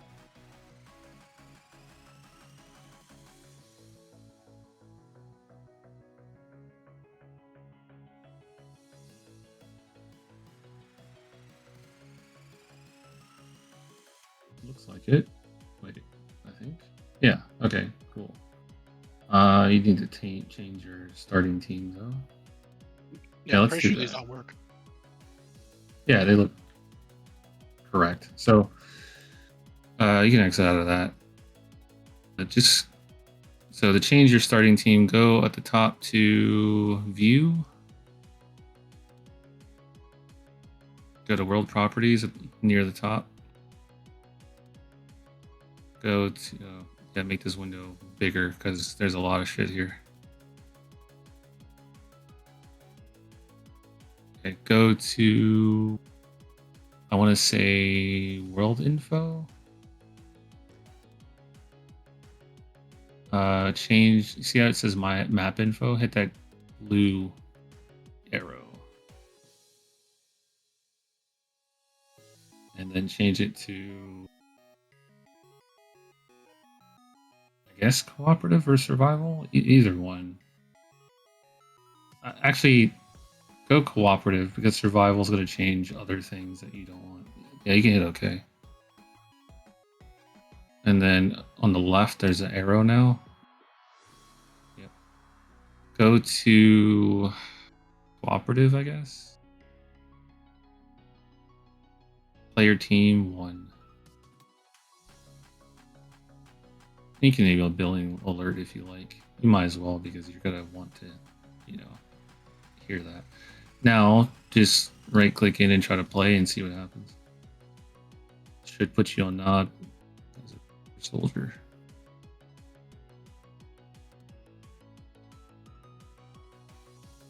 Okay, that's interesting. Go to highlight player team, like hover over it and see if it says anything because it might say some other info that I'm not. Okay, interesting. Go properties.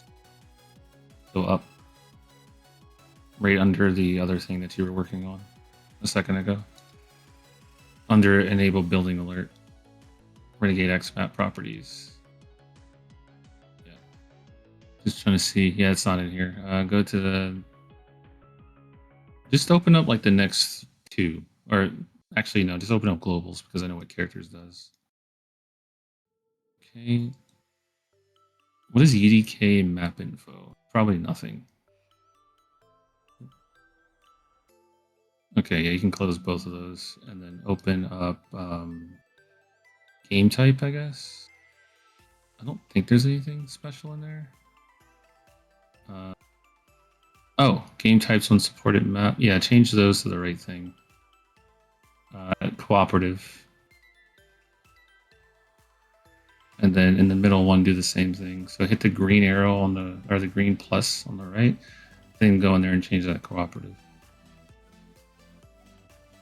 And then now let's see if it works. Just try playing.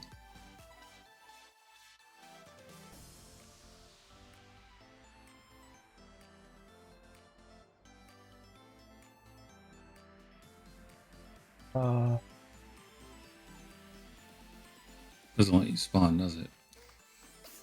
Nope. Okay. I think I have an idea why. Just hit escape. And then you can close this for now. Because I think you need to add in a player spawn point for nod. Oh, is that what? I thought that's what I just did.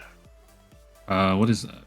That is a survival spawner. That's probably for bots and stuff. Yeah, that's not the same. That's like the stuff that Martok's using. You won't be using those to get the bots to spawn the way you want. But don't worry about it. So go to the content browser. You can hit. Nope, not there. So two ways to do this. There is a thing. So take your mouse, go straight up near the top. Go to the right of help. You see those binoculars? Don't click them. Go to one to the right of that. That's the content browser. But the control or the thing is Control Shift F. Now the content browser should be at the bottom of your. It should be like a minimize there. Oh yeah, there you go. Okay, so in here. Yeah, I got you. That makes sense actually. Okay, so a few things. One.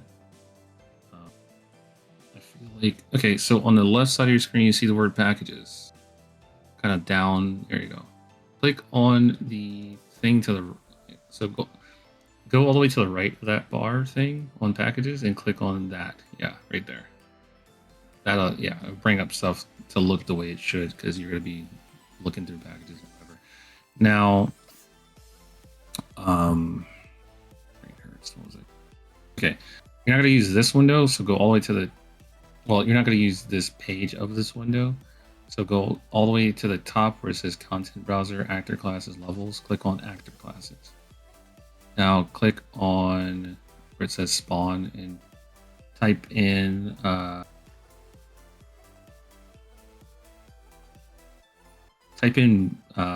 it player? Yeah, just type in player. And then UT team player start. Add that one. It'll auto save. Yeah, grab that, drag it into the map, and just put it somewhere. Yeah. If it says bad size, just pull it up. There you go. Now, click it, and then go to team number, change it to 1. I'd also recommend, you can close that, to take that thing and move it on the outside of your base because you're not going to always want to spawn in here when you're testing stuff. It's a little annoying. Just take it outside and put it on the ground somewhere. Yeah, that works. Just hit. You can hit end, E-N-D, to make things snap to the ground. I wonder if there's a button that did that. Yep. It's funny because in the video and in other videos too, they say hit end and then whatever, and I hit end on my keyboard and I'm like, it's not working. And then someone in the comments of one of the videos was like, yeah, he means END. I fought with this for over a month, and I'm like, yeah, I figured something weird was going on there. So now try playing. It may not work, but I have an idea as to why, if that is the case. So, and now that you have this spawn point as well, if you ever wanted to spawn there, you can always hit the green arrow at the top, because that is like a play from wherever, like normal. Doesn't let you spawn? Nope. Okay. Hit escape, and then go to the top of your screen. Next, hit the your mouse was kind of close to it. Go to the right, a little bit more. There you go. Hit build pass, the one on the left of that. There you go. Build pass, and then try it again. Then I'm going to be looking in here to see if I can get this to work.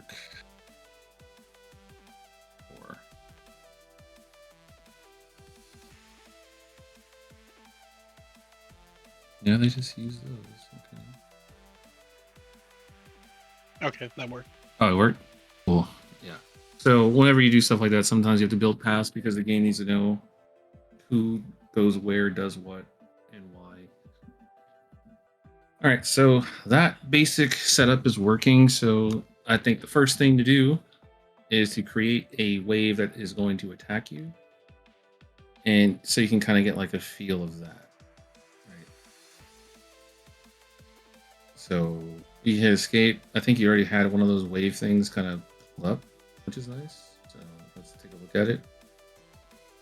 Not that. I want to grab one of these. No. There's like that circle thing, that like bullseye looking thing that you had somewhere. Oh, I deleted it because it didn't look like what I needed. Oh no, that's what you needed. You actually found it. It was the right one. Oh, okay. So yeah, grab that thing. I think there's like different types, but yeah, I think it's called a RX scripted spot spawner, and then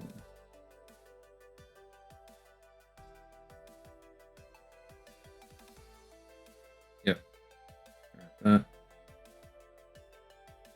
and then just put it kind of in that location where those things are, because you're not worried about getting everything perfect. You just want to,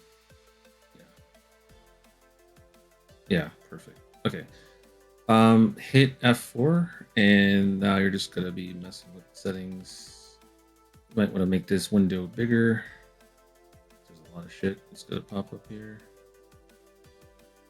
Like, yeah, there you go. Okay, so activate on start. You're gonna have that checked on because you're not trying to make it work after the trigger happens. You just want to have it work. Spawn points. Need to see what they do. They might use notes for that. Nope, they don't. Okay, they just use path nodes. So just in the 3D world, right click on the ground. Go to add actor, add path node. Okay, cool. Now go back to your spawner thing. Hit on the right at the top, there's a lock. Click that. And now click on the path node. Now click on the green arrow at spawn points. And you will add more, but for now, you're just going to have that one. Spawn number, you can put it on, just put on like, I don't know, 3, I guess. Oh, actually, hover your mouse over the word spawn number.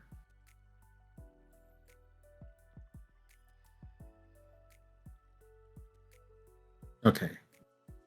So you won't have to do that extra Kismet thing to get the thing that I was talking about before. You can literally have this be 0, then say max spawn of how many you're going to spawn, and then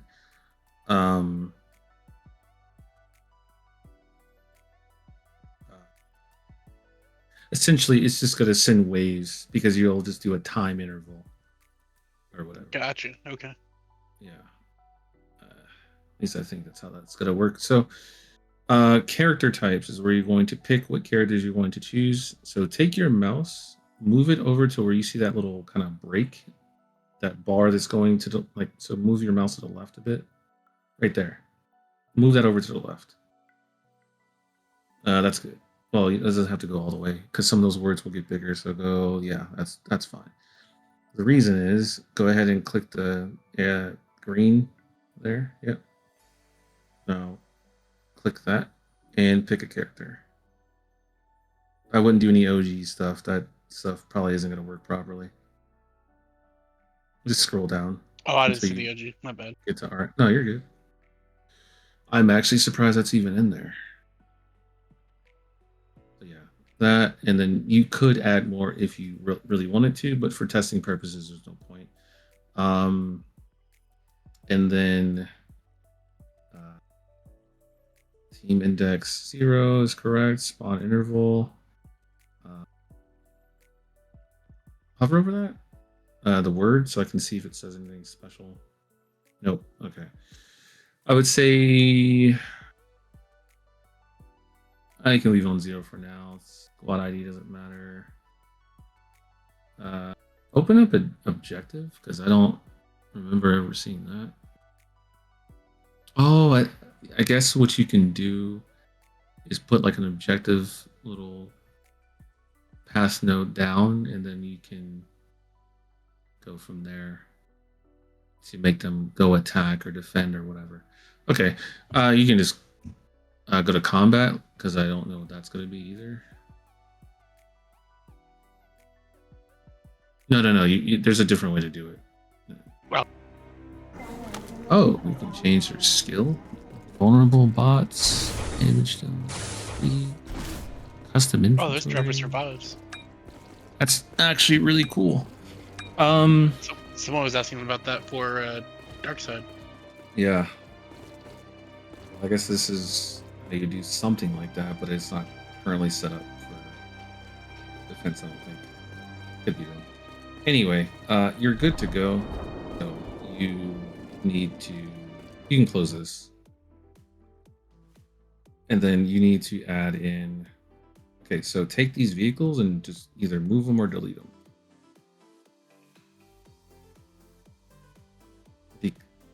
Hit G. Oh no, never mind. You're good. You're good. I hit it again.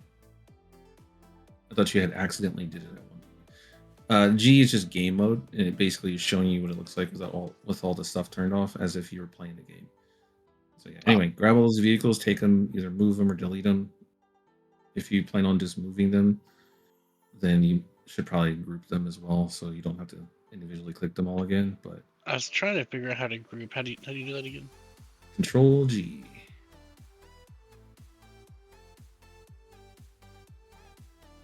Did it work? Oh, okay. Hit, yeah, there you go. So you accidentally added the landscape to your selection. So you can just deselect it instead. So hit Control Z till you have everything selected again. Okay, now hit Control and then left click on the landscape. Okay, now there you go. And now you can hit Control G as well to have those in a group. And then you should notice that they're in a group because there should be like green box up, a green box around it, kind of. So like get closer to it with your camera so you can kind of see it, because I think I can see it. Yeah, see in the corner, kind of next to your. Actually, what the fuck? Am I blind? Hit Shift and H real quick, and then select on one of those pieces. Okay, it wasn't in a group. Hit Control Z until you have everything selected again. Yeah, it might be a little laggy when that happens. Oh, hit Control Y once. Okay. Hit it again until it moves in that location. Now hit Control and G after the autosave.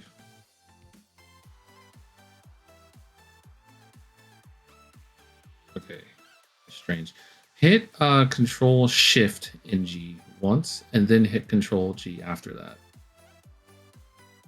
There you go. So, yeah, you had it set to where you can't select grouped. You can't select grouped things, even though they're still in a group. That's what that does.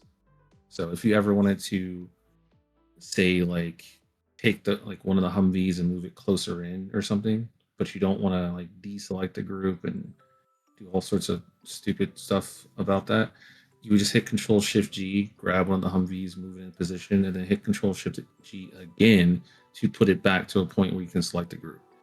Sounds a little confusing until you do it a few times and realize that's the much better way to do it compared to how I did it for like months on end, if not over a year.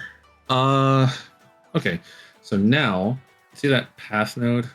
That's where they're going to spawn, right? So take that path node and put them where you want them to spawn, which that could be fine. It doesn't really matter. But you also need path nodes for them to travel. Like maybe you don't, but all you have to do is what's the word? Duplicate this path node. So do you know how to do that? There you go. Perfect. So yeah. Also, you can hit E and Q to like move your camera up and down so you don't have to like try to fly. Yeah. Take this path node, put it like to the end of that ramp essentially. So just pull it all the way over there. Because like there's a pretty wide distance that they can travel from path node to path node. And technically that turret is a skeletal mesh, so it will also be, well, that's not the right way to put that. It's a vehicle, and those can be path nodes as well. Okay, so take that path node, duplicate it, and pull it towards the other one, kind of, because you want it to be, you want to make sure there's like vision. So to kind of see what I'm saying, yeah, pull that up a bit. That's good for now. And then take your camera and pull it, hit Q a bit to kind of go down. Or is it E? I forget. Yeah. Hit eye level with the other path node that's like closer to, not this one, sorry, the other one. That's further away, yeah.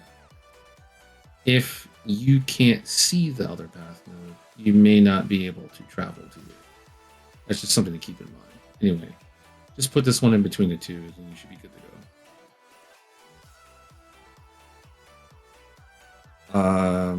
Oh, yeah, it's like on top of it. Yeah, pull it. There you go. And then hit end, and then we're gonna build paths.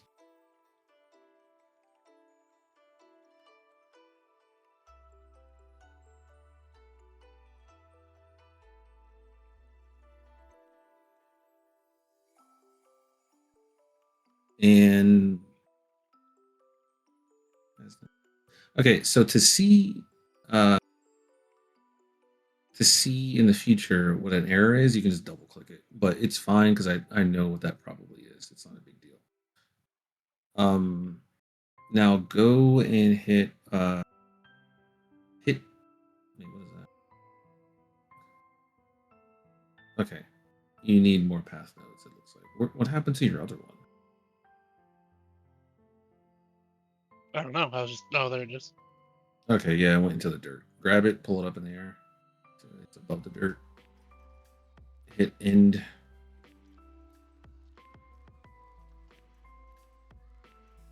Okay, just hold it above the dirt then. A bit more. Because it'll snap to the ground. So build paths again. That's about.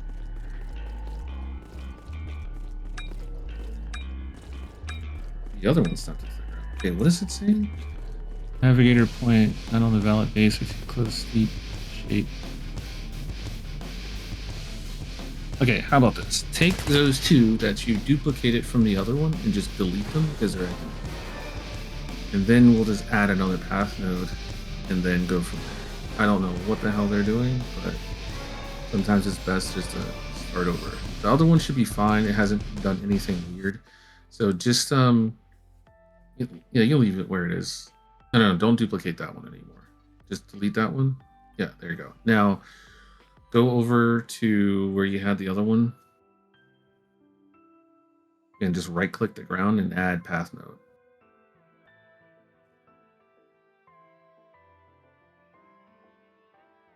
It's in there. Was it an actor, right? Yeah, you were in there. Go ahead, back over and path node. Oh, there it is. Pull it up. Yep. And then grab another one and put it like in the base area. So just duplicate that one. And pull it, yeah, this way. You're gonna do a few of these, so it doesn't have to be perfect. And like kind of put it like in the middle of the base, or like near the airstrip, and that'll be good.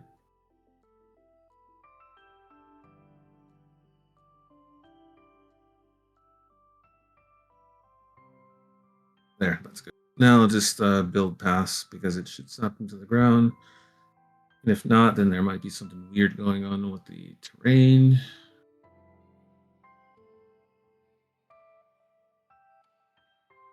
Yeah, it's being weird about the terrain. So we'll do something to kind of see if there's something to. Wait, what? Go to the first one? No. Okay. Do build paths again because these three are fine. And then double click the error that pops up so we can see which one it's talking about. Oh, yeah. I mean, just pull it down a little bit more because it's probably just too high in the air. Pull down even more. So it's about to touch and then pull it back up after. That should be good. See the apex of this hill? Is it too much for it? Oh, I got an idea. So yeah, close that. Go to the one that's in the base, and then go put your camera like eye level, and then turn around and get the hill. Basically, you should put one on the apex of the hill so it can see everything at the bottom. So yeah, you can delete that one because it doesn't, or just move it. So yeah, pull it up and then go all the way to the hill. But yeah. Go up. There you go. Now build.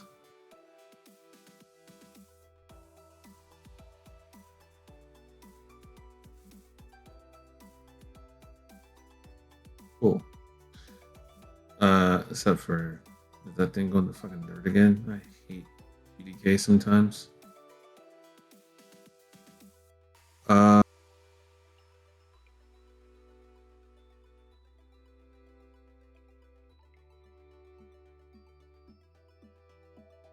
Yeah, not sure why it's being weird, but I'll probably get ironed out at some point. So instead, this time, shouldn't be too steep either. Zoom out with your camera, like up in the air. There you go. Between those two, just right-click the ground, and then add a path node. And between the other two, do the same thing. So not that two. Yeah, right there. That's fine, right in the middle of the hill. Or right there, that's perfect actually. Path node. This time I want you to instead build all. Hopefully, you know, your computer isn't gonna struggle with it, but there isn't much going on, so building lighting should not take long. I just want to like get rid of the chance of like something else being the problem. Honestly, I guess we didn't really need to build lights for that, but whatever. But it shouldn't be too bad because there's not much going on yet.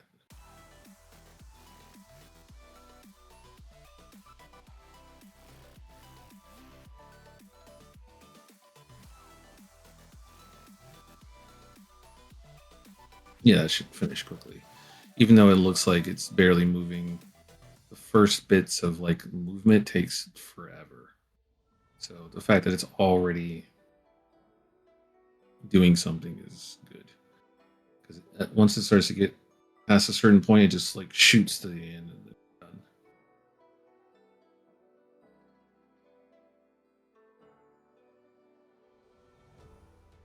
So what are you doing, Martok? Spent quite a bit just doing some details that I probably shouldn't be focusing on, and now I'm just sort of molding the beach a little bit. Oh.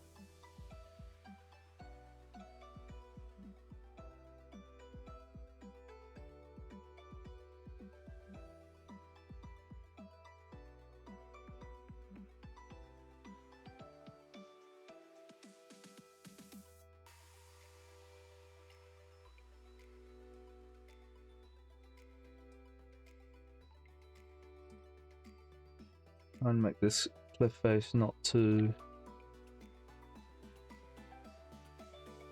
flat. Hmm.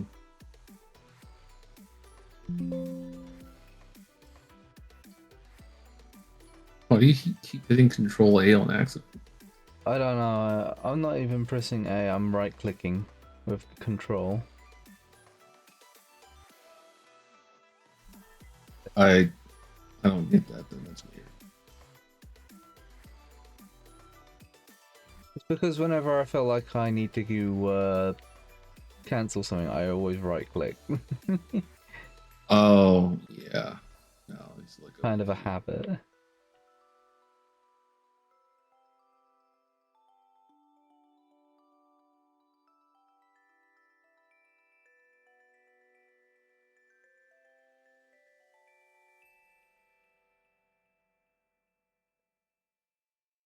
Oh, I know. Yeah, I am hitting Control A. Yeah. The only way. It's because I keep moving. I keep wanting to move left as Yeah, that's a really weird habit. I've been noticing you doing that as you're like moving stuff or whatever, and I'm like, that's just I don't know. I do it too, actually. Yeah, I never really did that, I guess. Or at least if I did, it was probably so long ago that I like got rid of that habit just naturally. After that builds, I'd say you might want to save just to make sure nothing dumb happens. But now you finally are getting errors that are like there are actually warnings that are kind of good, meaning that the path nodes. So double click one of them, like the first one. There you go.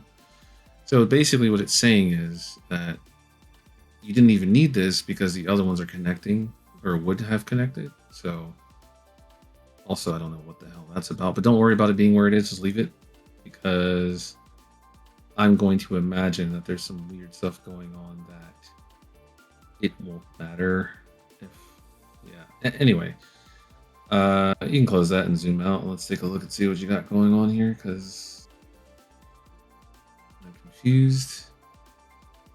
UDK just wants to be a pain in the ass today, but you know, whatever. Hit. It's good, I guess. Well, let's just see if the bots work, because that's the main thing we were trying to do, but, you know, the engine wants to do whatever the fuck it wants sometimes. So just, yeah, do a play from here. They should spawn immediately and start running at you. So if you ever need to, you can hit the console and type in God to make sure you don't just get obliterated. I think I see a person. Can't tell. Is it there?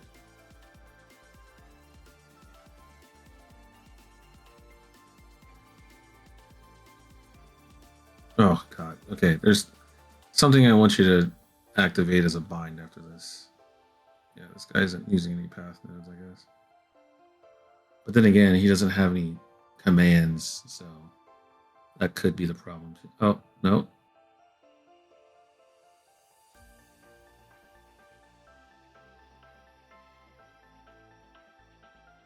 Alright, you can escape. Are they moving forward? Oh yeah, that's right. Yeah, just go hide somewhere. Feel like yeah,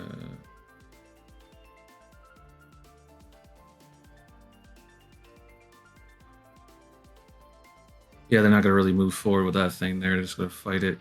There's ways to test this out, but the main problem I'm seeing is like, why the hell is it putting path nodes in the dirt? But I think the way to fix that might just be restarting the engine, like just restarting UDK. So I guess save if you need to. I think you might have already saved, and then just restart it, because sometimes it will just be dumb for no good reason at all, and sometimes restarting can help that. Okay.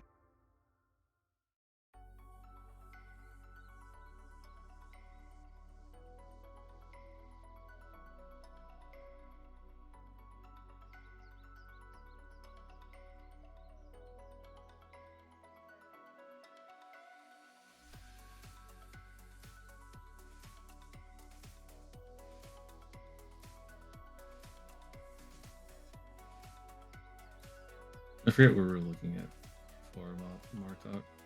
Huh? Something. So we're talking about something about what you were working. Yeah, I'm just sort of breaking up the coastline a bit. Just so it's not like a flat wall. So I had a silly idea. You know that idea I had about to prevent people from just sort of camping the bots? Camping. Yeah. I was going to slap an AGT here and an AGT over there. So if they sort of come down here to start farming, they get a missile to the face or something along those lines. You know, you could probably do something even funnier by just putting, like, so you don't have to Like worry about that. the AGT being a pain in terms of like too high or whatever.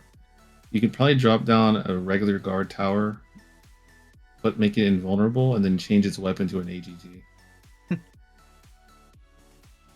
So you get the same effect, but you don't have to worry about like, oh, there's an AGT in the sky. So if I go into like normal gameplay areas, I just get obliterated. Let me just see, how big is the AGT? It's large. It's not that. It's not Yeah, well- that big. I don't need the prefab, do I? I need.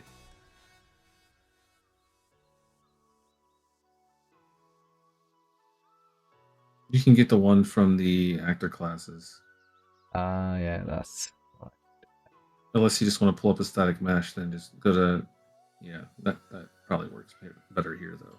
Yeah, do that. Advanced.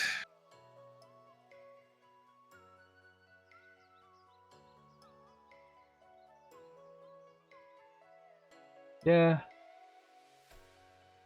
There will be some spots that like Candlestick is probably going to shoot some people, I would imagine. Unless they change the location, but I don't think they did. Yeah. Potentially, but AGT is the easiest way to just throw it together. The guard tower could work, but you change a few things. Anyway, the important part is it does what you want it to do. The other nice thing is, since you don't have to do anything with it, you could technically just put it like in the ground a bit, so you don't have to worry about it just killing people in unintended ways that are like behind walls. Spacebar. Yeah, like it doesn't really matter that if it's poking out the right way. Like you're never supposed to really see it. It's supposed to just kill you. So yeah. And then hit it F4. Okay, now you're going crazy. You can change its health to be either really high or see if there's like an invulnerability thing in there, because you don't want them to actually attack it. I'm not sure if it even works though, to be fair.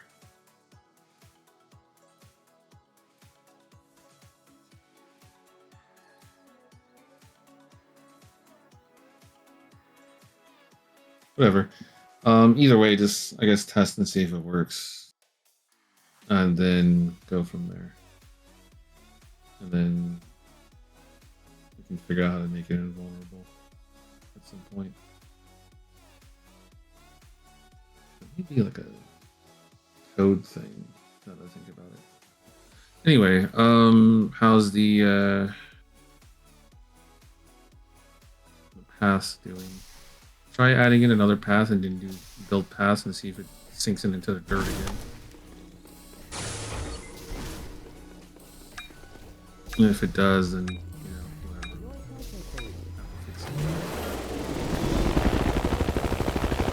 Because sometimes what happens oddly in this engine is that it will, for some strange reason, decide that this thing that something is sitting on doesn't have collision, so it's don't know why. It's a dark tower under attack. Has happened.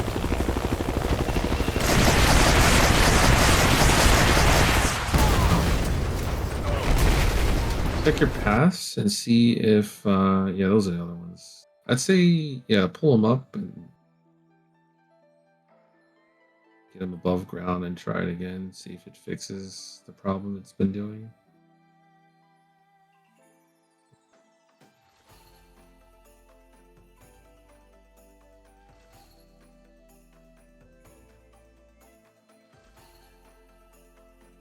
Also, you don't have to have them like directly perfectly right over the ground, because when you build paths, it should put them on the spot they're supposed to be. Yeah, build paths again. Hopefully, there we go. Fucking game. I love UDK so much. It's my favorite engine ever. You can delete the extras if you want. It's not necessary. Because honestly, you can kind of move them to where it's not just a straight line. You can have like a hairline, or yeah, it doesn't matter. Anyway, if you want to test if they are going to run, don't worry about that. Leave that one there, or don't. It's fine. You can Control Z if you want to bring it back, because that one's going to be used for harvesters. But actually, yeah, it's fine. Anyway. Close this, and then for testing purposes, go back to the base, and then take this turret and just move it for now. Just take it, and here's a trick. Actually, no, it's a what do you call it? It is a skeletal mesh, so it's not going to do the thing that I want, isn't it? I'll bring it back, by the way. Control Z. Try moving it to the around. Let me just see what it does. Does it snap? I don't think it snaps, does it? It doesn't. It's all just really smooth when you move it. Yeah. Okay. Hit Control Z to put it back in position. And then, actually, I don't even know why I said that. Just take it and move it behind like a building. You can move it behind like the hand and nod or something. I wouldn't move it up per se, just so you can have it be exact. Well, it doesn't matter. Just move it behind so you can't see the infantry coming down, and just kind of obscure its vision completely. So the infantry will actually run into the base if they're working properly. So I would say do that, and then go stand behind. Put your camera behind like the hand and nod and do like a play from here, so they should pop up and start using the path nodes or whatever. You may have to go jostle them like before though. Wait, is it not letting you spawn? It's not letting me spawn it again. Okay, hit escape and then build path and then do it again. So they may not activate and do anything until they get something that's going to kind of trigger them, since they don't have like a mission objective, I guess. Even though I feel like we'll see. Type ghost, and then you don't have to type God if you're in ghost, because you don't take any damage from anything, but it's still fine to do it. Just shoot them once and then run away. Yeah, go run in the base behind stuff. So now they should take the only path nodes they have options to, and then yeah. So just look at them through the wall.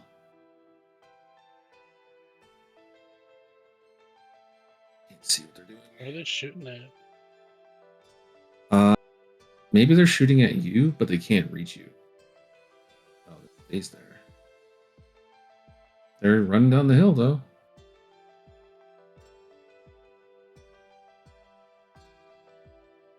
Cool. That is good enough, I guess.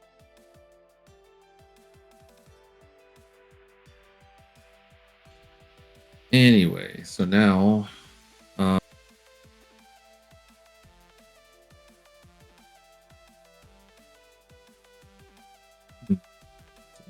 okay, so let's get a functional wave that can not feel so.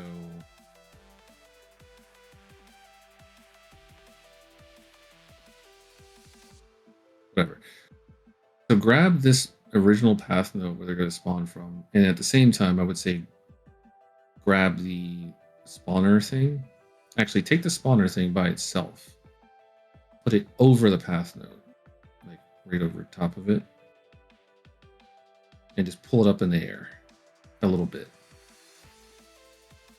Because this is more of a signal of like, this is what's happening. Now grab them both, put them in a group. Control G, yeah. Now take them, and I would say move them over. Zoom your camera out a bit, so you can kind of see where I want them to go. I want you to put them either look down at your camera a bit. So we're gonna put some rocks down, and I want them to spawn behind the rocks for testing purposes. You can either do it on the left side or the right side of this cliff, but it's gonna be like basically obscured vision, so you'll be able to tell if they're running around the corner of something through the path nodes or not. And then you will also be able to get them to spawn without them just popping up in front of you, because that's always weird. Don't pick these are gigantic, crazy monolith rocks. You don't want those. At the top of your, okay, in the middle top of your screen, there's a thing that said, oh, wait, those rocks might be good. Those boulders. Yeah, just grab one of those and see if it's like the right size. Hopefully it's not the size of the house. Oh, okay. Yeah, just make it bigger, because we're not going to try to make it look good yet. We're just going to test. Yeah, plop that down there, maybe duplicate it to the right. Just like one of them. Now take the spawner and the spawn point and put it behind there somewhere. Cool. Now let me look to the right so I can kind of see what's in your base. Okay, there's a thing there. And take that turret and just move that also behind something. Or you could delete it because you already have the other one. You can just duplicate it. I would say, yeah, delete that one and delete the other one that's behind the power plant, because you don't want that shooting. Like any other turret that's not hiding behind like a wall, just delete them for now, and then you'll just duplicate the other one that you currently have. Like that one's fine. Leave that one, because you don't want to have to go back and find it. There was one in that tree line, I think, right there. Pretty sure I took care of it. Oh, okay, cool. Good. Now go and add in. So you're gonna need one more rock. Oh, let's see. So take this, yeah, take another rock, duplicate it, but make it bigger. Because you don't want them to look to the other side of the base and go, let me just run there because I see buildings. So yeah, you kind of want to block that in. Yeah, take that, move it over, and move it.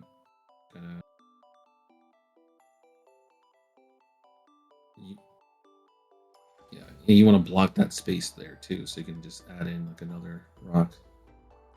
Because you just don't want them to see the base until they go in the path nodes that you're placing. Gotcha. Okay. Yeah. Cool. Don't worry about getting it perfect. It's just good enough as you know. Now you need more path nodes, so take that path node that you have. Control Shift G first. Now duplicate it like 2 times. Yep. Oh, not that far. You want them, they can be close to each other. You're not making your path yet. You're making more spawn points. Oh, Yeah, keep them close to the other one. Yeah. Because you want everything to be behind that wall. You can hit end for that. So they're not floating.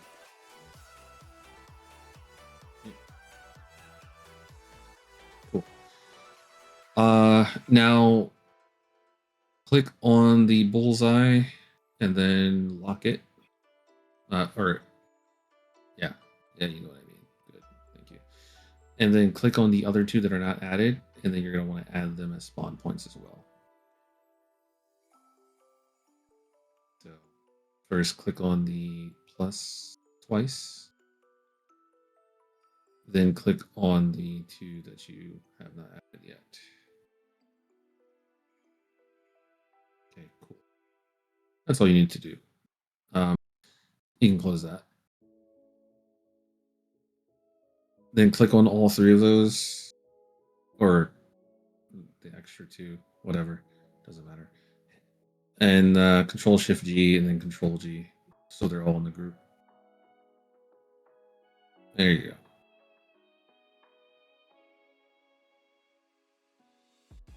You're grouping these for now, but in the future you probably won't group like the bullseye with it. But for now, it's like a little better, so you can know that like, oh wait, these go together. You can also in the future, instead of using path nodes, use notes. So it's a little easier to tell that these are where things spawn, but it's not important to do that right now. Get eye level with one of the path nodes down there, like the one closest to the left. And yeah, okay, you're probably gonna need one at the little drop off point, like at the top part here, just to ensure that it gets there. But first, just build past to see if that's true or not, because you might not do that.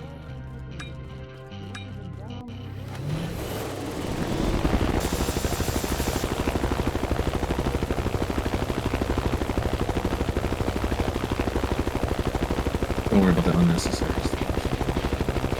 Saying that, but like those are all necessary. They're small things.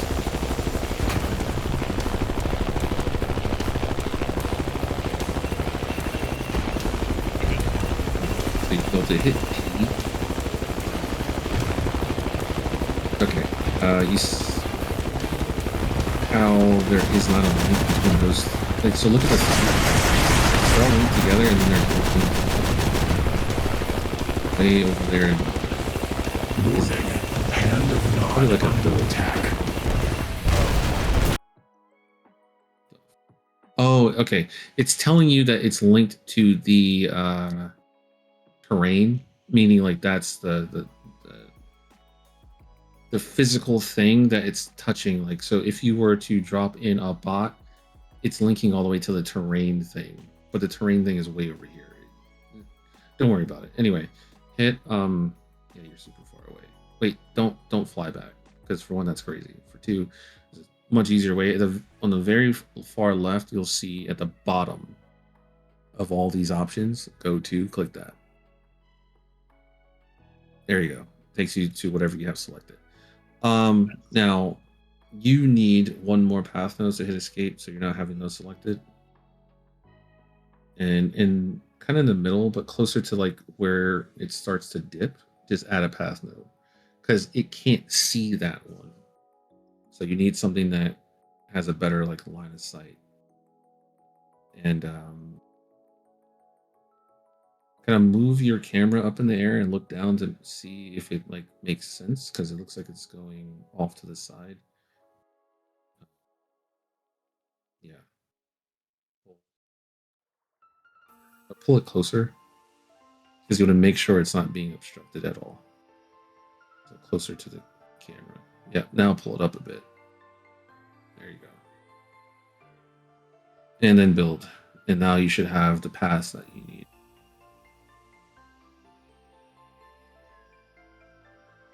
Looks good. So now give it a shot, see what they do.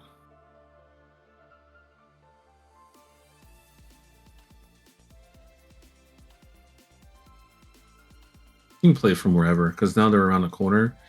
So they should, interact properly.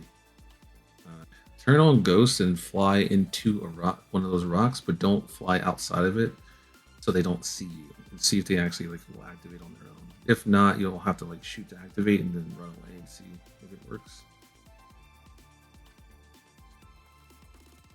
Yeah, just pop up, shoot one, and then go fly back into the rock. Whoops. Yeah. I could have sworn there was a way to fix that, but I forget. I think it might have been in a different version of their engine.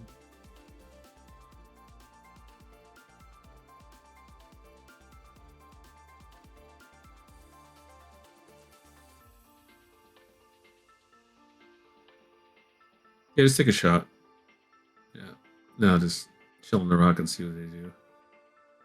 Oh, it's like he sees you. That's hilarious. But the other one, well, he was going the other way.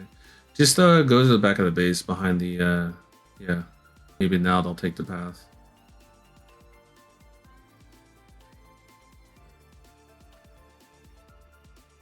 Yeah, there you go. They're doing it. They get weird once they see things. Try hiding behind the... They're shooting at the old spot of the turret. That's funny. But yeah, I mean, they're basically doing what they're supposed to. Second. I'm gonna look up one of these objective things. So we don't have to keep shooting them to activate them, because that's not ideal.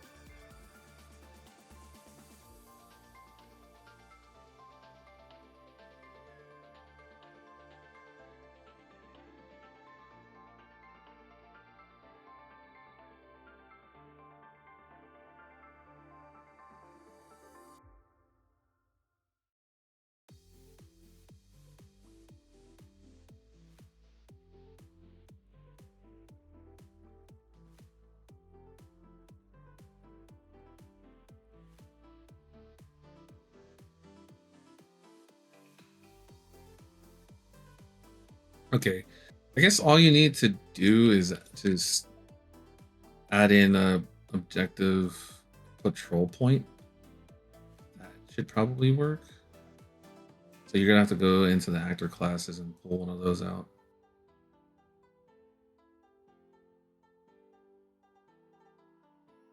What are you trying to do?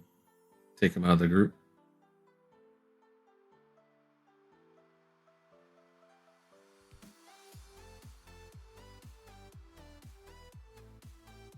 This is not right. What are you looking for? I pulled him out of the group, right? Yeah. And then do I need to be in this after class? Yeah, go in there, type in patrol.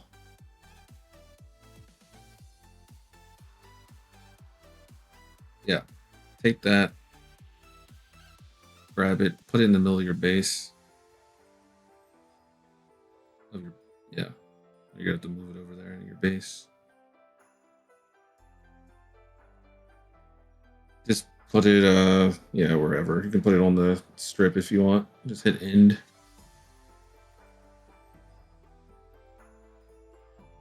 Cool. And then I don't think you do it there. No, scripted.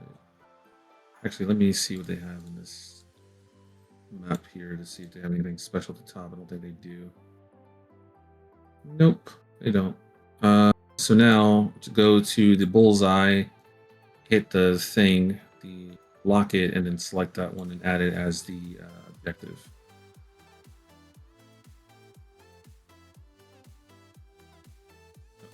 Lock it first. And then objective. Click on the, you have to click on the other thing now.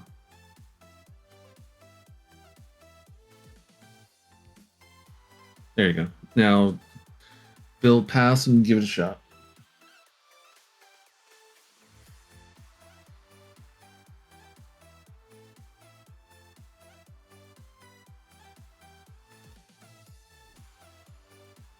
Your rocket is going crazy like that, Martok, because your skill's set to 2. You set it to like 16 or whatever. It's a lot more manageable to scale.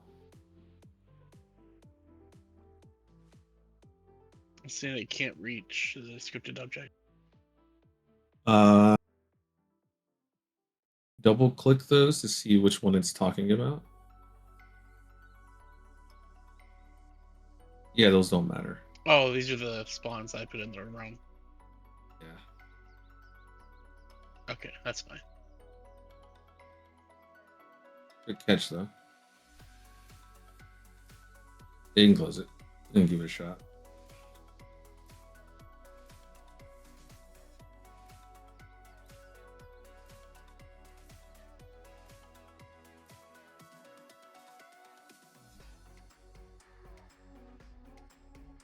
Oh, they're already moving. Yep. They know where to go. They have something telling them to do it.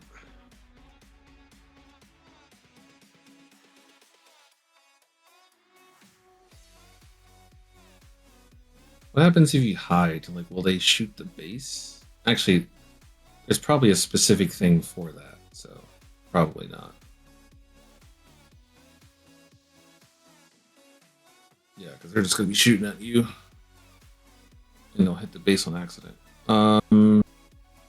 Anyway, so what I would say is, now that you have that set up and you know how that works, well, let's do one more thing that's going to be more of setup. And then this will let you set things up the way you want. So, obviously, the way that picture looked is that you are surrounded by some very scary looking groups of vehicles, right? Obviously, it's not going to be like that from the jump because you would instantly lose. But point I'm getting at here is that maybe you want that to only trigger when something specific is done by the players. For now, it's just going to be you walk to an area like any other single player type of game. It'll last forever, many years. But in the future, we can make it happen off of other things, right? So, in the way, the main thing would be, for now, we're going to set that up to work in that fashion. So, see this red box you're looking at right now, we're going to use this red box to set up trigger volume. So first click on it, and then let's see, let's think, where should I put this?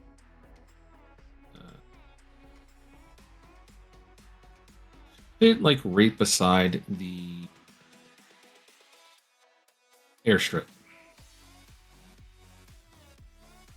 And if you want to move your camera with it at the same time, hold shift when you move it. And then you'll both go moving. There you go. Cool.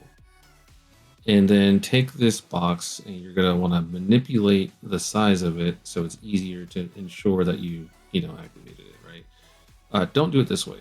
We're going to do it a different way. You hit Control Z. Cool. Hit. No, just hit it once. There you go. Hit Shift and 2. Also hit spacebar once. No, you were to leave that there. So hit Shift and 2. So if you look at the top left of your screen, I didn't really explain this on Martok stream. Shift 1 is just normal camera moving around, selecting things, right? So hover over it, camera. There you go. That's Shift 1. Next one is Shift 2, which is geometry edit mode. And it allows you to manipulate geometry and stuff. Shift 3 is like a terrain tool that we don't actually use. And then, I don't know what the fuck that is. But, unfortunately, the other ones that we would use don't have hotkeys. So, landscape and foliage, some of the more important ones, don't have hotkeys. Very annoying. I absolutely hate it. Even though I love UDK with all my heart. So what you're going to do is you're just going to extend this out sideways by clicking. So what you're going to do is click the side of the physical. Take this window thing and just move it out of your way.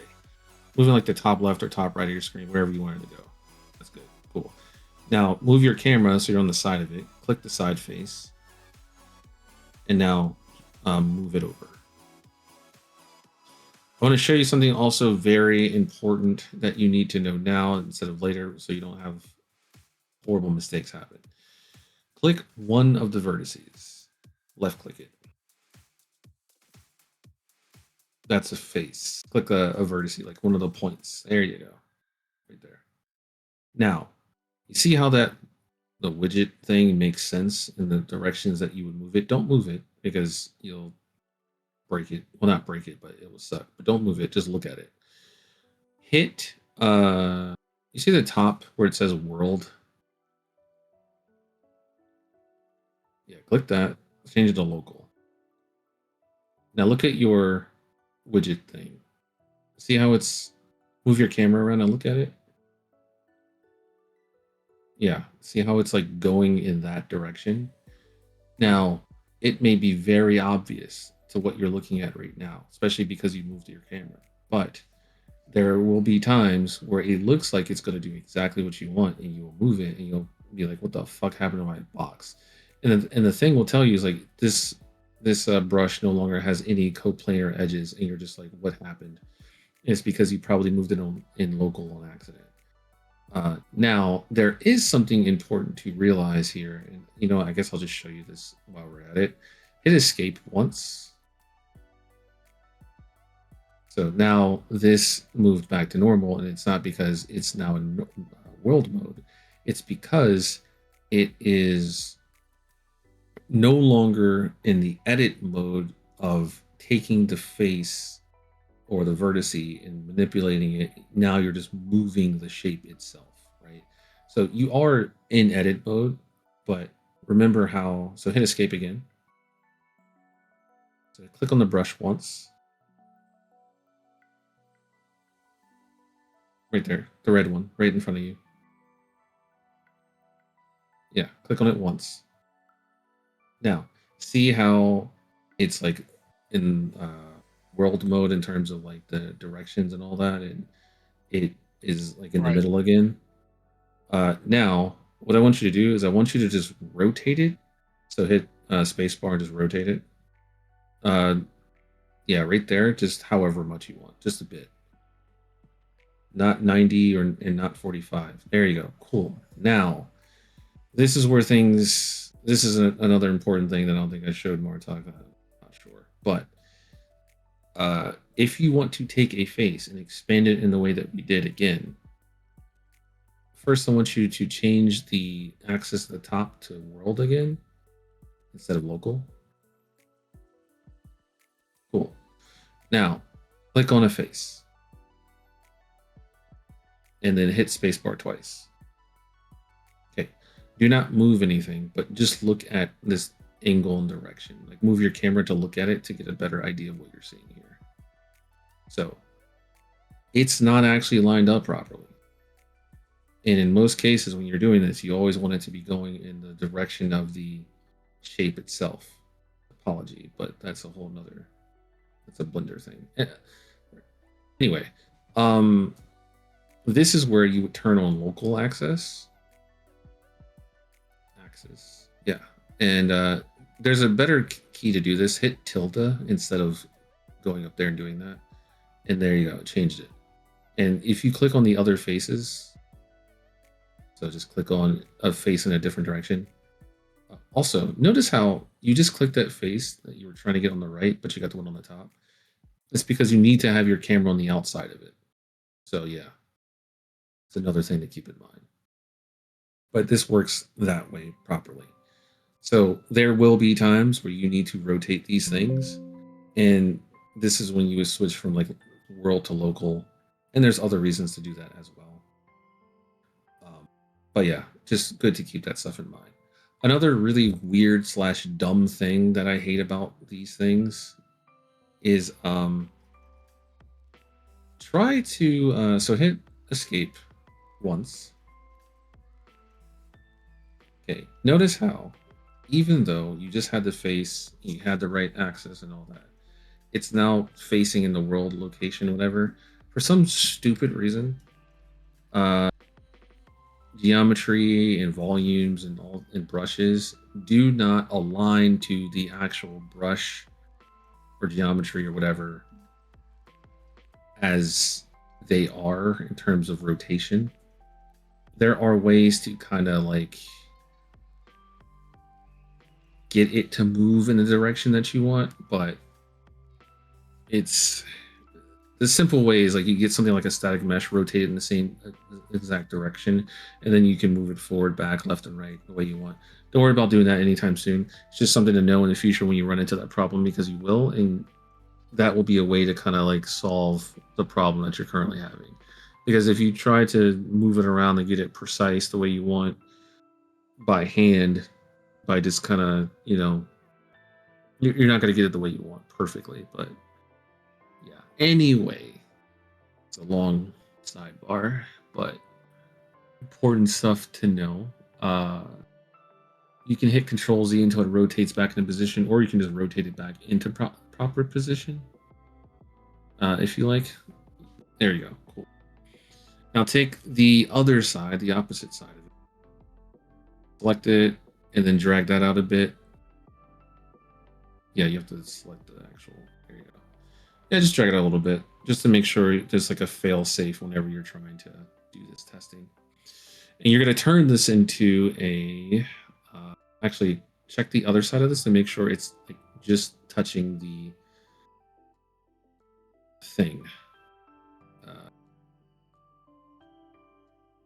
Yeah, grab this face, drag it to the edge of the thing. It doesn't have to be perfect, but just so you know where to go. Okay, you can escape. That's fine. Now, oh my bad. Actually, select it, and then you're gonna go to volumes. Also, another quick note: you're no longer editing the shape, right? Like this is good. So at this point is when you should hit Shift 1. Okay, so now it's no longer going to edit the shape randomly, even though you have it selected. The reason why you do that is so you don't accidentally try to move it or do something with it, and then you just destroy the shape. I've done that more times than I can count. So now it's just back to normal moving mode. So now go on the left side of your screen, you're going to see volumes. You're going to want to select the one that's like on the right side, not the left side. And just click it. And now you're going to find trigger volume, which is kind of near the bottom-ish area. Yep. Now it created trigger volume. Now here's the thing, you can't see it because it's completely overlapping. Like they're in the same exact location, right? The easiest way to take this thing and move it out of your way that I find is just either moving it physically or just go to the brushes and just click one of the brushes. It'll just instantly pop into something else. But you can just move it. Actually, click the brush because there's another thing I want to show you that's really, really helpful and extremely easy. No, I mean like on the left side of your screen where it says brushes, click any one of those brushes. Down. Yeah. Keep is fine. Right?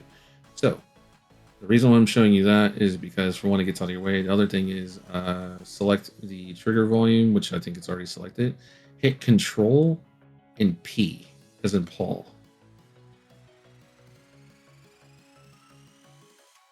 Click it again, Control P. There you go.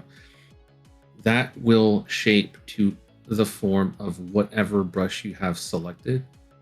And sometimes you need to do that for reasons. You'll know them when you run into them. And that is extremely helpful. And I did not know that for multiple years. So yeah, anyway, you can move it or hit the brush button again so you can go into the trigger volume and mess around with things. Okay, so select the trigger volume. And now you're going to go into the horrible place called Kismet. Question. And you're going to do. Go ahead. How do I bring the skybox back? Hit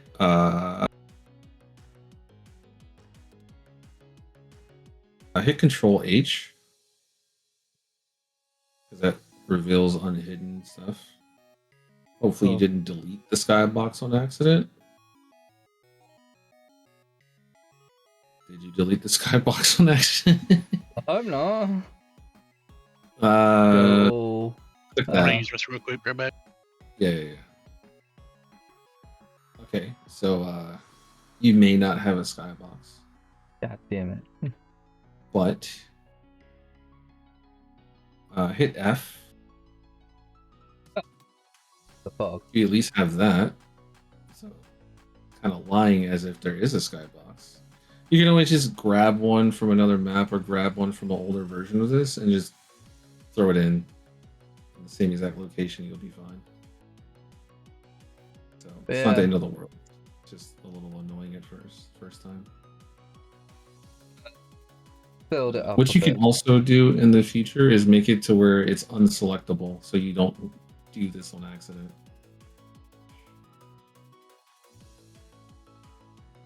Also, try spawning into the map and just looking up and see if it's there or not. Sometimes the editor may not show it or whatever, but it could be there. Something dumb could have happened. But if all you notice is just fog with nothing else, yeah, you have those guys. Yep. Cool. It's fine. Put it back later. You might have an autosave version of this. And, yeah. There are some people, by the way, I guess myself included in a way, but I do it in a much dumber way. Is, they will save, like, backups of their map periodically. So, like, what they'll do is when they start their day of working on the map, they start it from a new file, essentially. So, and at the end of every day, they like do a save that's called, whatever different version numbering that they're doing. So when they start the next time, it's off of something new. So it's like do all your work, end of the day, do like an incremental naming save. And that's the one you start with the next day, so you can have all the old stuff, just in case you want to go back, or just in case you want to kind of just see how you went from day to day, right? sometimes it's hard to be like, I did this, and that on this day, and then that day. It starts to blend together really quickly. So, yeah, my bad. I probably should have told you to do that. I wasn't really thinking about that in the past. But To be fair, I it think is I the next deleted difference. I think I deleted the skybox like in the first stream potentially. Probably. That is a very easy thing to do. But it's no big deal. I mean, you haven't even noticed it for this long. I think the only reason you noticed it is because I told you to hit F at some point so you can make sure the other thing wasn't like in the way. Because I did that too. And I was like, where's my sky? I just noticed I don't have clouds, I don't have stars. And then I'm like, I don't have one. So done that multiple times too, so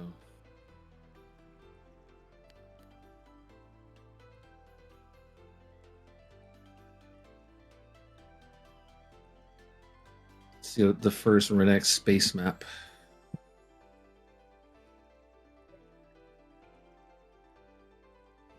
Done a little bit. I've now got a destroyed power plant, a destroyed refinery. I'll probably move the harvester. I'm thinking of putting like a Tiberium field here. Yeah, that makes sense. Just somewhere that's not going to be in the pathway of your attackers, so they're not dying before they're even getting to you. Probably get rid of this pathway and just, yeah. Well, I mean, I don't think anything's going to travel through that pathway, so you can just make it like a little like rifted area with Tiberium, and it'll be fine. Nothing's really going there. I did think about having like a ruined obelisk here. Yeah. Now, I think Just make sure, and this is something I learned trying to make general stuff like really haphazardly. At any point, just make sure that if you ever have a defensive thing like an obelisk or something, never let it. I guess this is kind of like a general thing. You don't want it to be able to attack other defensive things, or at a very specific note. The problem I had was I was using one of the ceiling turrets for some reason that have like AI shooting and stuff. I used that to be like a makeshift drone, right? So it was like a supposed to mimic like a USA attack drone with a gun and it's like spinning around your vehicle. I had that thing for some reason floating around whatever vehicle you take with tons of kismet thrown together. And then whenever the obelisk targeted it, it was about like it starts revving up and instantly crashed the game. Crashed the editor. And I did a lot of testing and I eventually figured out, oh, that's what's happening. So there aren't too many times where those types of things will interact with each other, but just be aware that if you put bases too close, there could be some weird things like that happen. It might only be a ceiling turret thing though. So and it might only be a specific obelisk to ceiling turret thing. So I guess don't be too discouraged, but if you start getting random crashes, that could be why. Yeah.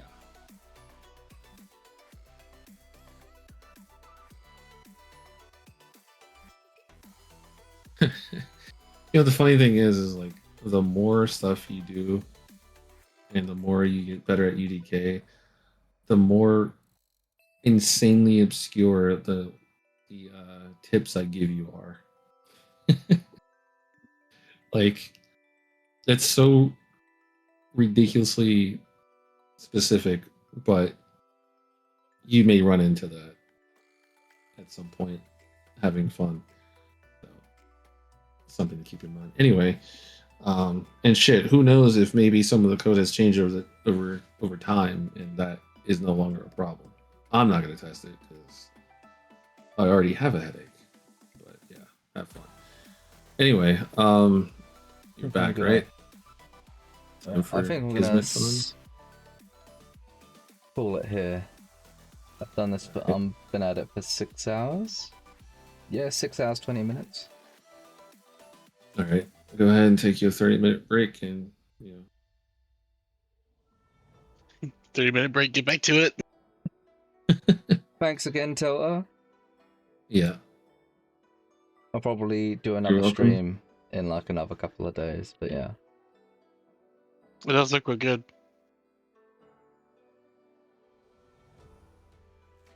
Yeah. Yeah, whenever you're doing it, just let me know. I Then should when I save can- this, right? Say what? Just says def test map. Hold That's on. just Wait a minute. Let me take a look. Oh, yeah, that's your map name, right? yeah. Yeah, save it. Just in case, I guess. You might have did something little and forgot. Yeah, also probably come up with a name with your map eventually would be nice. Yeah. All right.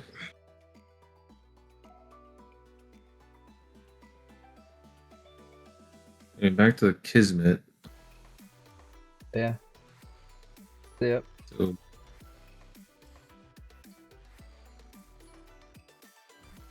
As for everyone watching,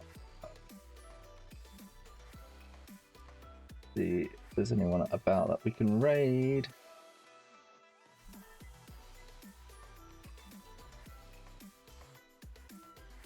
That Night Trucker's playing some Canes Rough.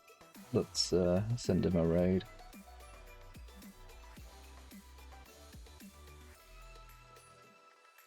Thanks for joining me, and I'll see you all next time.